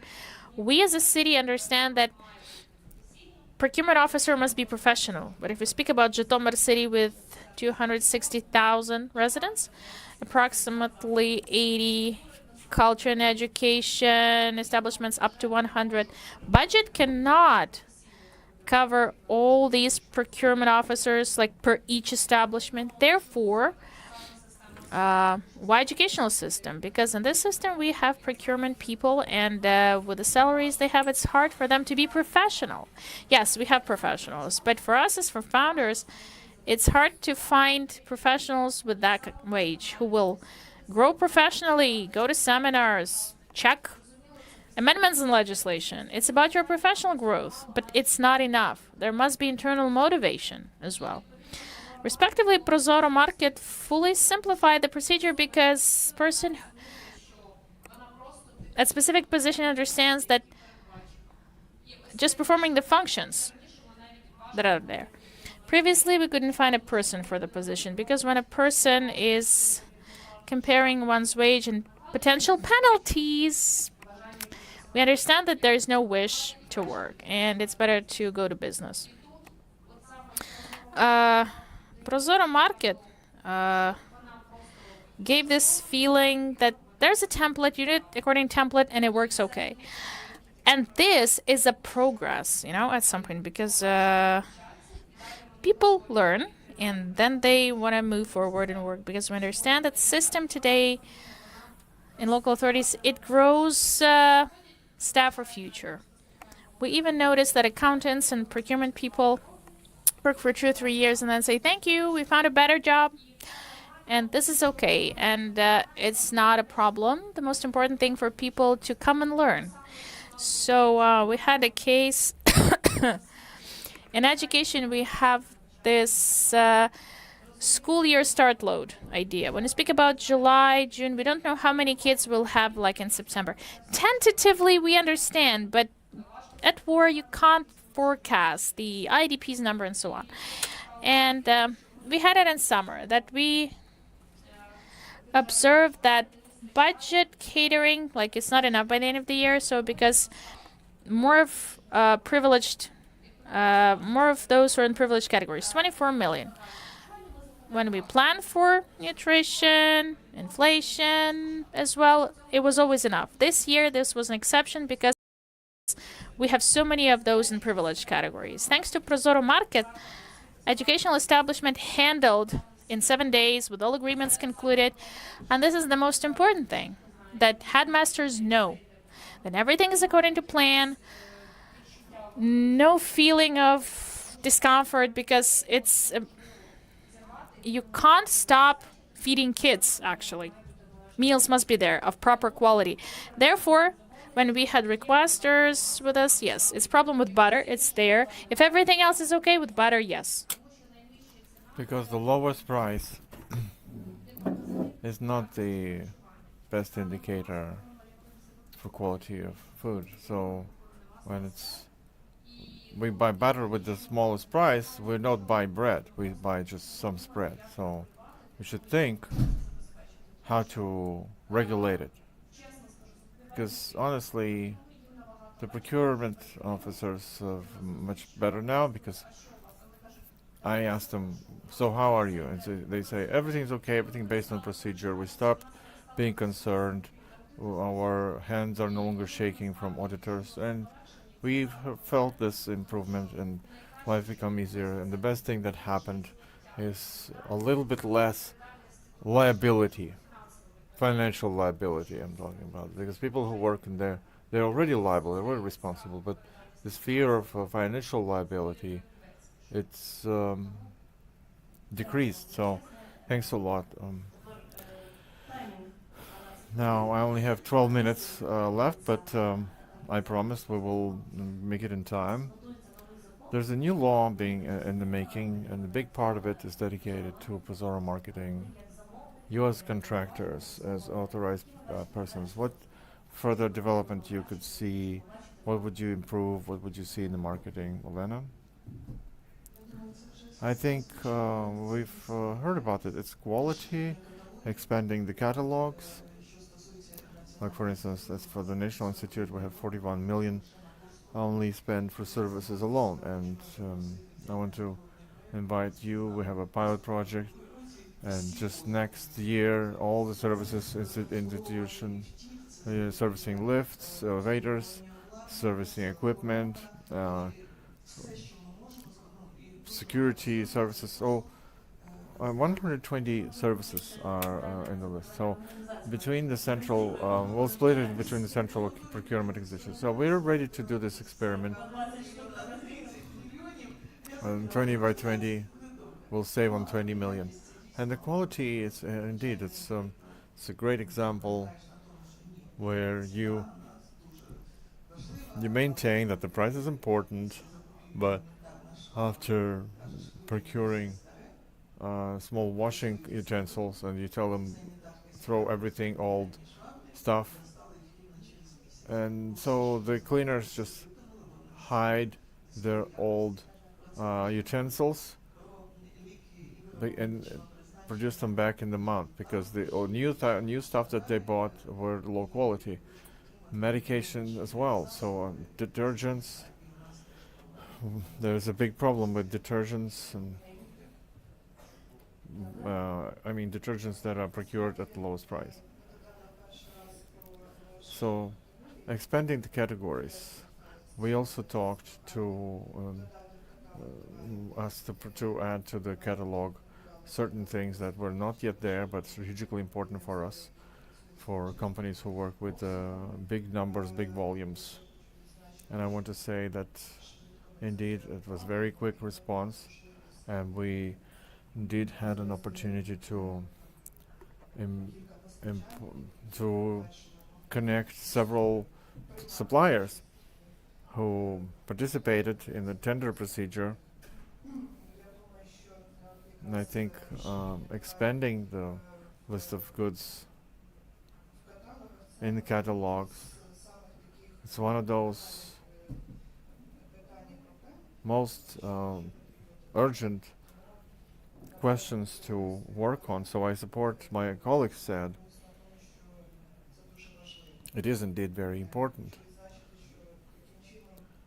And by doing so, if I resume a little bit, Prozorro Market currently it provides huge opportunities for us, for procurement personnel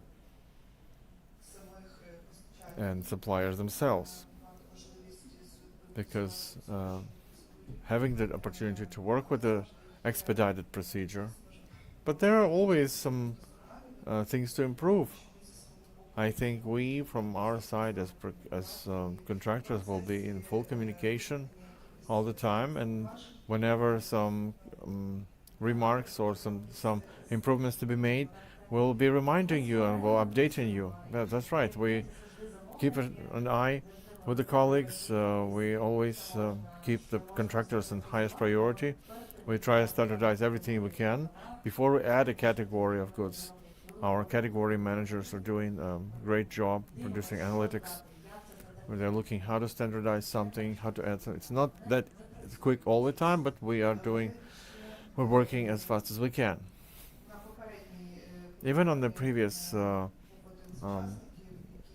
session, there was one of the participants who was one of our suppliers, Alexander Favor. He also said that unfortunately you can't sell something you don't have. So there's one category of goods that we were talking about, and unfortunately those new goods that are only produced by one supplier and there's no competition, but they are strategically important for companies, we can't buy them, we can't procure them because it's technically a monopoly. So that so if you talk to colleagues with all the necessary data, they will add the goods to the proposal list. Victoria. So I would say, from the point of view, two point of view. First, as a regional authorized people, for them, it's very important to have the measurement units harmonized. That's what the problem they have. Secondly, they are waiting for the service to launch, to start. Some of them are very eagerly awaiting these cartridge refill, air conditioners, cleaning. Yeah, so these kind of things may be small things, but it's very important nevertheless. So they're expecting them. If you talk about me, when I'm looking how they do it, what challenges they face, then I'm expecting e-contracting. I'm expecting it for a long time now, and I don't know. There have been so many criticisms. We started working with digital contracts way back when, and it's very fast. It's very quick. And it's a great quality control. But if we talk about the catalog, then of course they resolve the problem of failure to sign from the supplier or refusal, so it's all regulated. The second thing that I see is that what basically the colleagues have been talking about it, that basically they did submit the proposal to the authorized agency to expand the grounds for decline and for acceptance, but it's because it's human factor. Like I've looked at the latest like percentage of declined requests. So in many cases those are neglect or typo, small criticism. Yeah, we described the process with the new changes 882. There will be added reasons and grounds for refusal, for declination will be listed there. Thank you. Thanks. Okay, Vasil, have you had anything to add? I would like to add specifically the grounds for declination. And at the same time, the second question, standardized agreement. In our company, we try and change and improve the text every 2 months. because the cases that sometimes emerge, they force us to do it. І, ну, одне наші юристи, And so, what about your lawyers? скажімо так, юристи вже Well, дуже lawyers оточують, на жаль, are polishing our job більше, after. роботи проводимо. Питання в тому, що So the question is зараз вже ввели в пункт договору that, right, we already introduced into the agreement окремі sanctions.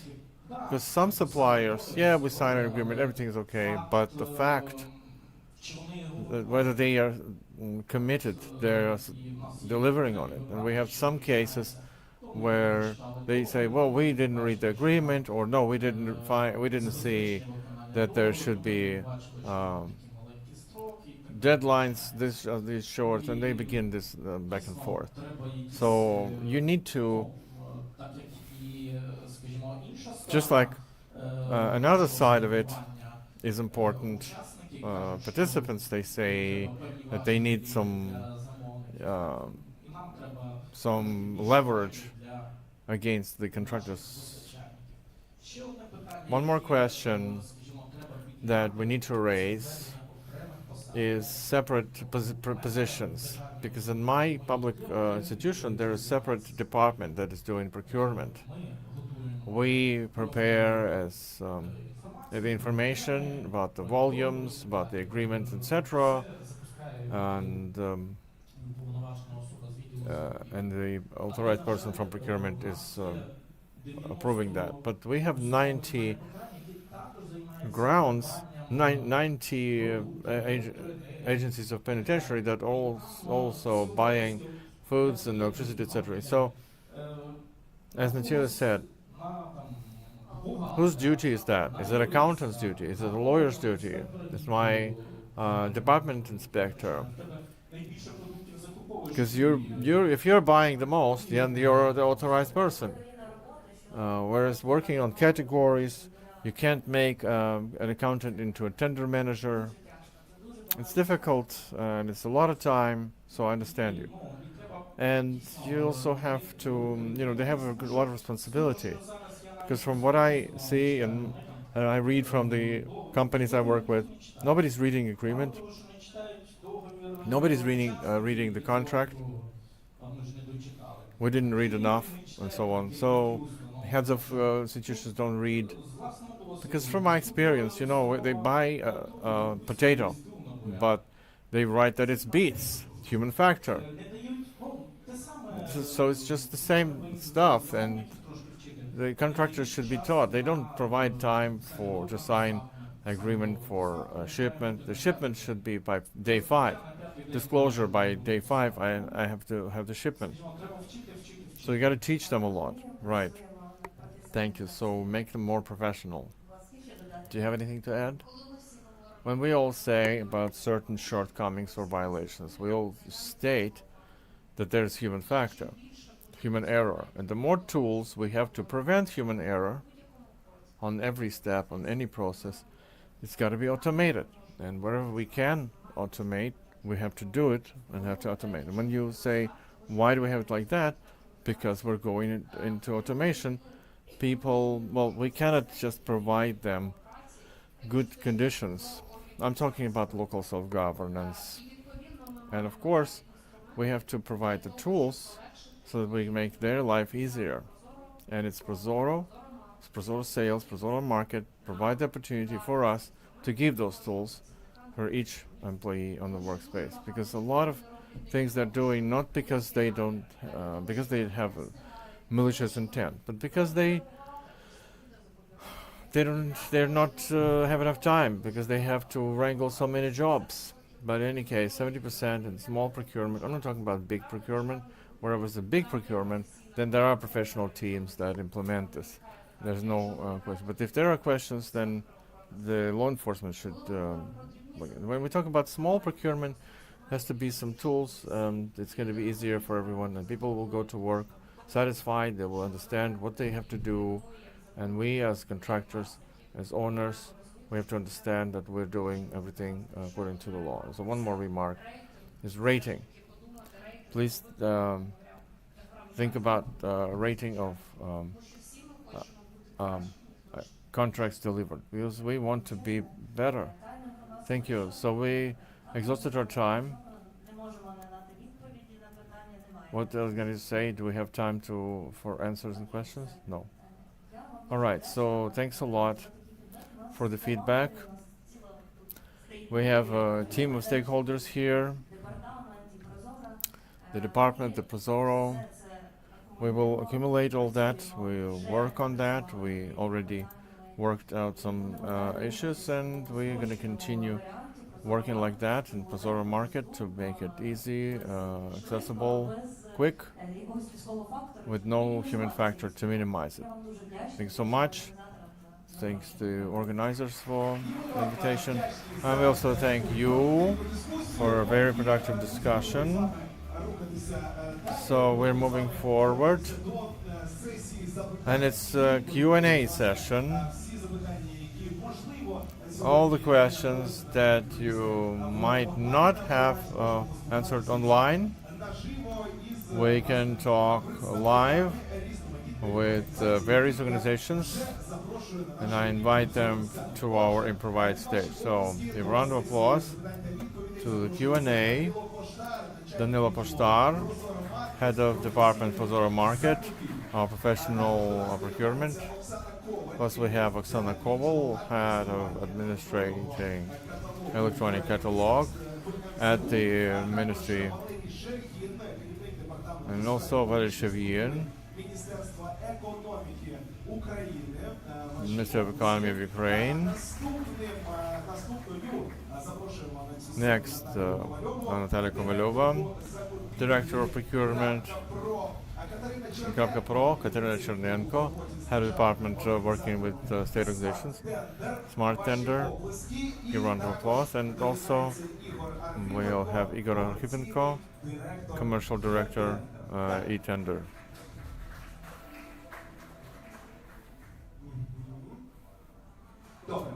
Right. So, ladies and gentlemen, it's going to be very easy and quick. If you have a question to our speakers who are ready to provide answers, please raise your hands, and we'll begin then.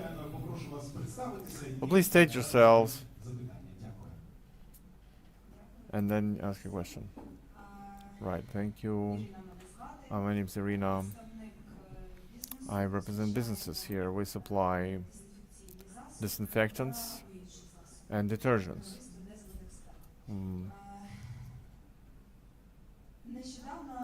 Just recently, in this category, agrochemistry, there was the reorganization that's happened. They split the category in two: tablets and liquids. All the cards that we had back in 2019 disappeared, and we gotta register the goods from scratch. And the problem we faced, whenever we register the goods, for each article of goods we need to provide characteristic,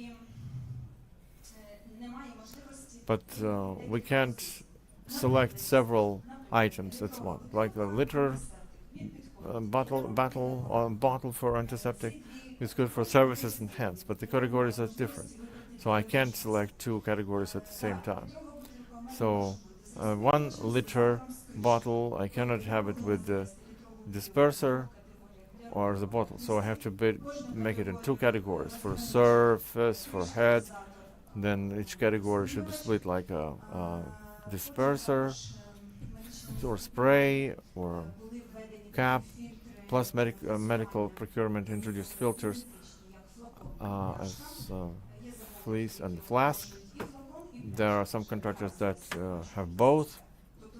So I have to somehow harmonize all these 12-liter bottles to split them into flask and flacon. So I have one product, but it's in uncountable clones. You cannot submit it through metadata with all those characteristics of minimal volume of cards. I can go through Zakupivli Pro. As soon as I submit it through Zakupivli Pro, here's the procurement where a contractor says a flask, and a disperser. So I do have disperser. I have a spray and the flask or dosage, but it's not in the drop-down menu. Why is it like that? And we would like to have a more streamlined tool for registration of the goods in the catalog, so we don't create these endless clones for the same product. Thanks. Thank you for the question. Okay, truly we designed categories and our profiles in such a way for these to be super specialized. Meaning that, yeah, we have a special hand sanitizers and for the dosage, for the dispersers and so on, and for caps. These profiles were aimed at specification for each item, but now we really we're processing the system of adding profiles, a couple of options for one profile. So I think that quite soon this will be completely solved. Thank you. We have something else? I'll be fast. Look, it's not a unique situation when our colleagues from professional or medical procurement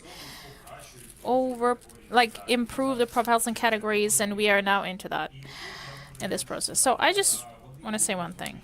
They go towards business. Yeah? When this category is changed, all the goods that you've been adding for years, these will vanish. Quite often they give a chance via Excel to enter all these items to do it faster. But if it already has taken place, if via Excel, yeah, you just need to have one card per one item. Via Excel, I can just add an item, some goods. One filter for bottled water, or for littered water. A cap. Then I add another card with dispersing bottle, okay? Sprinkler. I speak of different thing. What I've seen, what we gave to our clients, Excel, where you do not need to load it for platform or via metadata, but it is filled by you. And there is a chance there's an opportunity for incompliance, little one. If you comment on that, like the same characteristics, so they will make these goods and these will go for a specific profile. I had the Excel table for medical procurement officer, where the list falls down and I can pick one item. We understand this problem. I want to add that we have additional consultations with suppliers and requesters, and basically you can ask us in our support channel, official one, and describe it, and we will try to help you with that, okay? Thank you. We have a hand. Who are you? Hi. Tetiana Rizun. Poltava Children's Municipal Hospital. On medical procurement. Many problems with medical items and pharmaceuticals procurement. We just had this request and price offer for COVID rapid test, okay? In prom procurement, I really like this platform. I can pick rapid tests COVID and rapid COVID test A plus B plus flu plus, okay? So, it allows me to pick this item. But when I load that, both rapid tests fall down just like COVID without everything else. Unfortunately, suppliers don't read. In agreement, I had to put it that there's one simple COVID test, just COVID, and the other COVID plus AB, flu, and the rest. They don't read. Out of 6 suppliers, all 6 of them just came with simply COVID. I don't need second COVID, okay? I explained that if I wanted to buy COVID, I would have one procurement. They start threatening, complaining, and so on. And with equality. we procure like bandages, okay? Yeah. We have the cheaper one, but sorry, we need 3 to cover the injury because these are the density is low. For the quality, okay, maybe to correct somehow. Thank you. Thank you for the question. For the first on tests, I think it's individual technical issue. We have to check. We have various items, and this category was changed last week. Individual tests for each disease, for multiple diseases, and we need to clarify why so, because I know that we have profiles for both. When it comes to bandages, well, now we took this area that we work on quality. We are changing the available categories and we try to change the profiles to pick not only the cheapest but also rely on quality. That's why we revised the profiles and now we started consulting with hospitals. We talk to doctors. If something's unclear, we ask them to explain how exactly can we add profile in such a way to consider quality. And bandages, the category that's in that we change. I think this will improve soon. Something to add, just a couple of words I want to add. If you have questions during the use of platform, please, hotline is for you. It may be 2 aspects. If there's a technical issue, then colleagues will not help you. It's just for the platform itself. Sometimes we may have technical bugs. If nobody notifies, we won't correct them. If it's a different aspect, the specification is put in such a way to have 2 categories of tests provided by supplier. It's a different issue, and we work with colleagues as well. We may, on your behalf, deliver your request, or you directly can do it for them to change that. Okay. I understand that there were like 2 profiles, different profiles, that give a chance to have a procurement done. Thank you. Any more questions?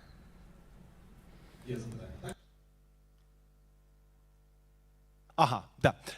Можемо. Давайте ось ті, які набрали найбільше лайків, правильно? Those with the majority of like. Shall we add the reason to decline the request if requester had some technical errors made? During the previous discussion we had it. So Anastasia said that this is already like complete and we will amend the decree A22 to ensure that there is additional reason in the system or justification. Maybe you have questions that we missed today and something we can answer now. If there is a template of agreement on procurement, how will requesters describe the characteristics and the guarantee of performance? The last. I can try. The system works not only with documents. Some things can be made purely technical. Nobody forbids us if this tool becomes popular, if it's required by requesters. Have some technical improvement when the requester will put a tick announcing the procedure that the agreement must be complete here and pick a percent. One wants.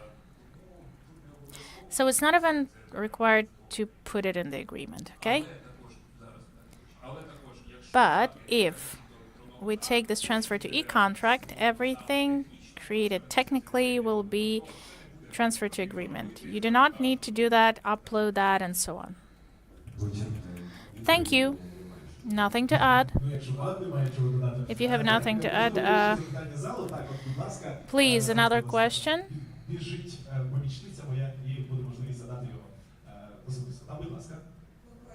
Hello. procurement, like in boxes, the New Year presents or gifts. In catalog, it tells about the volume, okay, the weight. But you can actually have some cheap candies there, lollipops, and these suppliers mostly win. But maybe specify a little bit, like 60% of chocolate, jelly, whatever, like specify. We automatically prioritize cheaper products. Yes, it's to us a question. Yes, we have it. I think this year we will, when there is a procurement stage, we'll try to specify. There's a very thin line to ensure the quality of products and not to create a mechanism to limit the competition. Maybe we'll maybe you'll give some advice, like which characteristics can be put there, not to narrow down the competition. Дякую. Можливо, є ще запитання? Thank you. Anything Будь else? ласка, біжу до вас. I don't know how you answer. We have a question. Alexander, who introduced dairy products. He spoke of everything we don't like, we hate. So, low quality. Sometimes low quality of offers from suppliers. If they didn't upload something, we need to send additional requests. It's not our problem, as he said. Every time we have to ask when we sign agreements there are some additional requests. That's what my colleagues say. There's a certain number of agreements. When the supplier declines to sign an agreement, we wait for 10 days. Second declines, we wait for another 10 days. And my procurement people say if we went to Prozorro, not in Prozorro Market, we would do it faster.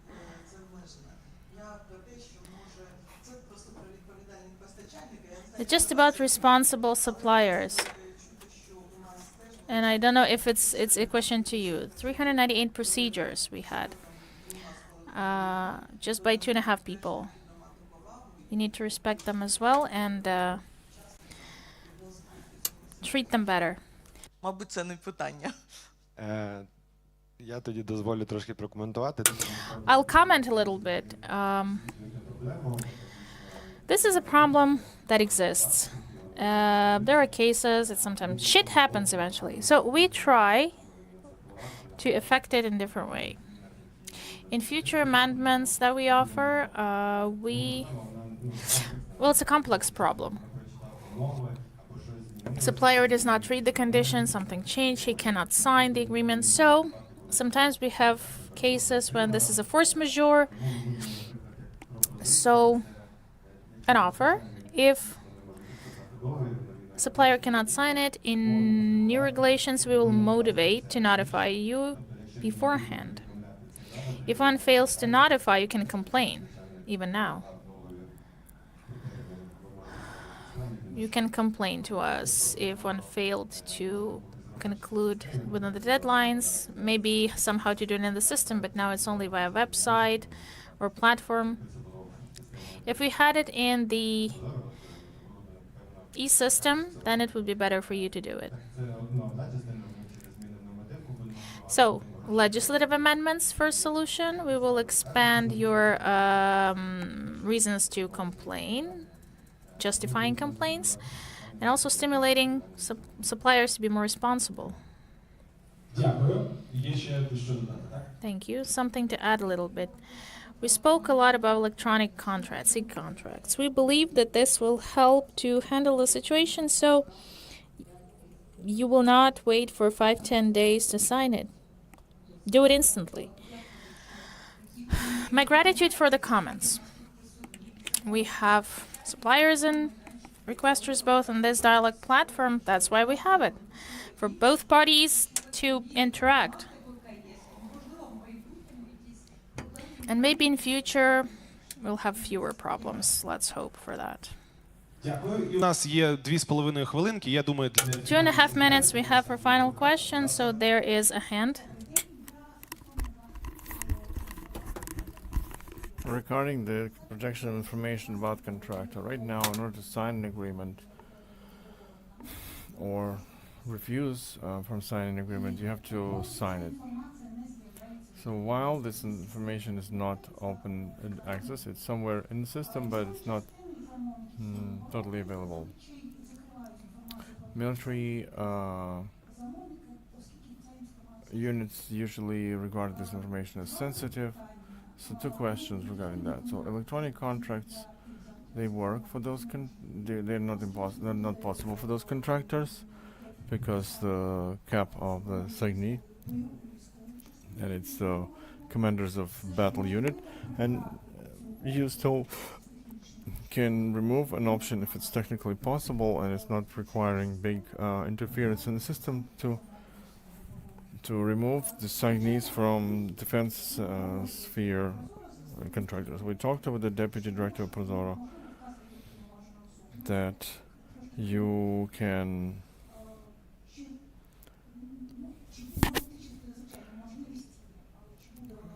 so there is an opportunity, but will it be done? We still don't know.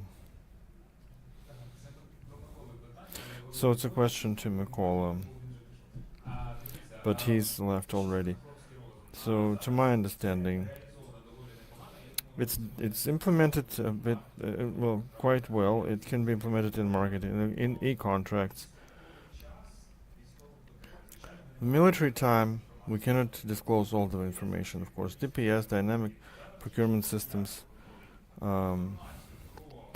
the information about signatures or others.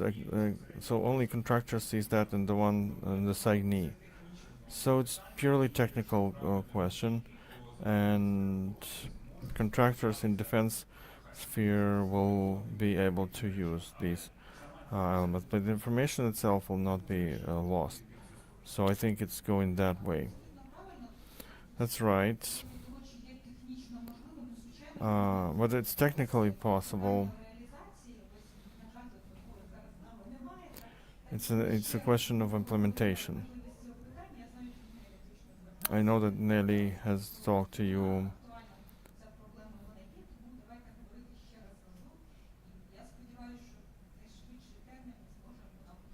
I think it will be resolved in as fast as possible. Thank you.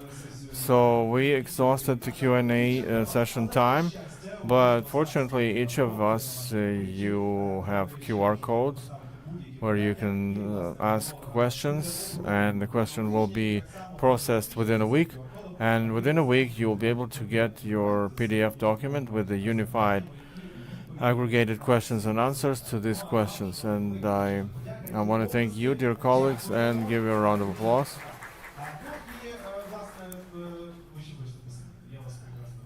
I understand you want to stay around for longer, but we exhausted our time for today, but we'll also have a coffee break and networking.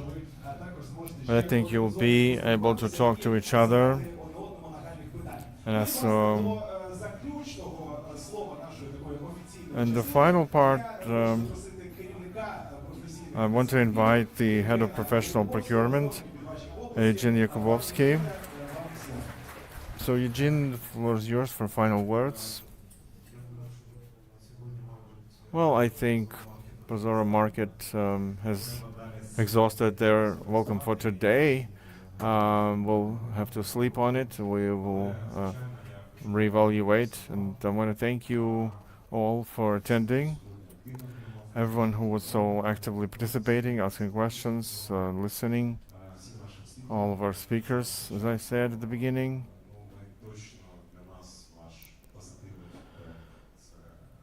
For us, your positive feedback has a lot of positive impact. It inspires us. It makes us move forward.